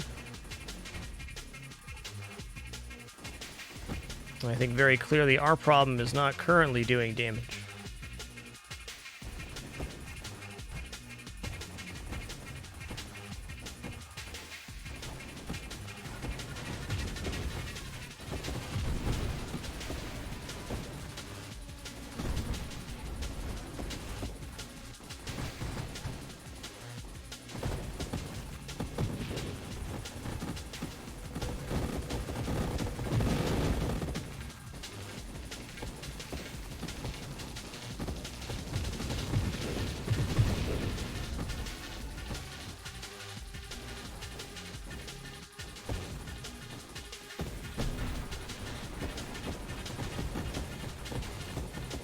We hit a real sweet spot for wave clear right now.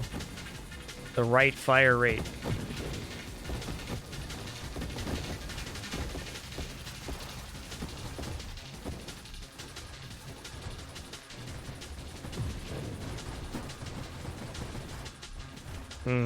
Yes. That's the wave, all the chompy fellers, that if I can clear, I'm feeling pretty darn good. It's a very dangerous wave.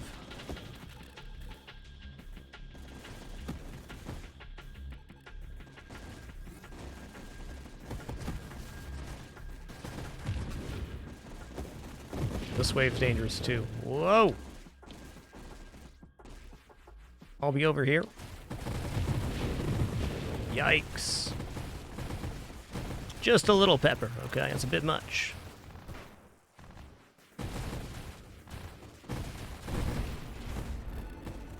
Hot dog.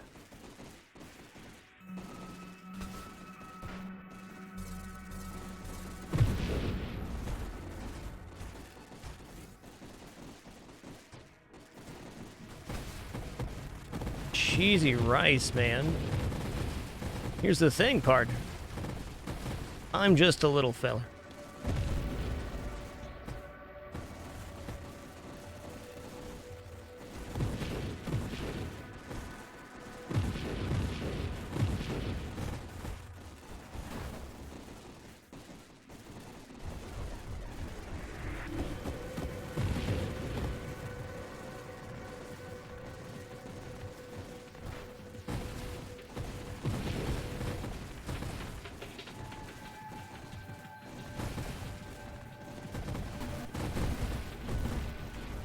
Okay.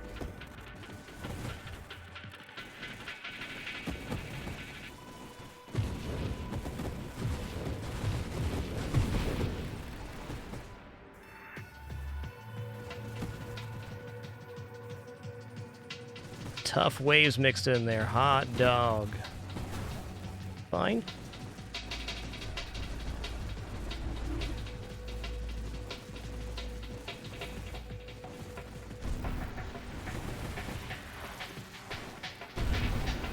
Whoa, that was fortunate.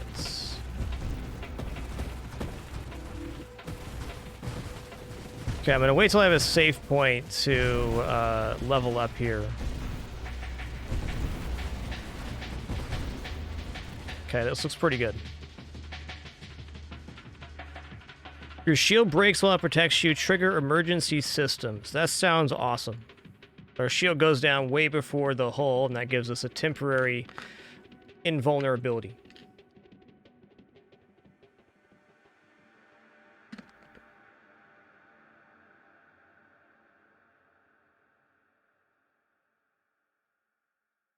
Is there anything worth re-rolling for here that's better than emergency systems? I don't think so.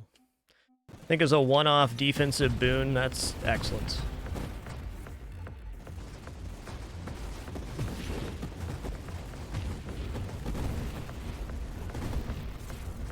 There is absolutely a consideration for volley now as well. Add 2 more projectiles and actually spread these projectiles out a little bit. Doesn't seem terrible.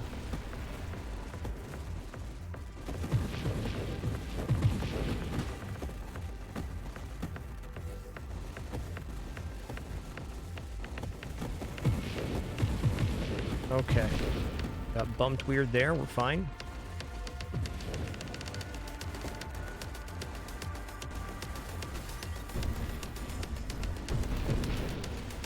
Oops.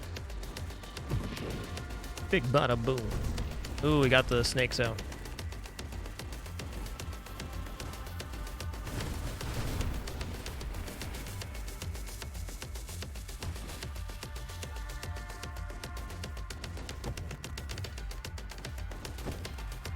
Yeah, Convergence could do it too.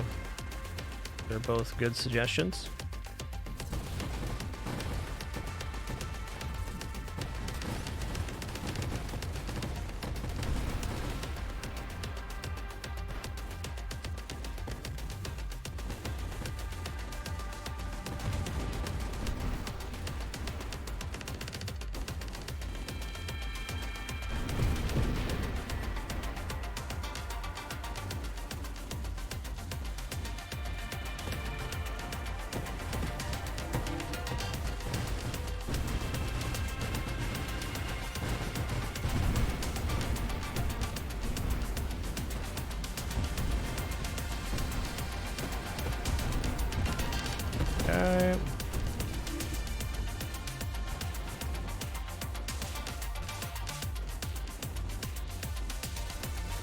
Ooh, yikes. Yikes.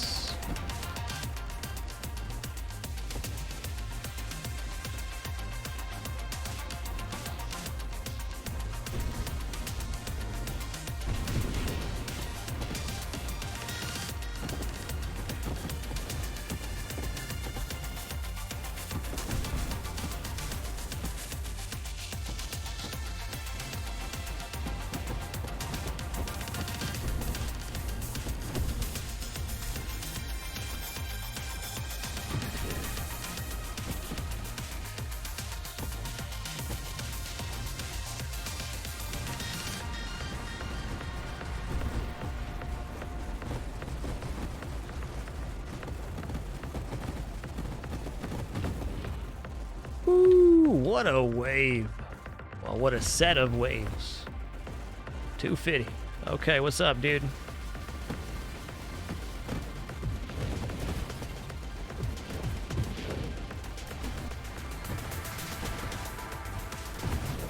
Ooh, that was it.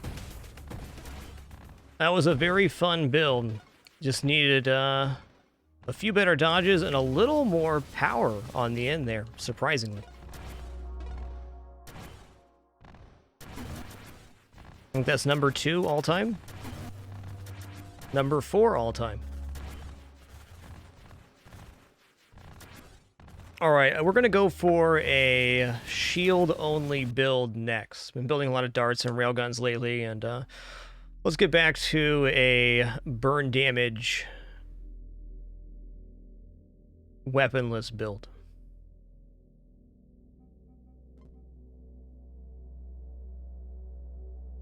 You know, during that madness, Grayson LP, thanks for 13 months.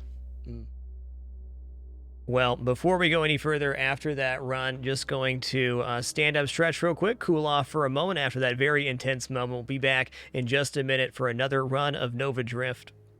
Please do enjoy any kitties that may or may not appear during this very brief intermission. I'll return momentarily to kick off another one.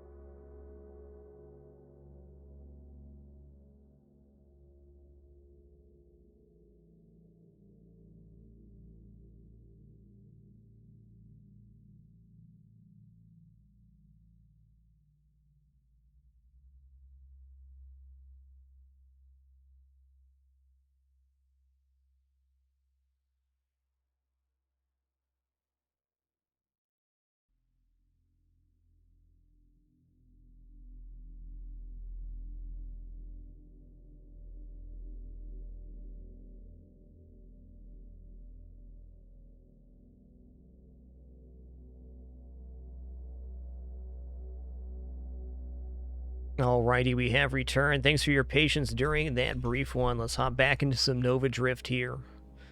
See what we can do. I was thinking about a few different builds during the break, so I don't even know if it's going to end up being a shield build. We're going to find out here in a moment.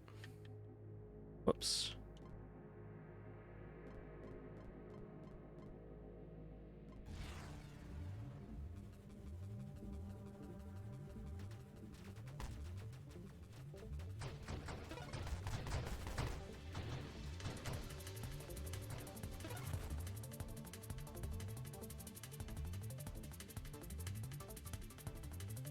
You know what? I want to do a flak run right now. It's true.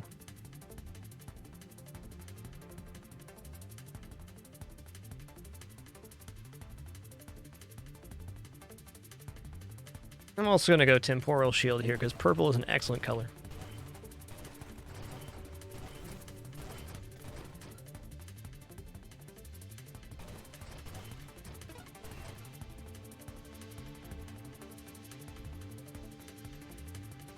Oh, I see there's self-damage resistance innate in the Firefly. That's pretty good. I already know I'm not going to be good at using the thrusters. But let's give this a try here. Gonna go for like a barrage antimatter, something self-damage related.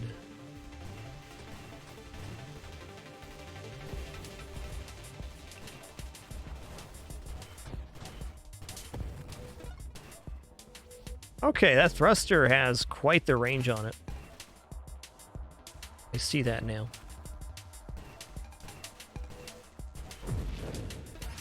I wonder if mods like Scorching Wake are a greater benefit on Firefly too. Almost seems like it would be, but heck if I know. Yeah, we don't need to go improve thrusters here. Magnitude sounds like a cool start for flak, and let's start saving for Atraxia here. Okay, these thrusters are amazing. That is some spicy fuel. I want to fly into the singularity because I don't want to lose XP right now. It's very early.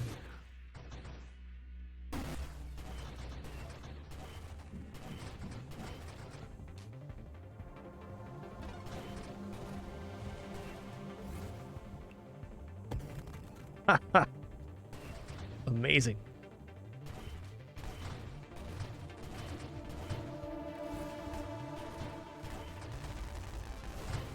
Yeah, I did that. Alright, we're gonna go for velocity right now. Now let's take a masochism now. If we're going self-damage, let's get that in there. Okay. Saving up upgrades here, looking for the Orb Attraction Super Mod. Let's go targeting. Okay, it's not showing up yet. That's fair.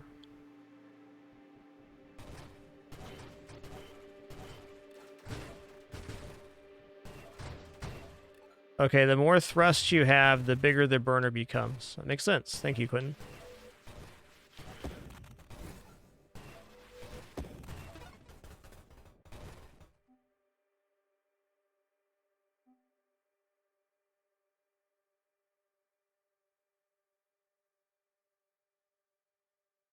I'm going Barrage here. I probably definitely want Corrosion. I'm going to take this. There it is. Take Hull Strength 2. That's just not a bad take.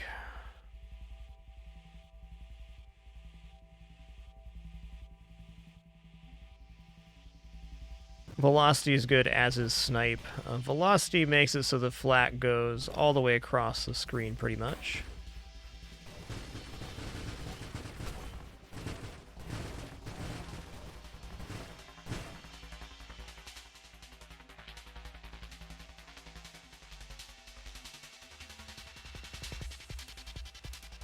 Not too fond of any of these picks. I'll use a reroll. Fire rate sounds cool. Fire rate is part of getting into Barrage. I haven't played with Barrage Black too much. I know it's decent. I've gotten 2 or 3 good builds with it, but haven't gotten all that deep into something like antimatter rounds or siege weaponry or some other shenanigan stuff.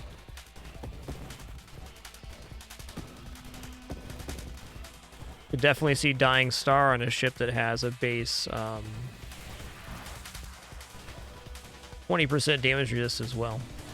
We're taking Burst Fire here because it leads to Barrage, and now we're spritzing. Ooh, Corrosion or Snipe? Gotta be Corrosion. Each projectile adds a damage over time, and then when the enemy dies, it applies it to nearby enemies. Mention our 18 projectiles are multiplied 3 times per volley here. It's a pretty decent amount.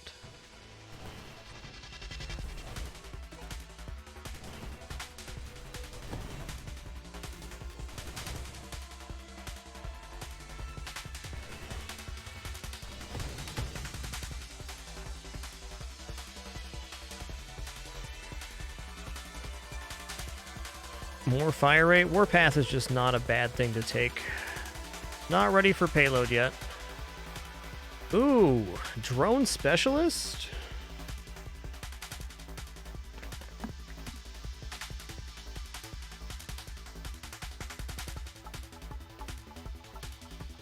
What if we take drones and then give the drones the temporal shield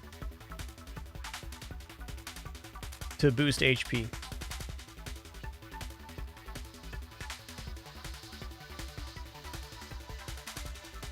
Okay, I'm going to take Blast Radius here. This gives every projectile that we fire blast damage explosion as well.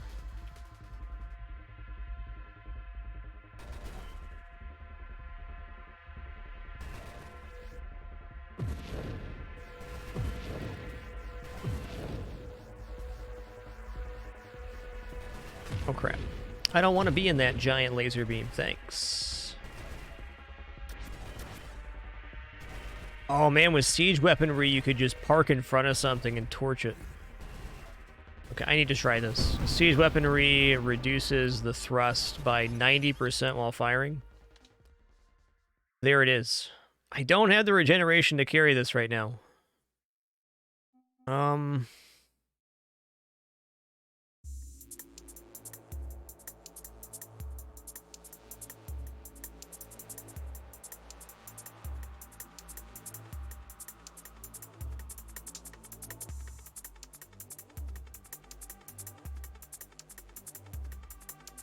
These are all very not offensive.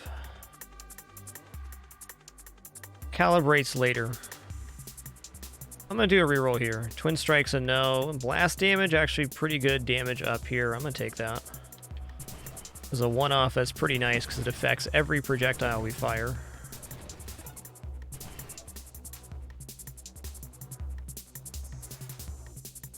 Okay, I'm going to take Volley now. Those Snipe looked best. Volley actually lowers our damage a bit, but it's on the path to get Barrage, which is what I am going for.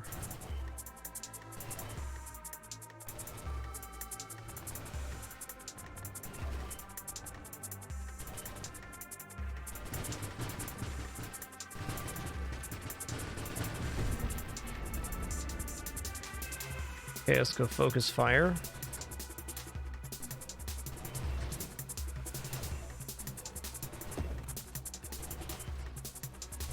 And now Barrage is in the pool.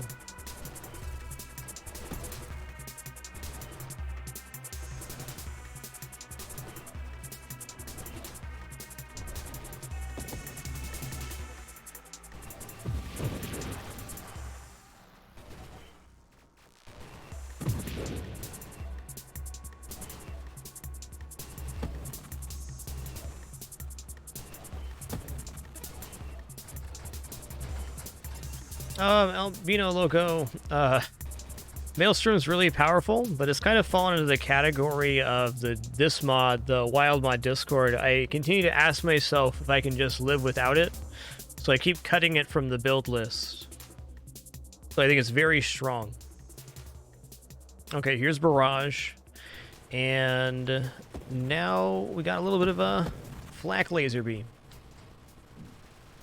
This has a lot of room to grow as well. Yeah, there we go. You called it, Nomad Kane. Doubles base projectiles. So we're going to go from 18 to 36 projectiles. Yeah, that being said, I do think Maelstrom is very strong and probably the right take in a lot of cases. I'm fascinated at this moment in builds. Like, I always ask myself, what can I live without? And that mod, I usually feel I could have just executed a little better.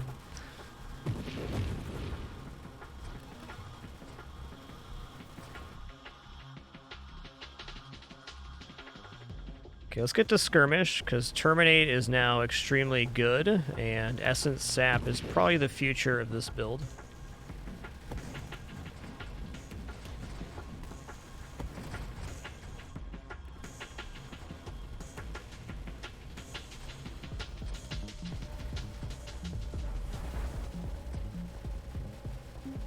Ooh, that is some sizzling damage.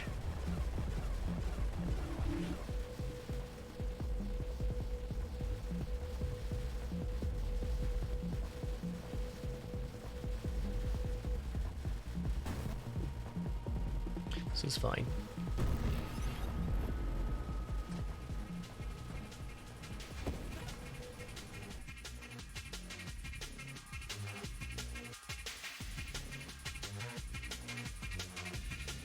Weapon mastery, about as solid as it gets for weapon upgrades.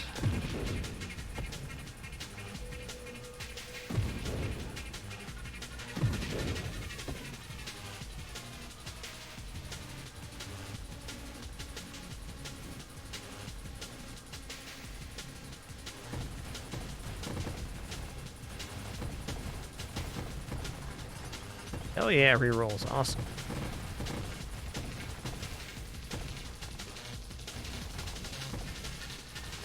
I keep forgetting how to blink. Hello. No matter where you go, there you are. We're right here.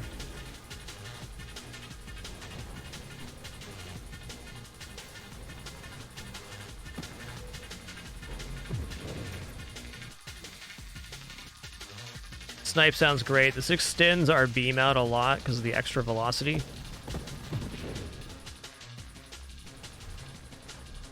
Thanks to chat, learned the other day that black projectiles, though they decrease in size, do not decrease in damage as the projectile degenerates. So even these tiny little specks that are hitting the enemy are the same damage as us being up close,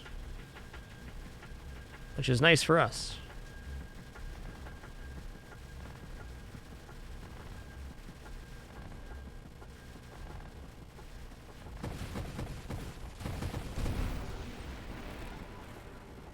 This is barrage flak, yes. Okay, I'm going to take another masochism for the damage resist. We should be at 33% damage resist now. Purification is not it here. Go ahead and take adaptive armor. That's a strong upgrade. Percentage-based damage reduction after taking damage.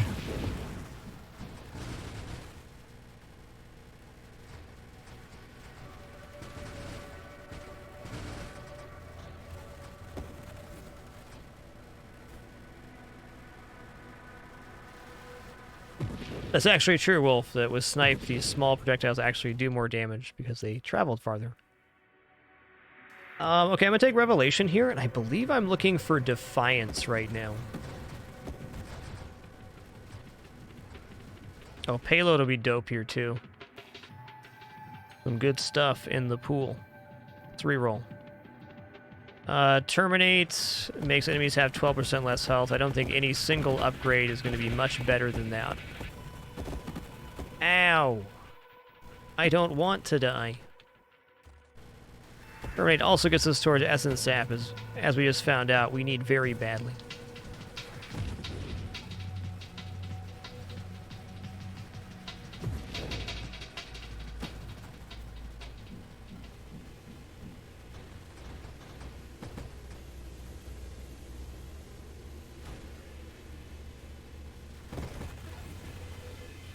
Later, Tater.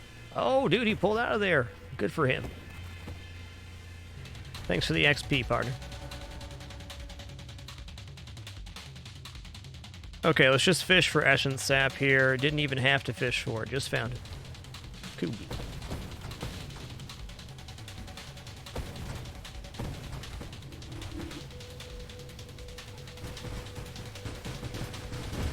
Ooh, ooh.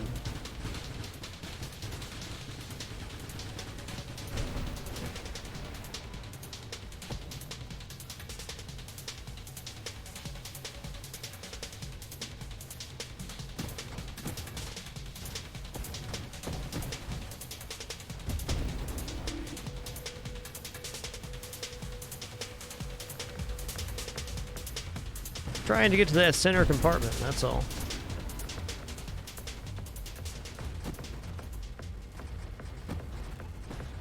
Yeah, barrages are really fun mod. It's not right in every situation, and I'm not convinced it's the most efficient way to build flak, but it provides such a neat effect.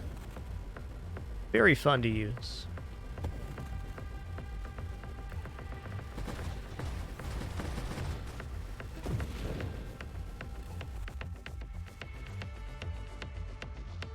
I don't think the purification 30% damage down justifies the burn damage up for corrosion only, McQueen.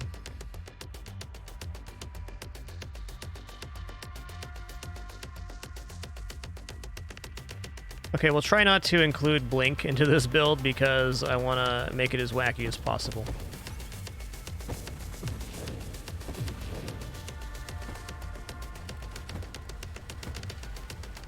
We end up making it to something like Dying Star, I think purification becomes a real strong consideration then.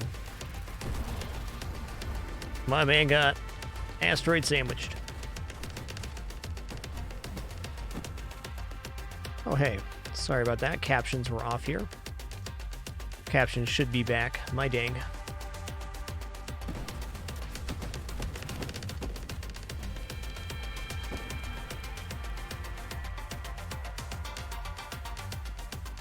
All right, payload, huge damage increase. The fire rate down does reduce the amount of projectiles we are going to see, but for the functionality of hitting stuff with the build, the fire rate down with this many projectiles and barrage, we're still doing the exact same thing.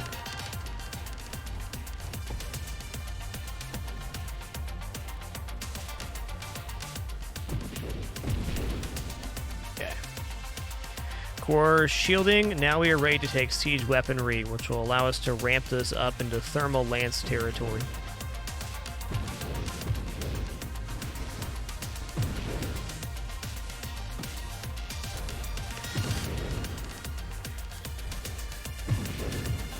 Oh, whoa,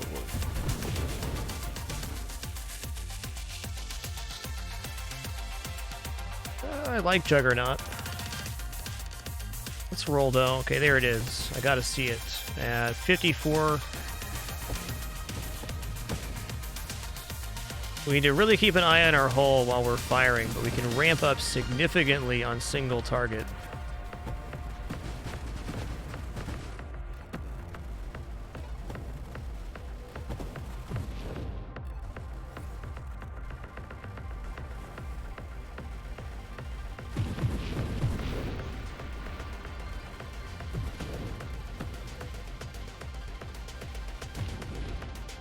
Gotta remember to let off the throttle there when you see the HP go down.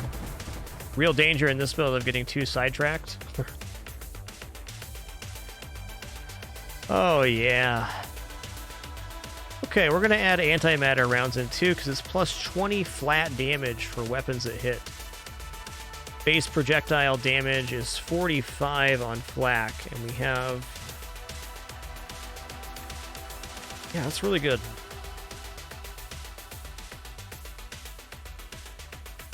We do take self-hull damage when we fire, so we now can't really ramp up as much.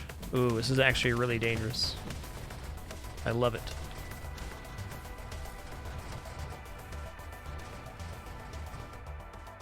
Gotta ease on and off of it. The damage is immense, though. This is very good.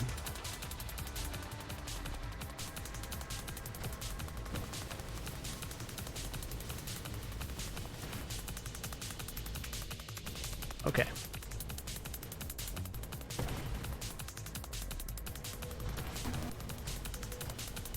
Later, Tater.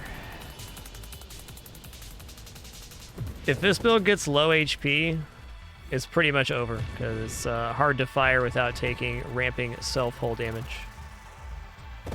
That's okay. This build, like we built the railgun the other day with...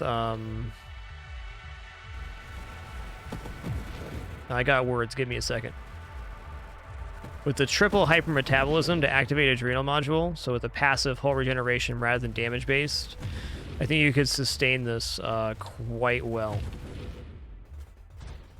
You could still pick up triple defiance here, or even triple masochism off of the revelation and be okay. Let's roll here. Got 2 upgrades.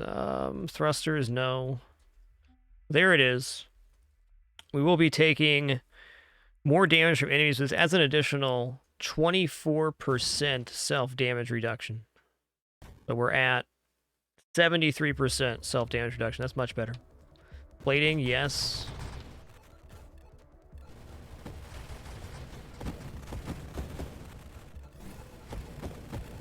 Oh, that's so much better.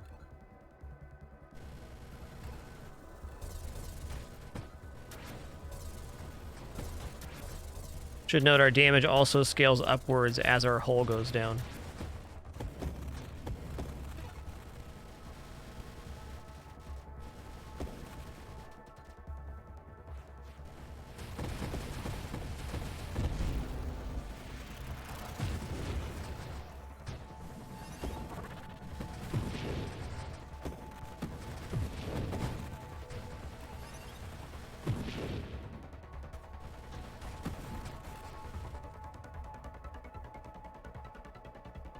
Okay, force armor, 10% hull damage resistance. Since we take ramping self-hull damage, that's a 10% reduction to the self-damage that's incoming. Yes. Okay, now we're also going to take Calibrate, because then we can get Saturation Fire. No, hold on. What does Calibrate do? Reduces projectile spread, improves projectile targeting, and increases total projectile velocity. I don't want this. I want 20% more hull.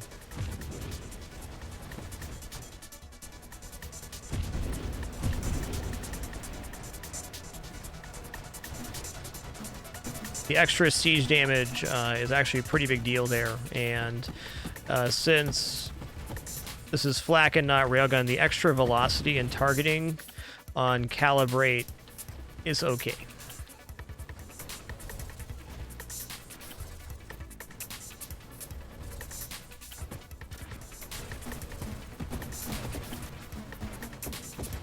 Yikes.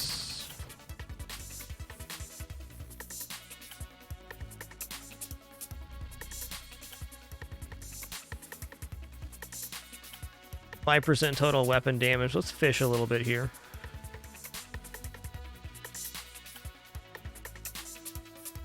I think Splinter would work pretty good, wouldn't it?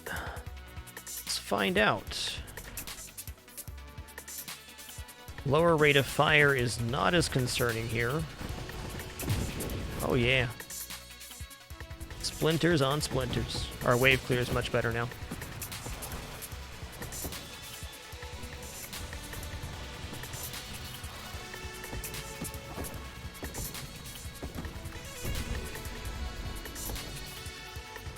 So pretty.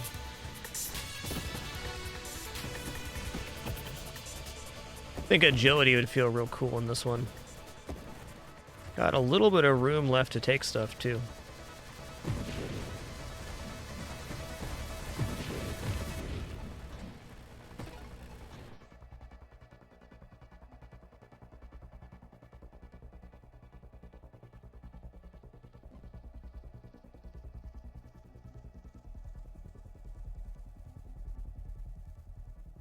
No. A singular strike, definitely not.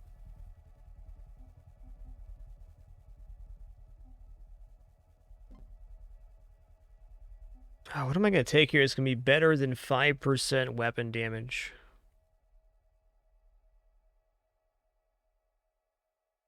Rupture is pretty decent. Does blast damage, which is increased. Yeah, I'll give Rupture a go here. I'm starting to see the light a little bit on that one. The explosion radius is not bad, and on clustered enemies is good. I'm not taking Dying Star in this build. I think if we take Dying Star, we are in the danger zone.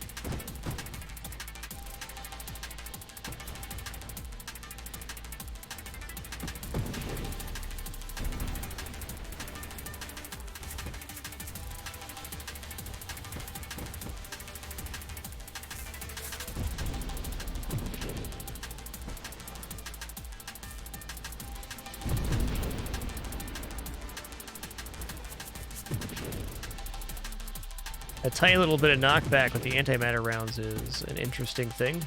Ooh. Don't mind if I do. It's a good banish. There's that agility I wanted, but... size down? No, let's go here. I think agility would be very awesome for us.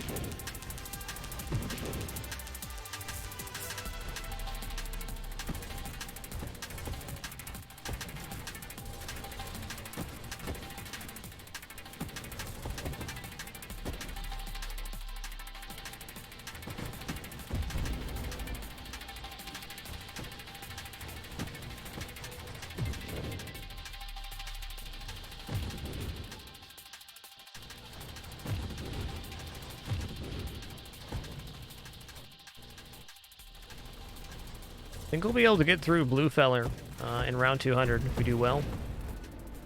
If we get a good opener on him.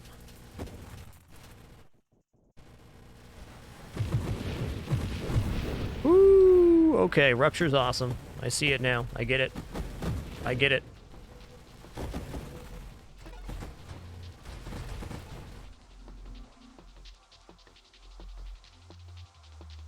I don't think I actually want Bravado right now. I think we get overwhelmed if that happens. Not right now, but later.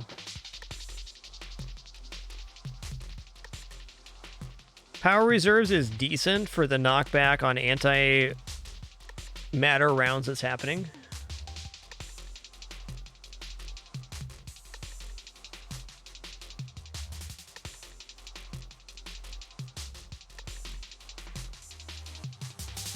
There's agility. Okay, now we rotate 30% faster. This really helps our ability to clear waves when they spawn in, because I can spin around and actually apply projectiles to the entire screen now.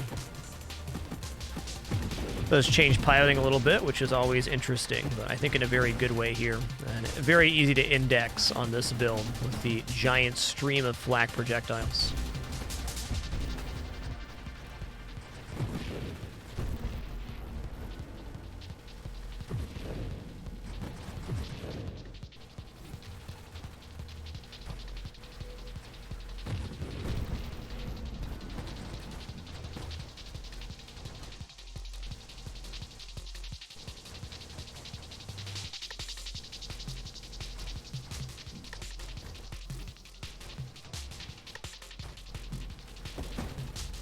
Yeah, if you're relatively new to the game, I think Salvo and Shields builds can be quite good, because both of those allow you to focus on the most important thing, which is your enemy knowledge and the ability to dodge.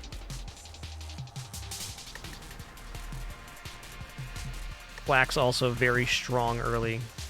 It needs less upgrades than others to be functional. A little more freedom to try stuff out.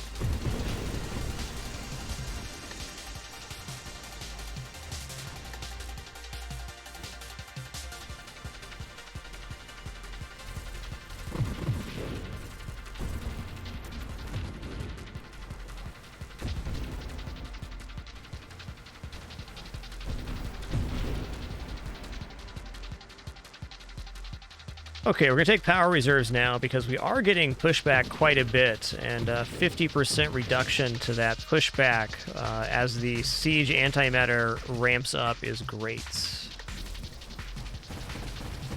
I can actually outperform or outthrust the pushback now until it reaches a certain point. Good.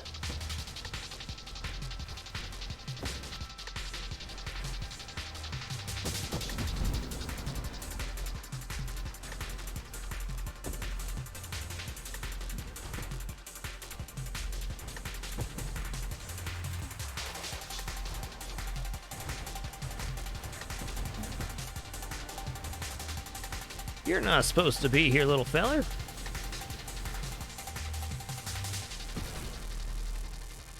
Oh, he's not dead yet. Okay, gotcha. He will be. Get terminated.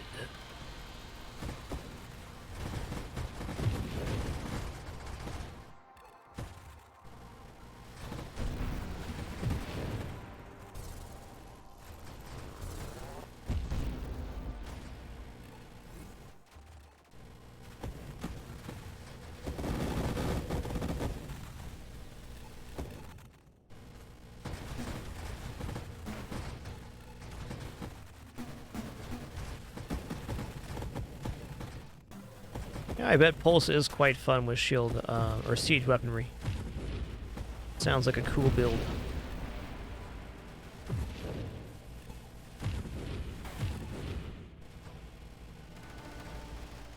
Yeah, I had no idea how good Rupture was. It says 3% of maximum hull, but I guess that's a very large number when it does that damage. Like, also here, it's hitting every segment with that explosion, as far as I can tell.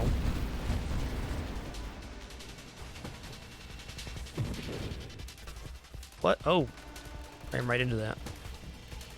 Okay, let's try this again.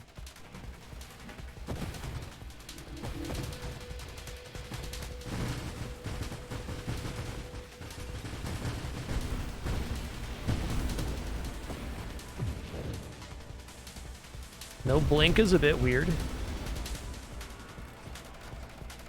That was a choice I made, though.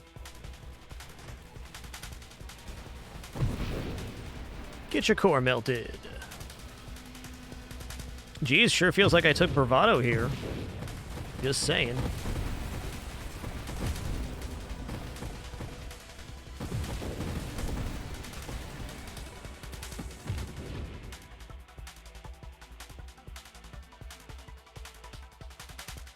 Eh. 5% weapon damage, that's good. I guess blast radius does help out rupture too.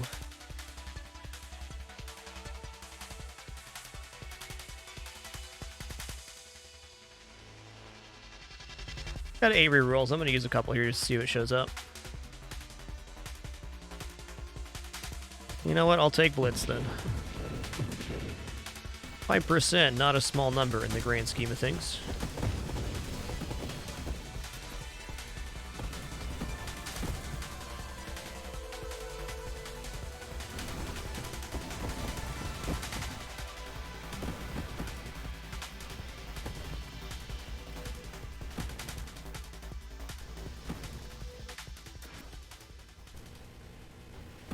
Taste the sizzle. Be the sizzle.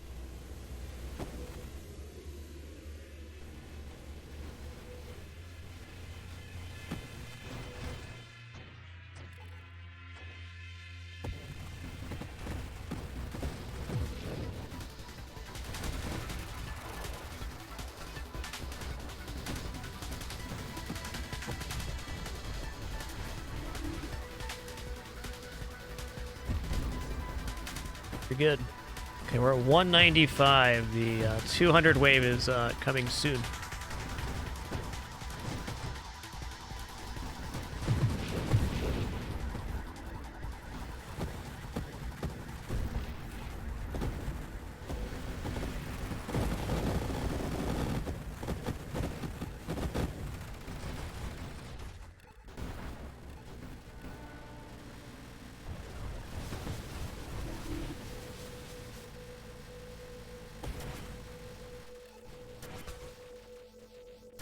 What?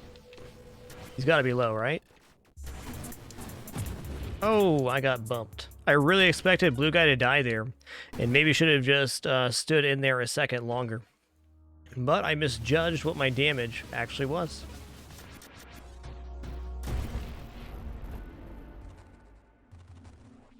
GG.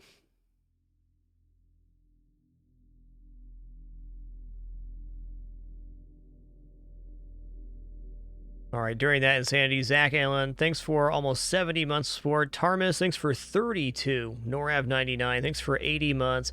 And Jaxian, thanks for 18.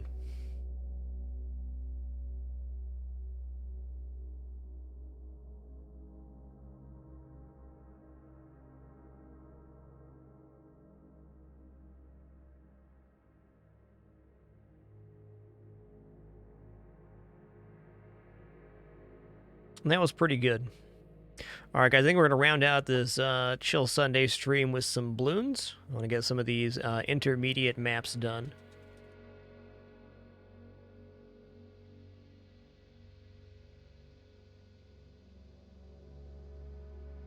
Always a good time for some monkey business.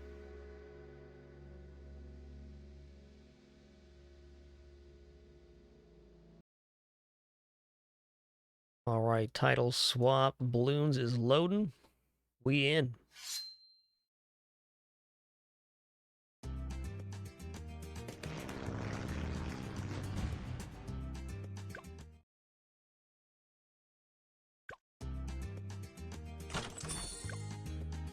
Monkey money. All right. I mean, do I want to unlock a hero here? Still gonna wait on Benjamin. I know he's very good.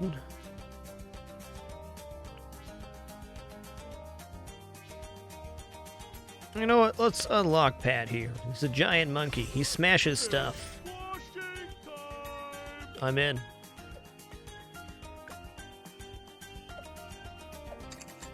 Probably shouldn't have done that, but I did. Okay, what is this going on right now? Okay, so if we get totems, we can choose which type of instant monkey we want to get from the crate, or take a random monkey. Okay.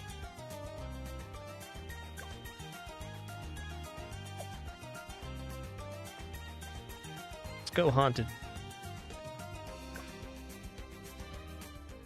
Yo, Eurozygo, thanks for 90 months. Looking forward to the end of the year, they say. You're going to be in that 100 club then, man. Can't blame you.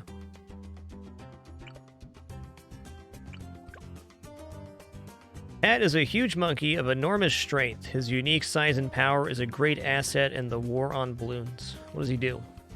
Slams balloons into the ground, okay. Increase radius of slam attack.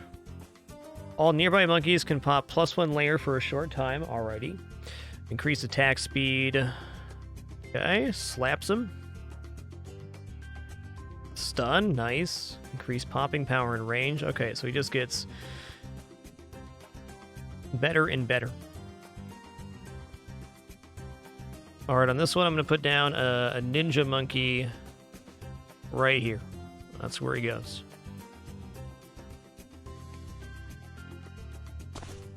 Gonna put my free monkey...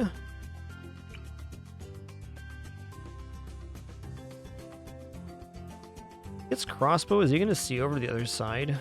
I'm going to put him up here.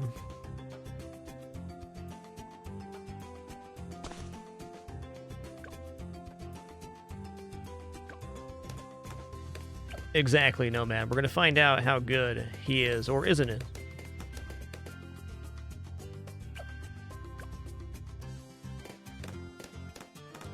Okay, seeking Shuriken is going to be a very large deal here on the Ninja Monkey. This means when he throws it out, it does not go past the balloons, it goes into another balloon instead.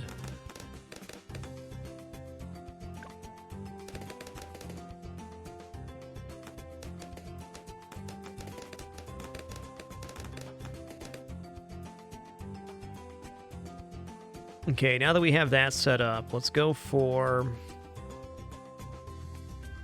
a boat. Maybe I should grab sharp shurikens first. I'm gonna grab sharp shurikens, and then we're gonna place our hero and then a boat, I think. I definitely could have got our hero down a little quicker here, but hey.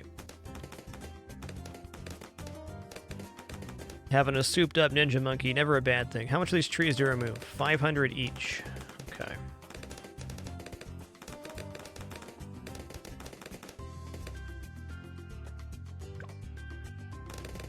How big the radius on this feller is.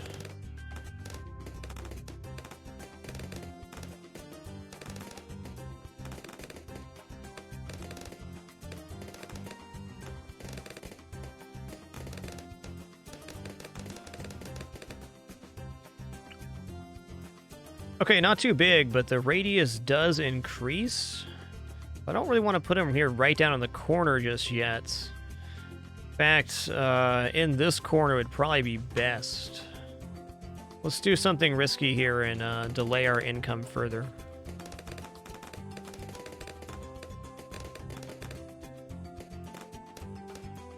I'm gonna remove this. Should be fine to save up here. Oh, that's right. He can go in the water. Thank you. Somebody told me that in our last time we streamed balloons, and I forgot. Put him right in the water, then that'll be perfect. I was going to remove a tree anyways, but definitely would have been nicer if we did that after placing down our income. He's just having a chill in the pond.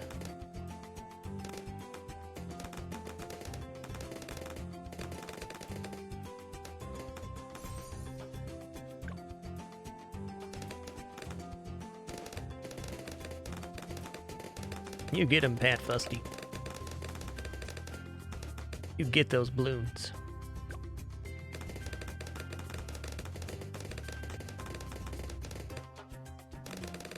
Alright, I'm gonna go Merchant Man here. This is a really strong boat.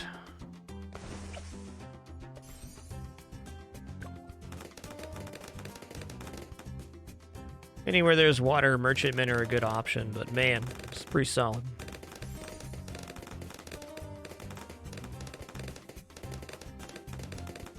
A little bit late on income here, but you don't technically need income on this mode.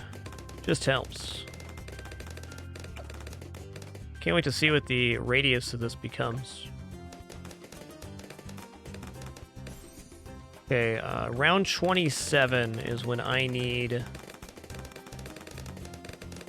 the ability to pop lead. I think I might just do that with an alchemist on this pumpkin patch with the ninja monkey.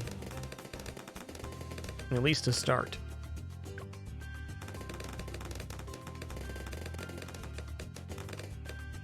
Yes, we're quite late to this.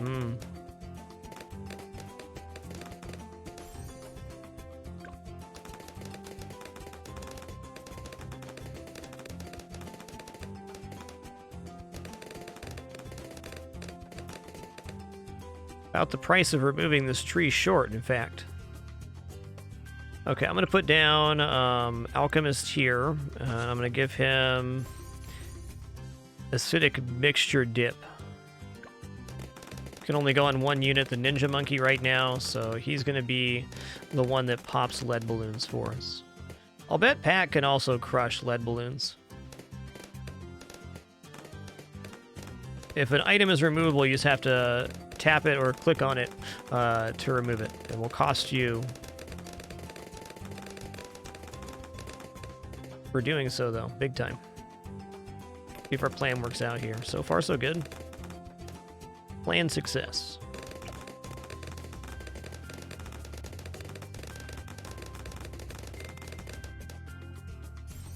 All right, that's going to be all of our income here.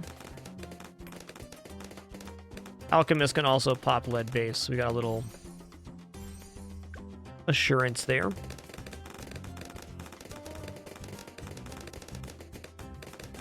Not going to try to force any more income into this. We're just going to build now.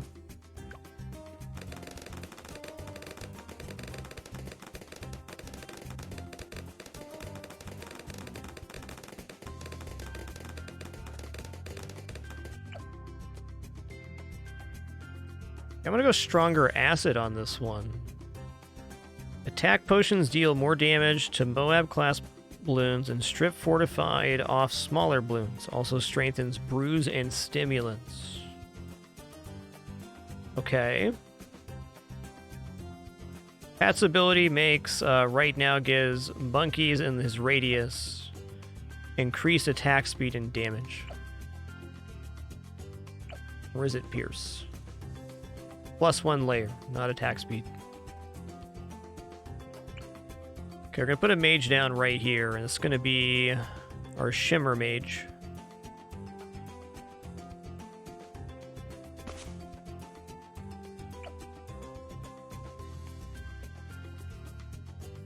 Get that going.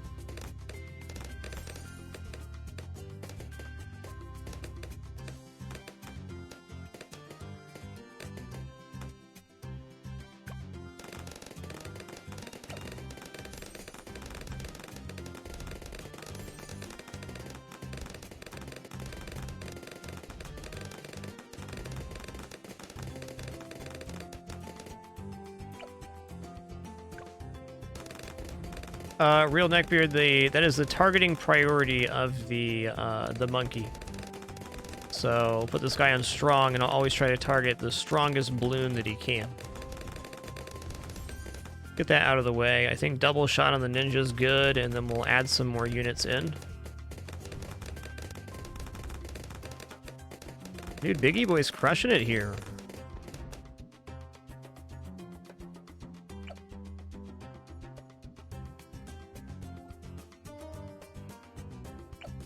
Go Perishing Potion, sure. Okay, makes Moab class balloons explode on death. That's not bad.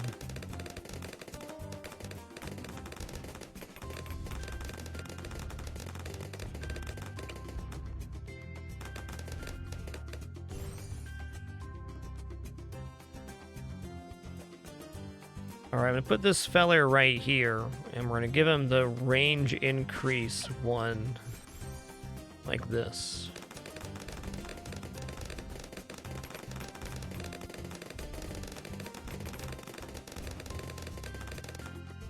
Okay, we're on round 38 right now. Not going to buy Intense Magic yet, because I want to put down a cannon, I think.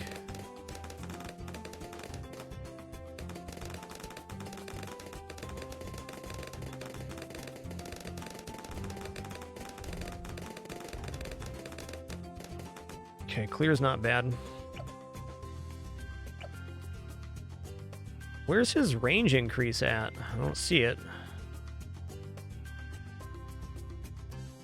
Okay, 9 is increased attack range. Man, he gets fast.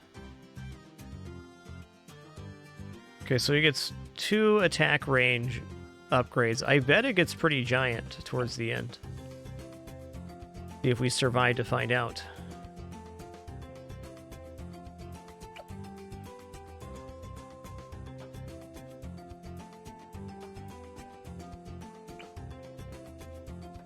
I'd like to put it here. I'm gonna remove the tree now. I shouldn't, but here we are.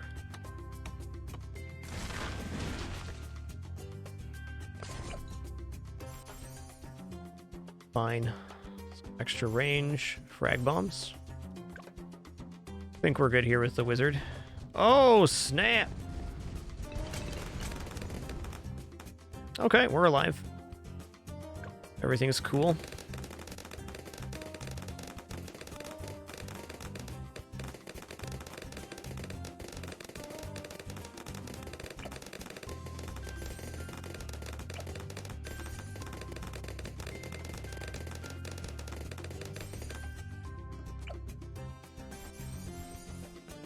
Not bad on the placement there.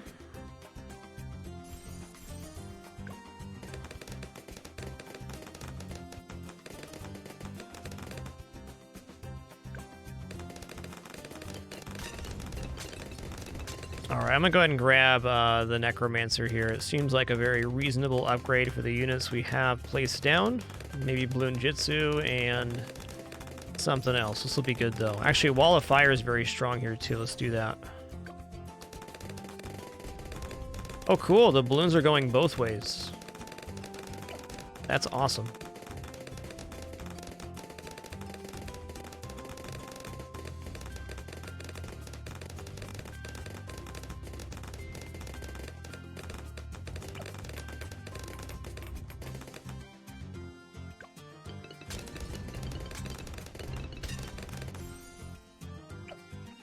Okay, there's Balloon Jitsu. What are we getting down now?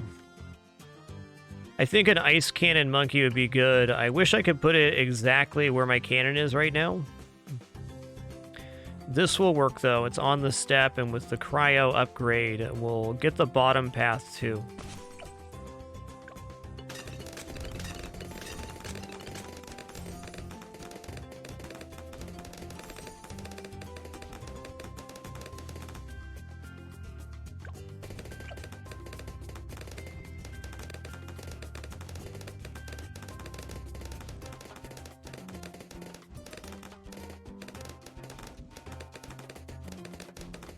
That'll work. In range of Pat, so that synergy's happening.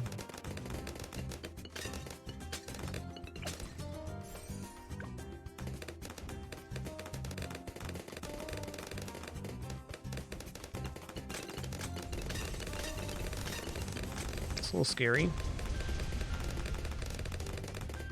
It only affects him. That's fair. Okay, we get range increase on Pat the next level up. I guess we'll see what happens.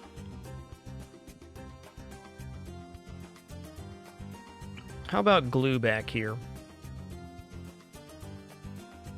Right here makes a lot more sense. I'm going to go for Moab glue, relentless glue, and I'm going to do bigger globs.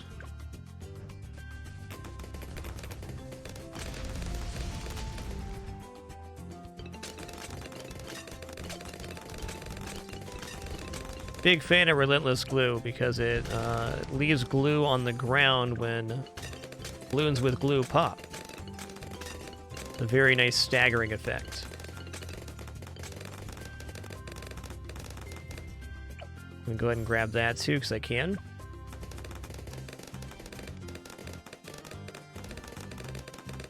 Now it's time to start adding the deeps. We're gonna go Destroyer here. That was a bad placement. We're gonna go Destroyer here. There it is.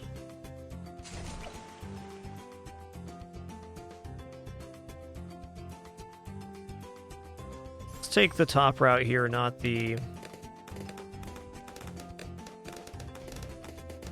pirate route. Pirates are very strong, though.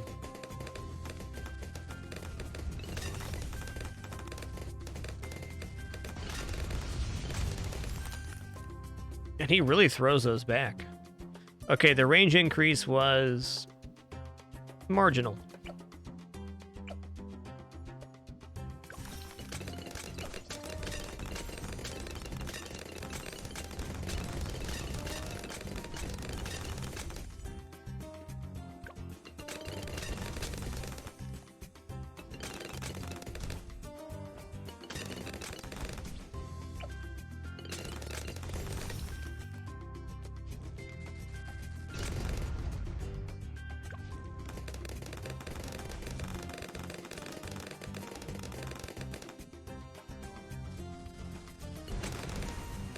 Hut could increase his range by 15%.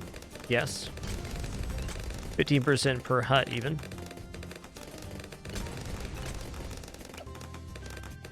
We'll save up 8,100 here. I'm ready.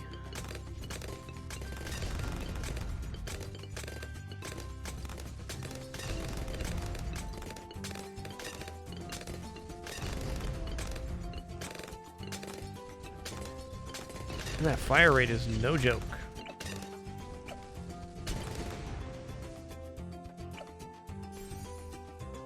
On the money. Get 'em, little planes.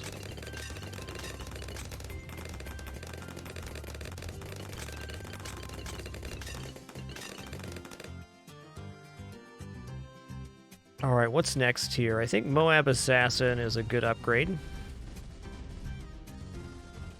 Wow, get wrecked.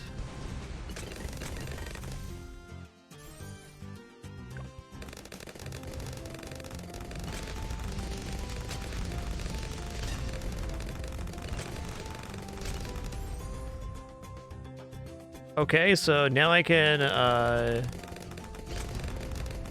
guess it has to be in range. But I can crush Moab Balloon. You know, if one ever gets to me. This might work. I tried. Tried, Pat.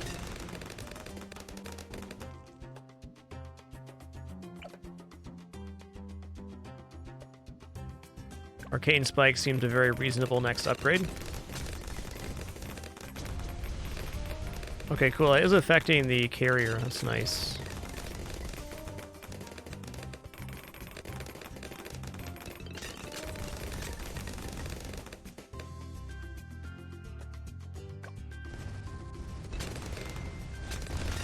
Oh, nice! Oh, man, he slams stuff around him with that. That is a very low cooldown for what that skill does. Put Pat right up front where they spawn and just start slamming stuff to the ground. Seems legit.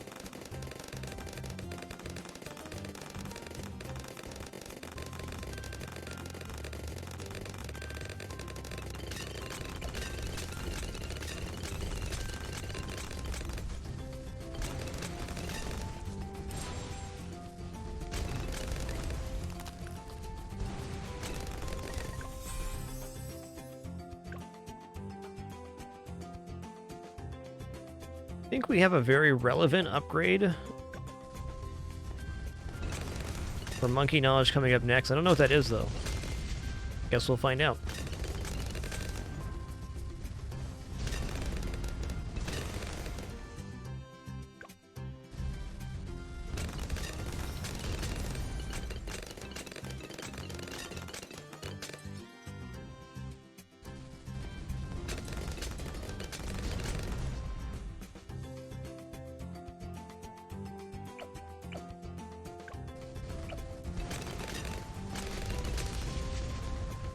I think we're pretty good for round 80 here. Is my man going to reach level 16? Probably not. I want to see what the range increase on 16 is.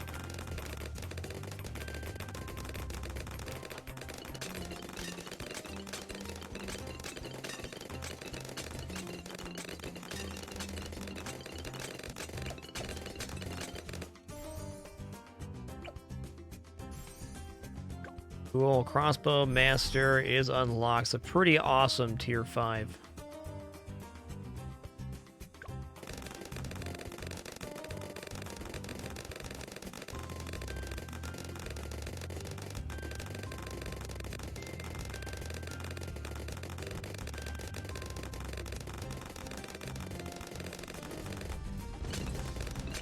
Go ahead and go Unstable Concoction here. Coat the balloons in a thing that makes other Moabs explode? Yes.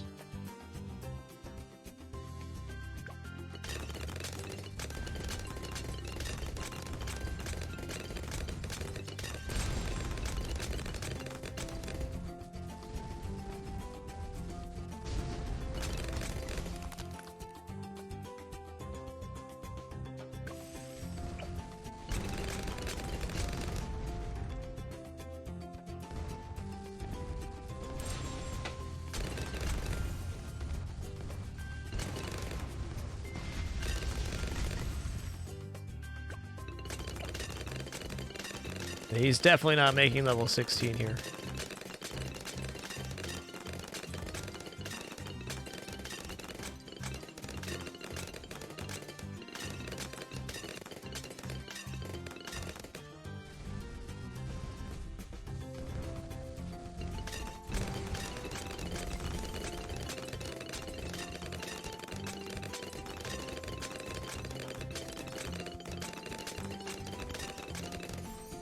I don't think we need anything else to reach wave 80 here.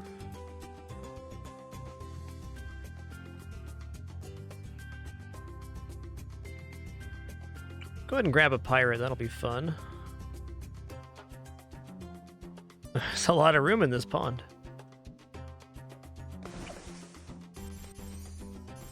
Great.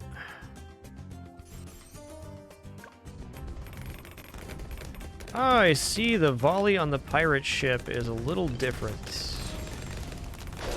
Give me that.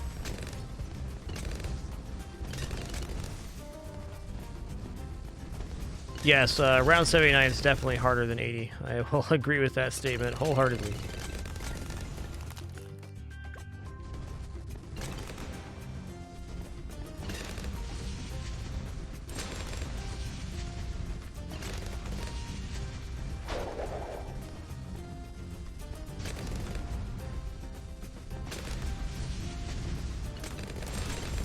Wow, that Alchemist Moabs explode on death is really good for these later waves where there's stacked Moabs.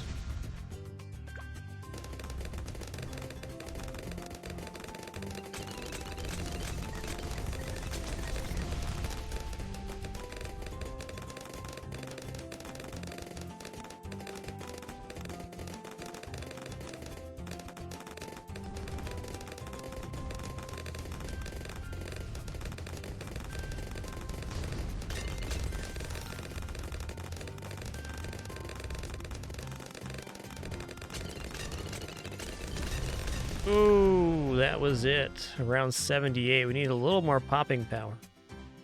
I was feeling confident there, and then we weren't.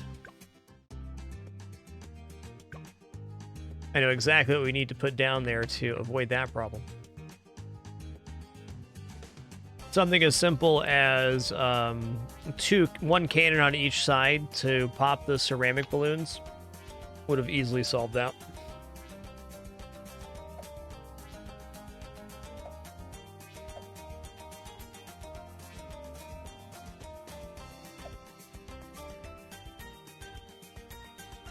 Try this one here.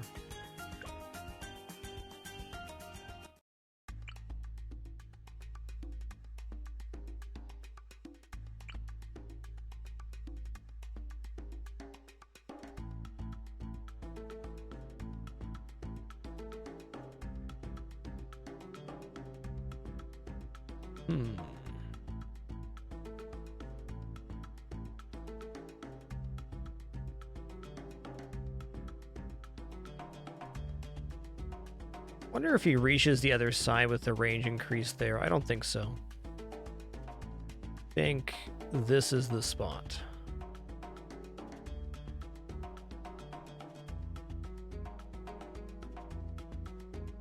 Also very strong. Go here.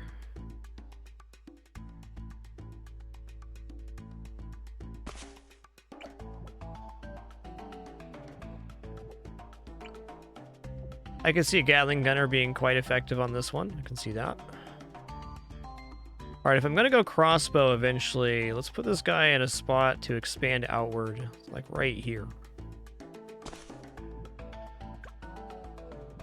Also, Pat's going to be slamming up at the top of this map. Believe it.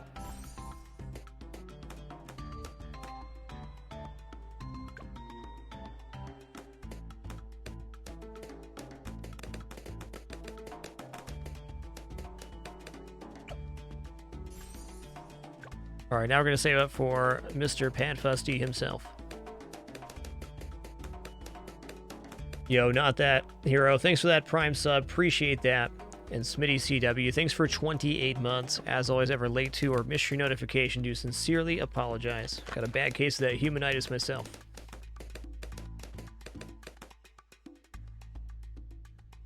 I think Pat's going to be rocking on this map.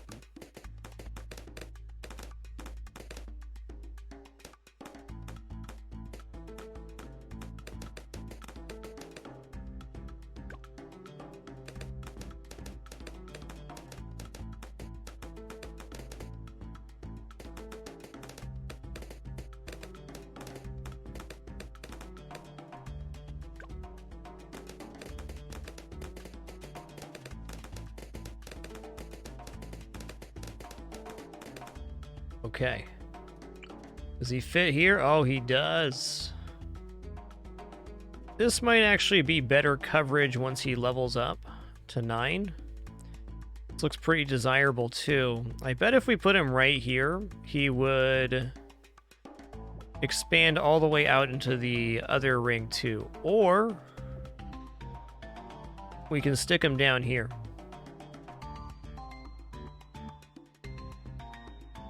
I'm afraid if I put him back here, he's just not going to see too much action.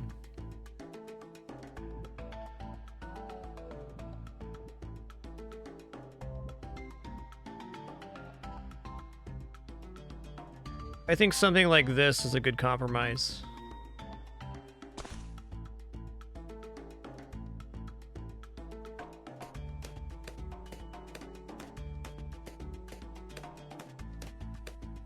Get him. Get him, Pat. Monkey smash.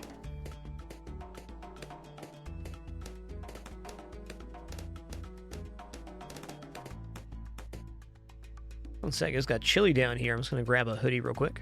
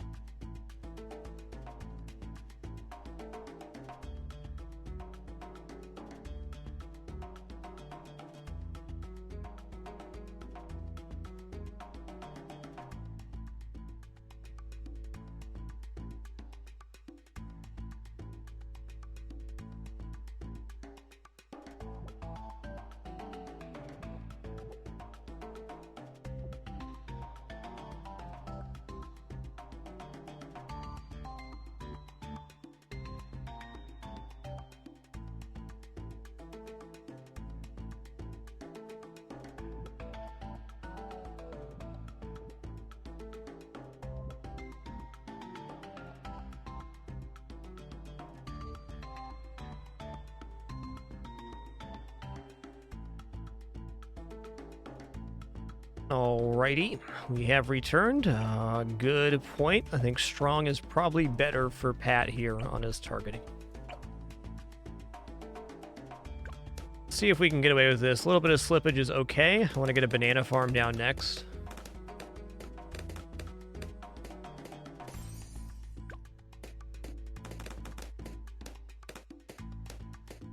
Dude, he crushes. Love it.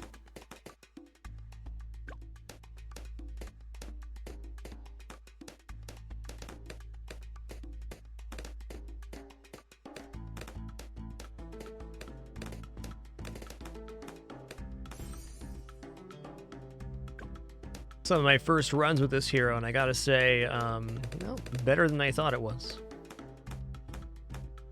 Amazing how when you try new stuff out, you see things in new ways. Alright, put the banana farm down here. What's up?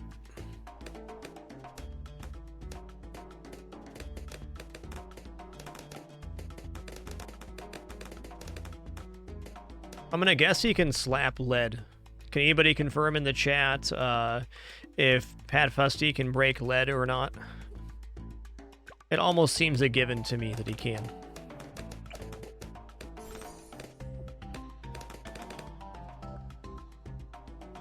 You can, thank you. Well, in that case, I think we're good to go for a fair bit here. At least get this.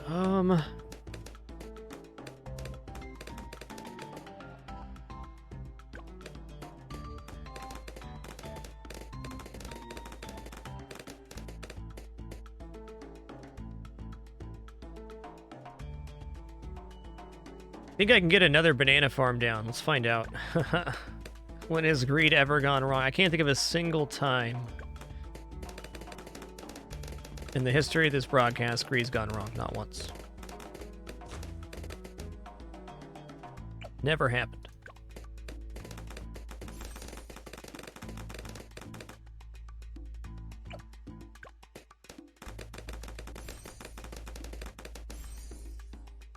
Okay, this is looking strong. Okay, we got 2 level 2 banana farms, well, level 3 banana farms, out at round 24. That is good.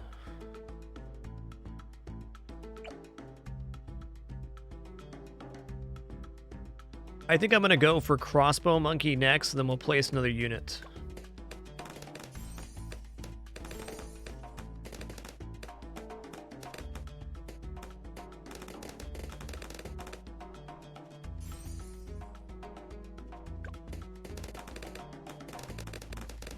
Cool.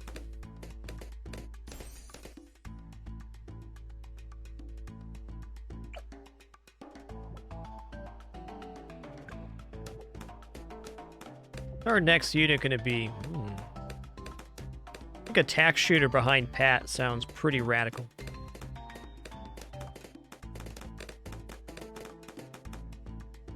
Also, question about villages. Can I put one in here?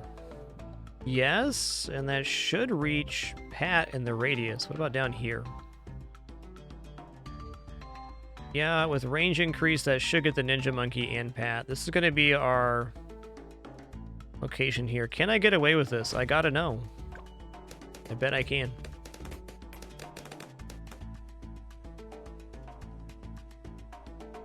That's right, Pat ends up stunning, doesn't he?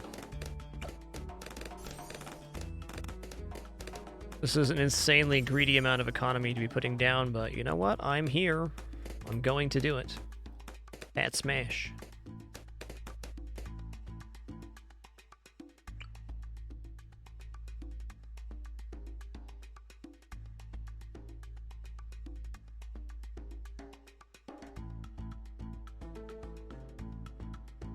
I might go here and do increase range with the blade shooter. No, let's just stick it right here. Let's go ahead and grab faster shooting, more tax, even faster shooting. Range increase is great. Okay. Gonna grab bigger radius now, so Pat gets an increased radius, and here in a moment he's gonna have jungle drums.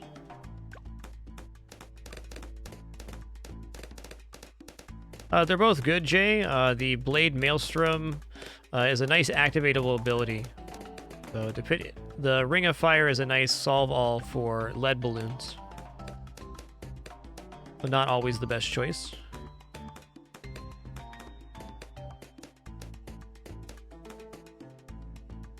Maybe instead of jungle drums, I should buy something else.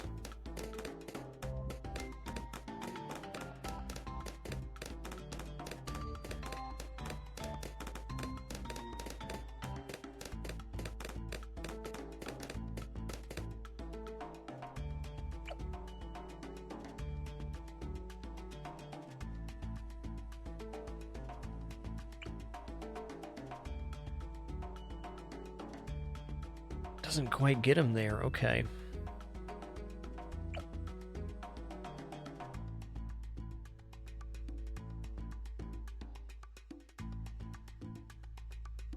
Debating with myself here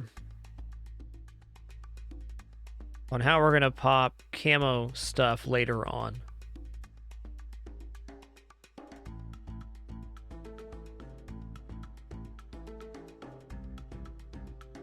In fact, probably should have gone the bottom regrow path here, but it's too late to take that back.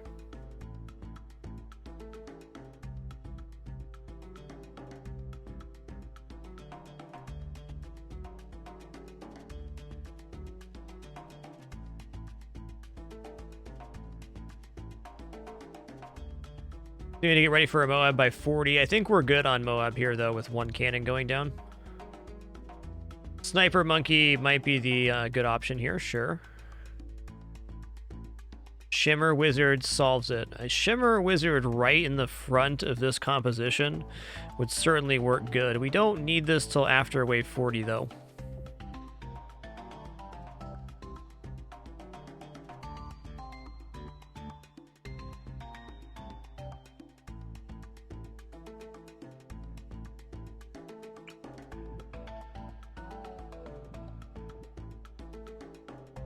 Put him right in front of Pat here. There it is. That's the one right there. Take a look at the cannon here to see what the range looks like. Okay.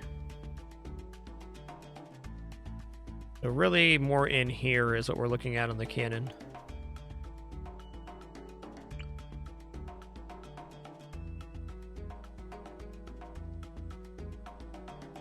Get him in here. Okay.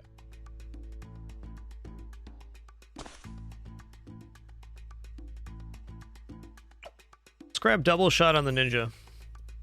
It's a nice insurance.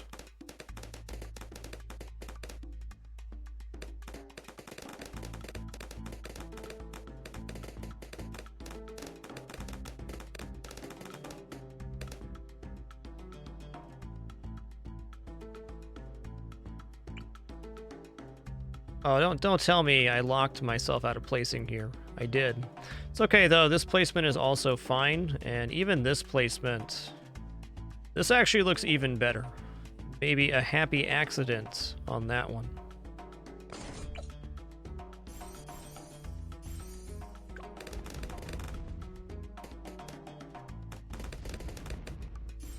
Okay, I think with this and frag bombs, we are set up. That's a great radius.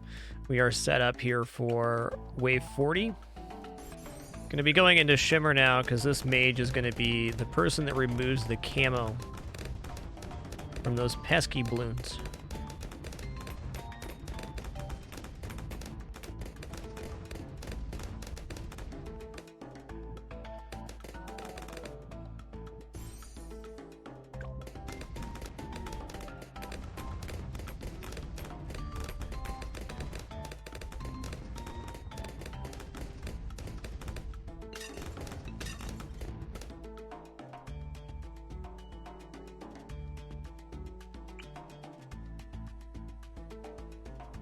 Ooh, I can get him right there. Cryo upgrade, that's not too bad. Oh man, he fits in there. Oh dude, this is mint. Okay. Going cryo cannon here because it freezes stuff and I like it.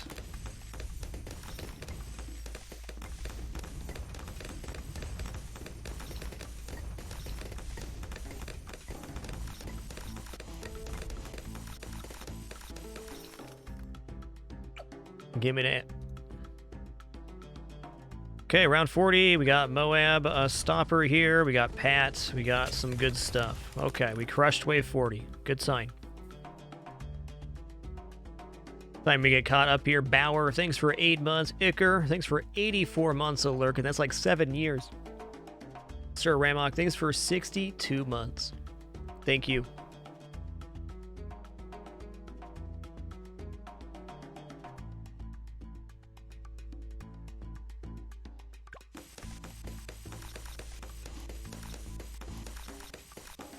Leave some for Pat, Mr. Ice Monkey. You're killing it. There you go. Banana plantation.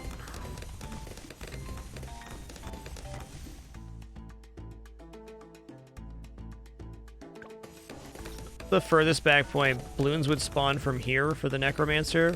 That's not bad.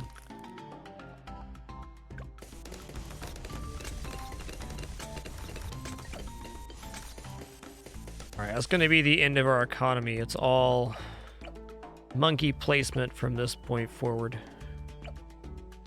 Attack sprayer is good.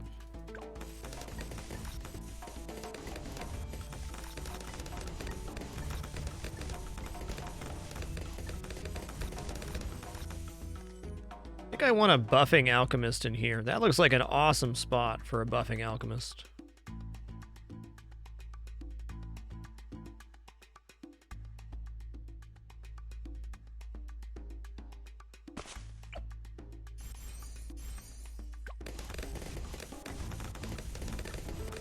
Stronger acid. We'll go perishing potions here that boost the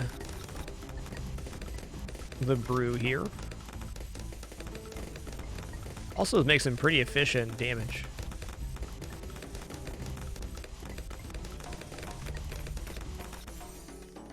I think Gatling Gunner is just very strong on this map in general. I don't think I'm going to put one down here, but I think that's a strong suggestion.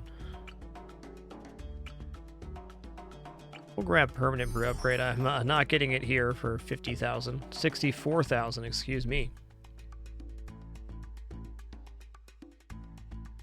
I think Wall of Fire next is a good something. It'll burn balloons that pass through it. Do I have icicles yet? No.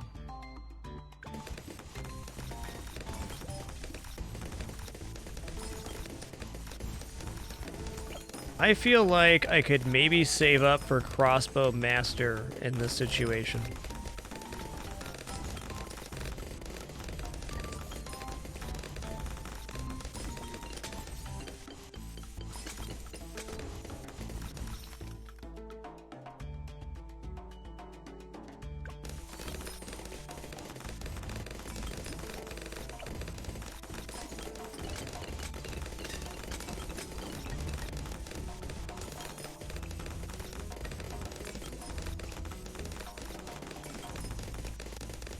Can't remember the last time the Ninja Monkey saw anything here. It's been a minute.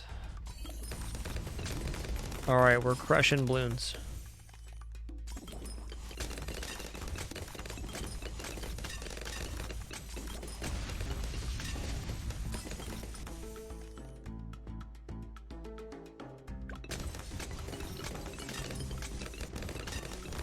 Question on that, Angel. Can you fly units in between rounds, or is it only during combat?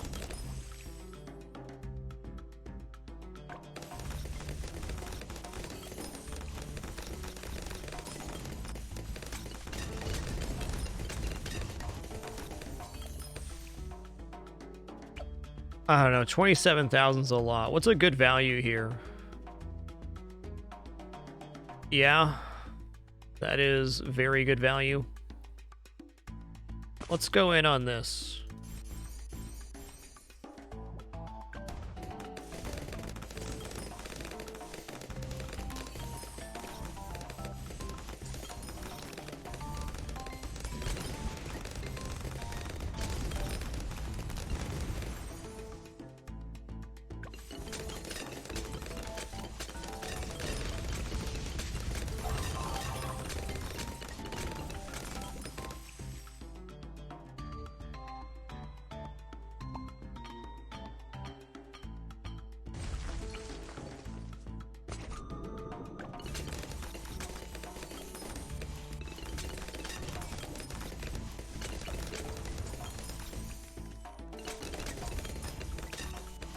Actually go ballistic missile here.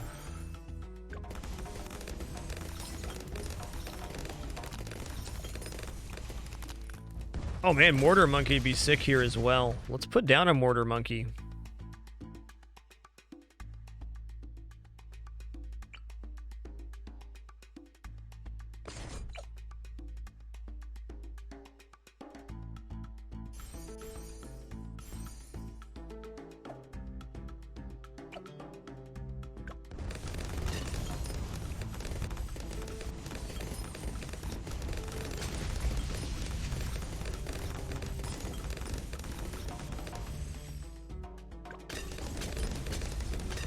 Yeah, glue would be a solid addition to this composition. We'll add some of that next. Feels unnecessary, but is good. Honestly, saving for a tier 5 here is probably optimal, but I'm going to keep placing some units.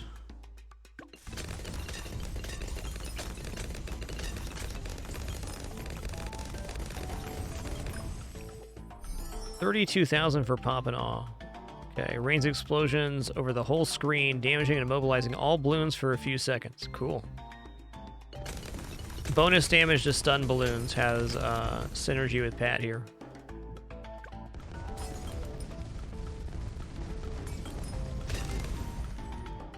Well, if we're doing that to a red balloon, we're in a very good spot.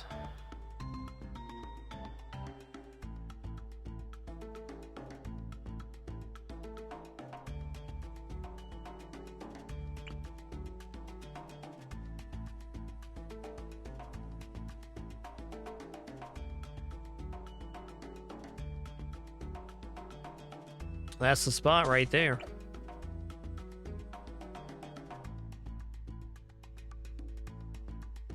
Let's go balloon solver. That's my next step. And we want stickier glue for that. We're escalating. Smash that. Oh man, that's so cool. Pat's pretty awesome.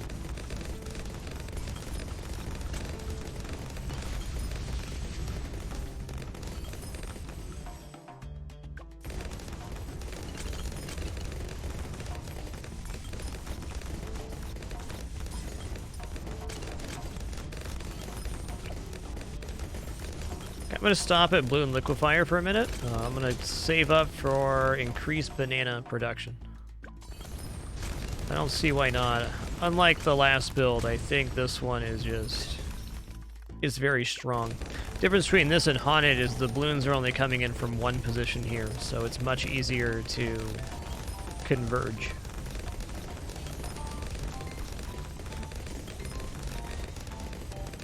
I haven't seen the rocket launcher go off in a while, which lets me know how far they're getting, not even past this curve.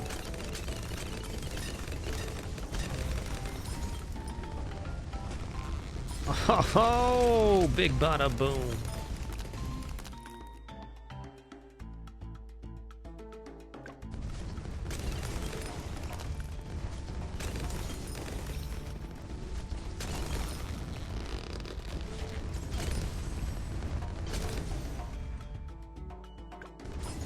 That knockback is extreme.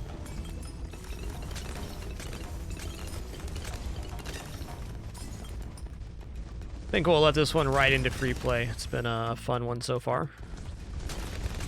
Just gonna go for the two level 3 banana research facilities.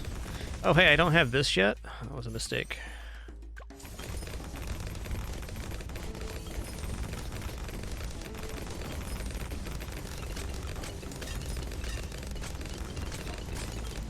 Juice Man 001, thanks for 71 months. One more for 6 years. Thank you.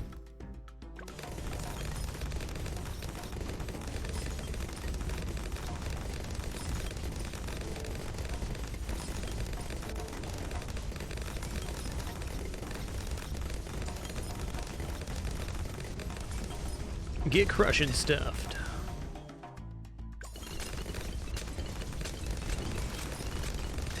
The downside to our competence being so good is like impossible to know when we should use this ability.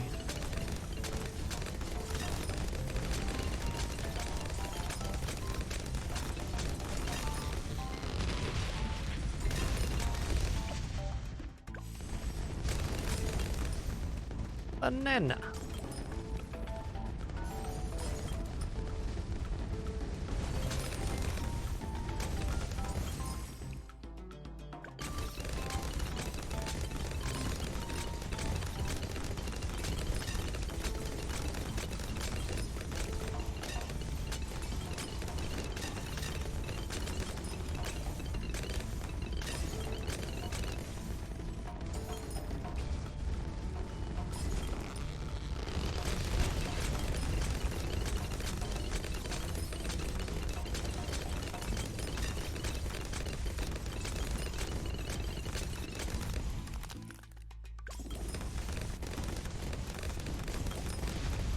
Gonna slow down at round 78 here. That's what got us last time.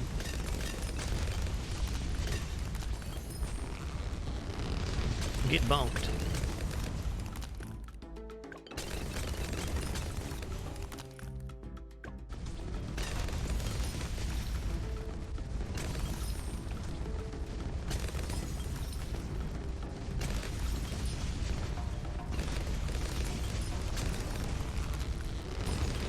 I think he's level 16 now. Let's see what his range is.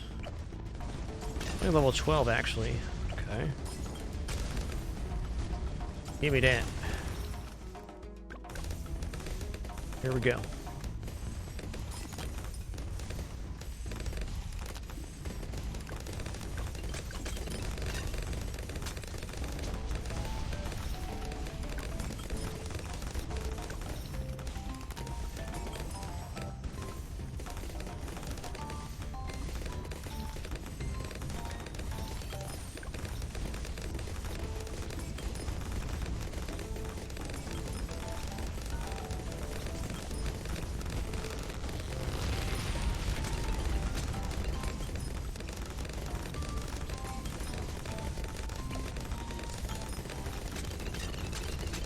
Yikes.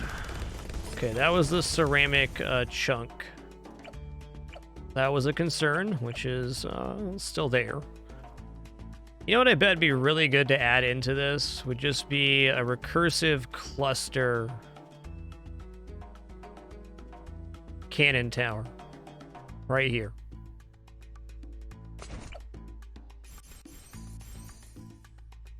And let's go for faster reload on that.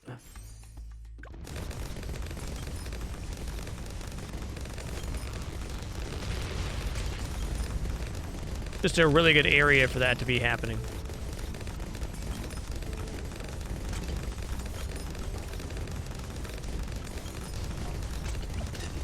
This guy is not blue and Jinsu. What are you doing?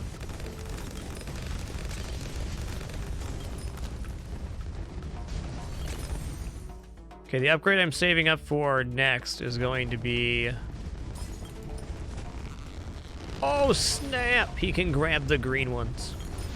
We're going to be saving up for Crossbow Master next. Let's go. Free play time.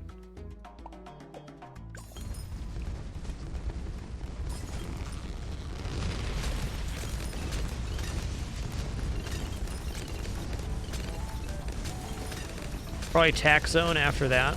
Well, maybe Tax Zone's even better right now. Now, I want Crossbow Master for the ability to take down Moabs. And I think he gets a range increase again. Oh, yes, he does. Look at that coverage. The crits.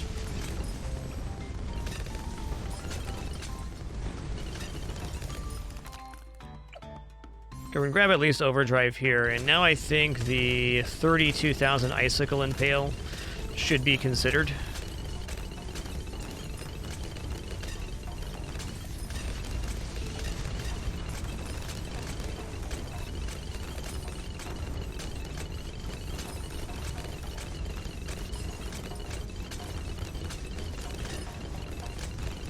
Actually, before we do that, I've got an idea. I'm gonna put down...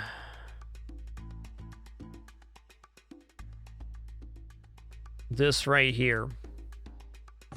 I'm gonna buy Monkey Intelligence Bureau in bigger radius. Jungle Drums does not stack to my knowledge. Okay.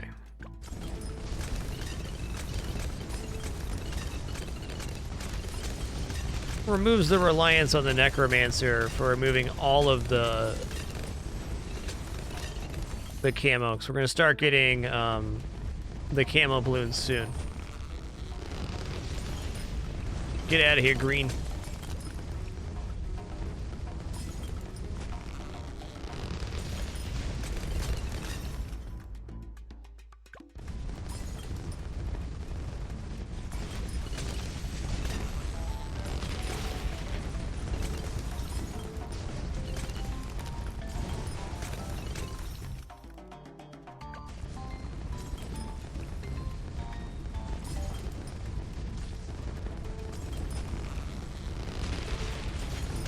Ooh, it's a wave. It's official. Good job. You made it past the first bend. Okay, Icicle Impale is something that can slow down Moabs, which is going to be the majority of what we're seeing here. Why I prioritize that one. What's Pat here? He's 14, 15. So he gets an additional radius increase in 16, and I'm very curious to see how big that increase is.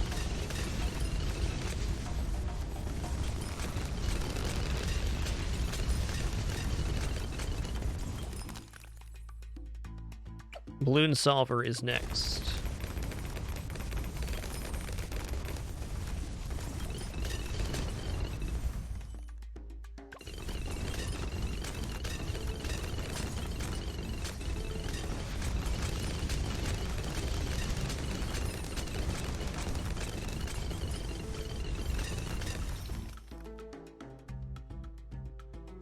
Yes, it's a great idea to add the exploding Moab alchemist here. I'm just going to toss this into the composition over here. Sounds like a great idea. After this wave, though, so I can see.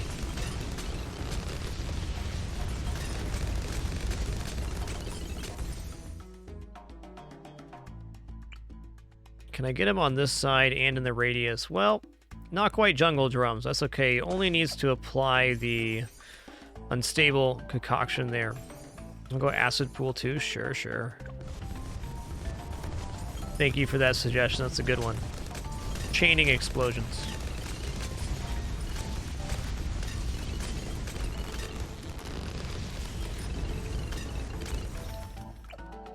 Let's go Moab Assassin.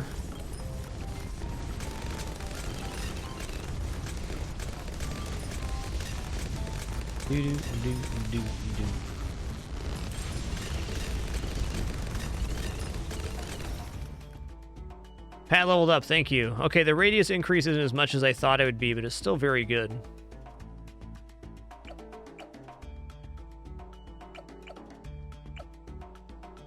Okay, let's go tax zone next.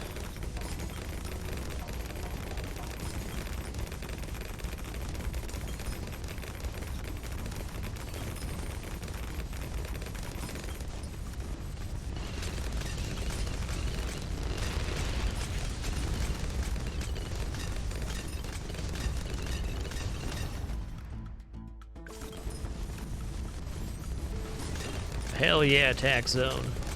Dude, the range on this is awesome.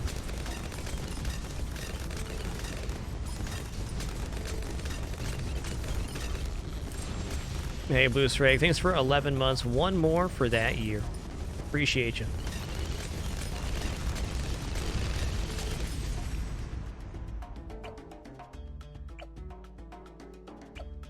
Okay, we already got Balloon Solver. Nice.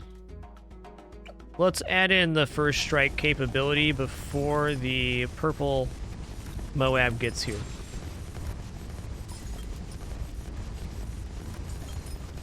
Mortar's level 4.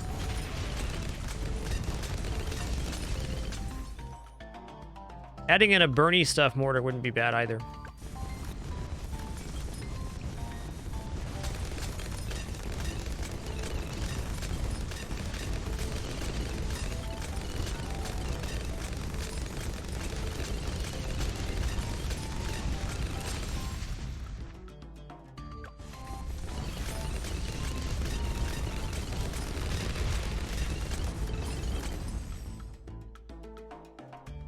Clearing those out, very nice.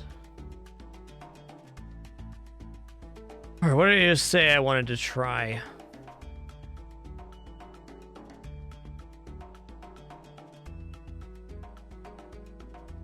Honestly, Pirate Lord's a pretty cheap option here for dealing with mass Moabs. Or removing them from the pool, at least. Yeah, let's go for the big one, Bernie Mortar here.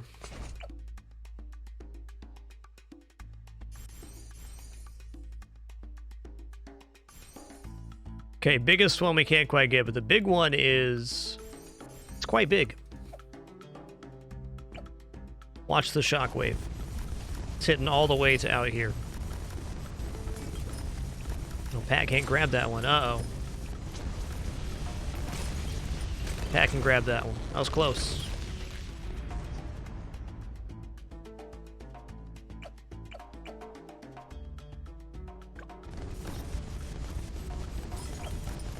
I can have 2 crossbow masters right now. Let's put down another crossbow master behind this one. Oh no, we're not that far into the monkey knowledge pool. Not even close. I was confused.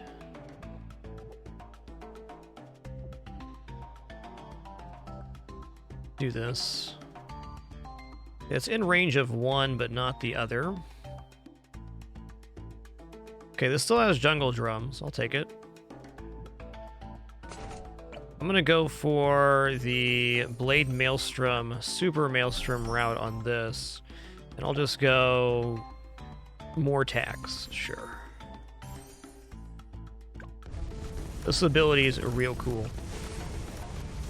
Heises, the Crossbow Master does crits, which is the crits that are popping up here, and fires extremely quickly. Also has a massive radius, so if you have them well placed, they can cover a majority of a map and are just very efficient units. So you can normally only have one level 5 of each type. There's a monkey knowledge to have 2 Crossbow Masters on the map.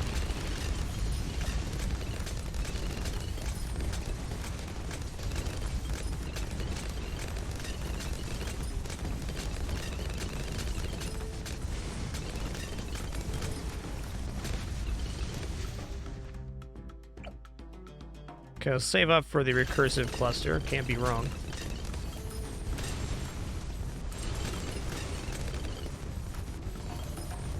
I think we'll get overwhelmed sooner rather than later here, but we're gonna find out. Might not make it to recursive cluster.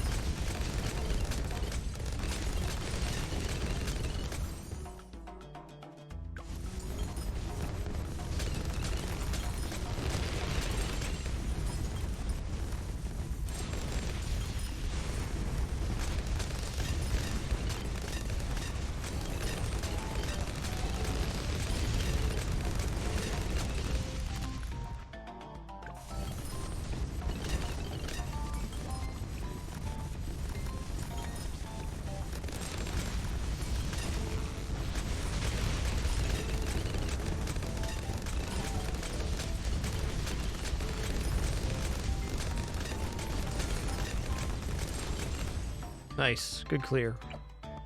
37,000 for Bomb Blitz. Oh, when a life is lost, a bomb storm will destroy every balloon on the screen below. Okay. Oh, that's not what I thought it was. I think I'm not going to get that. What does Tech Terror do? Annihilation ability destroys most balloons completely and utterly within blast radius. Cool.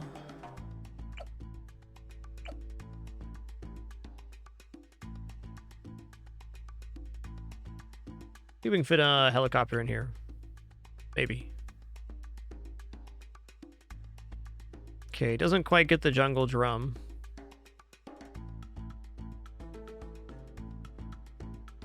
Does get the invisible, though. Let's take the Apache route. We have enough to do this. Apache dart ship. And faster darts.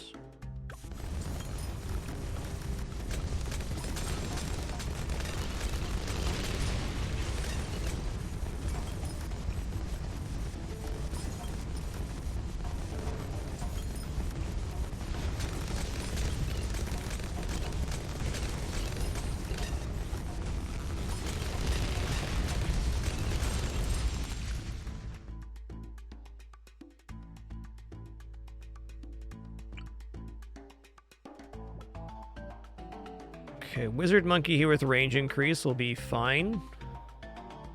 Just go over here and do both with Arch Mage. This is not a great placement for this unit, but it could still be really good. Oh, snap.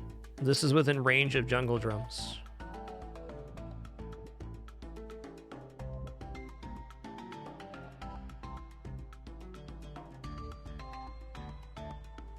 Okay, I'll do it.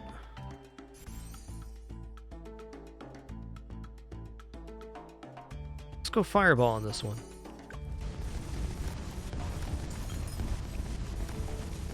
What's going to happen on this is all of a sudden a wave's going to come through and just, we're going to be done. That's how it'd be post wave 100. Cane Spike sounds awesome. More Moab.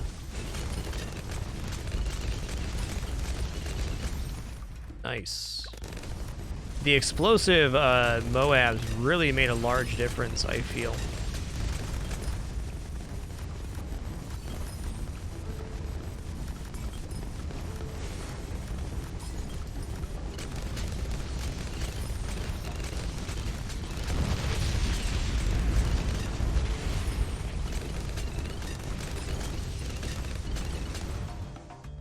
Cool.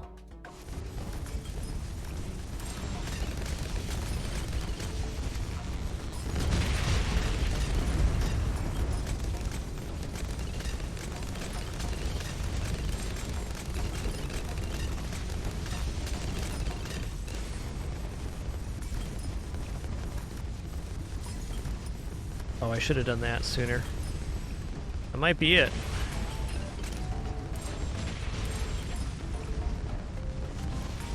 Looks like it. No, we're good? Almost good. Needed a little more raw power on that. Moab Assassin would have made that fine. Well, our goal was to get to around 80, so it worked out pretty good.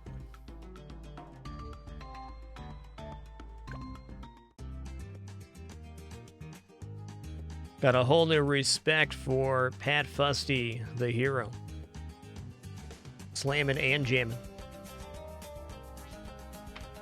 We got all cut up here. Blue Sreg, thanks for 11 months. Super Kami Guru, thanks for 42. Schroeder, thanks for 49. Random, 85. Zerg Hunter, thanks for 93. And Doc Pleb, thanks for 34 months. Moab Maim does not work on the purple ones, no. They can't be slowed, which is why that gets so far. Needed more front-loaded.